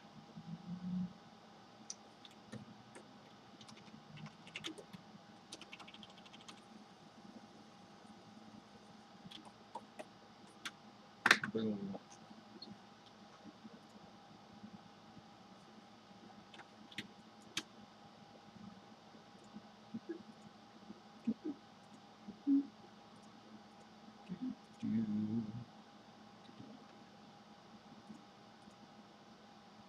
All right.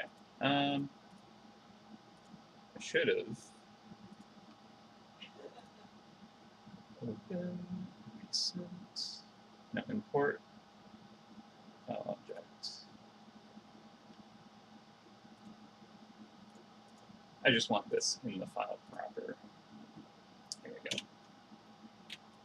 And I actually don't need this one here anymore because it is technically in its own file.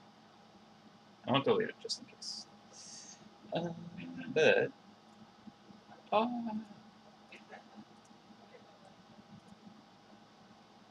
I go in here now, so I'll save this first.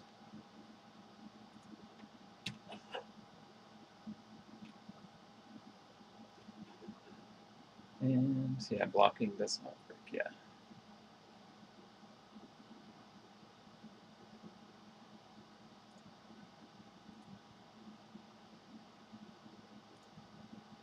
I'll actually open this.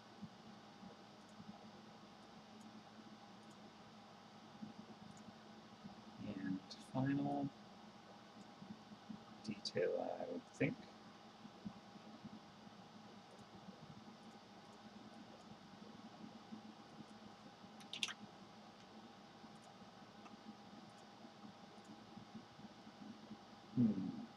Let me think on how to do this. I'm just going to hide my screen for a minute, if you don't mind. Ooh. All right. This could be a doozy. Trying to think of how to do this.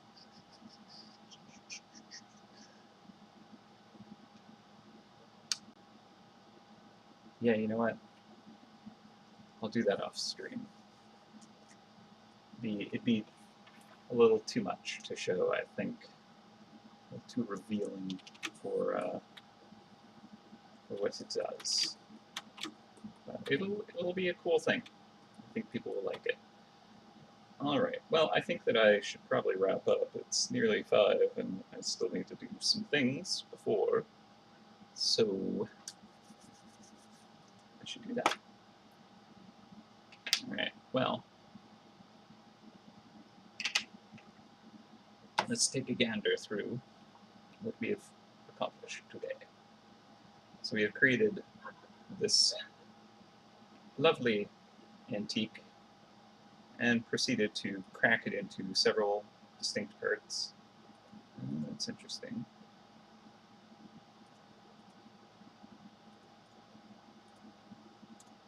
I need to...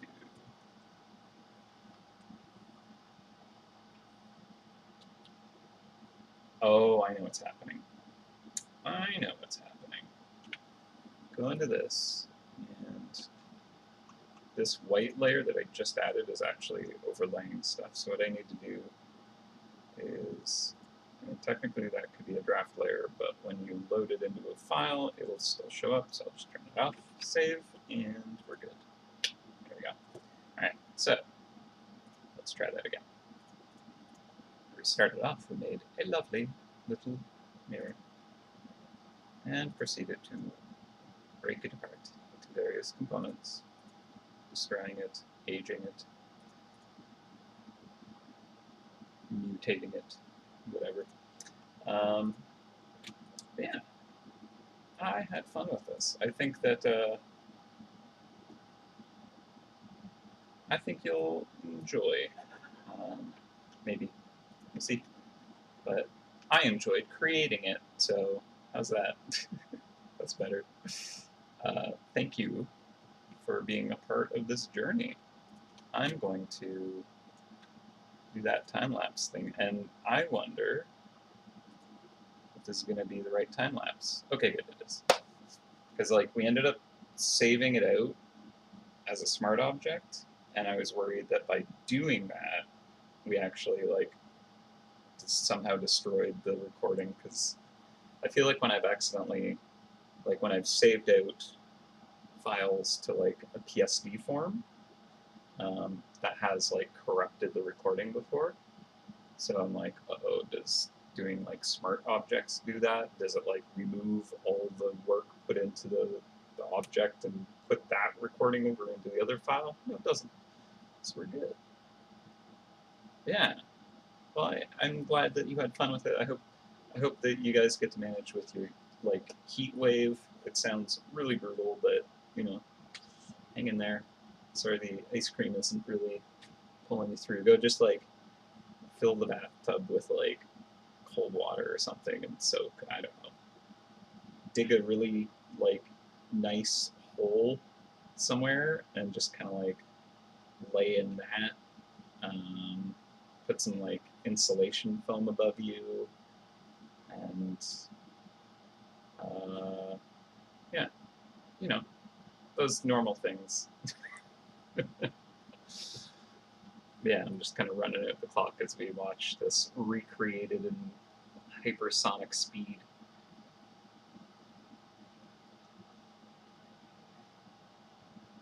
Yeah, it was fun. I don't know, like I feel like I could have spent days on the details on this. Thankfully, I did not because I have you all to kind of like keep me in check. Uh, yeah, if you got AC, that is a lifesaver, huh?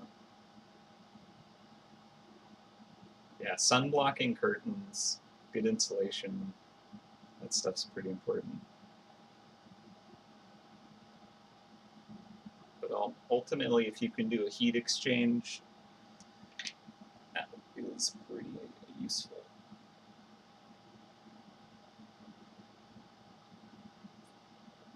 I had to draw my tomato armpits right there. Very important. I went out there during lunch and picked some of them off, as I do. Isn't this fascinating? Oh, by the way, hello to anyone that just kind of skipped ahead to this part to watch the time lapse. Yeah, tomato armpits. How's it going? I hope you enjoy this creation of some weird, curious mirror thing. that I proceeded to destroy.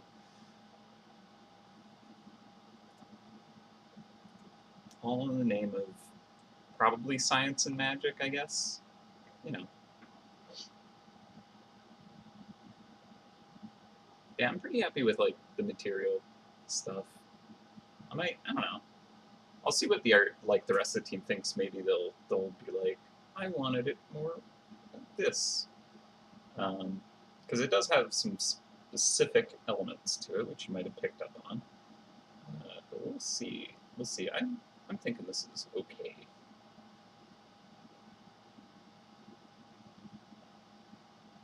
Yeah. No, I mean like when it comes to that book uh, angle, if the thing was at a different angle, I would have made it kind of like actually properly come out. But at its current angle, it's unfortunately way too kind of parallel with the camera to kind of like let you see that it's like pages kind of popping out like that. I think I don't know, the frame elements are okay. Looking at it now, I'm like I could make that nicer, but I need to not because it's good enough, um, and that should not get in the way of perfect. Uh, Especially since this is an item, and those are pretty darn small in the game. So yeah, yeah, exactly. It's like it's literally a carving of it on the flat surface. Um, how mysterious.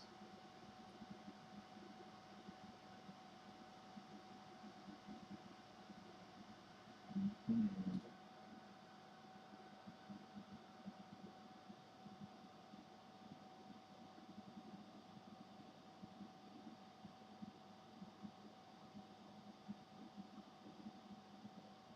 I should have put like a spade and a diamond in there too. Well,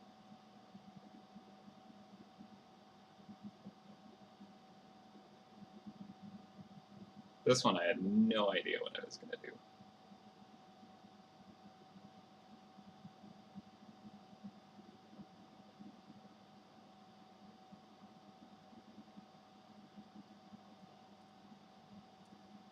It's like someone had just like uh, a waterbed, but like a disc shaped waterbed, and they just like slapped the corner.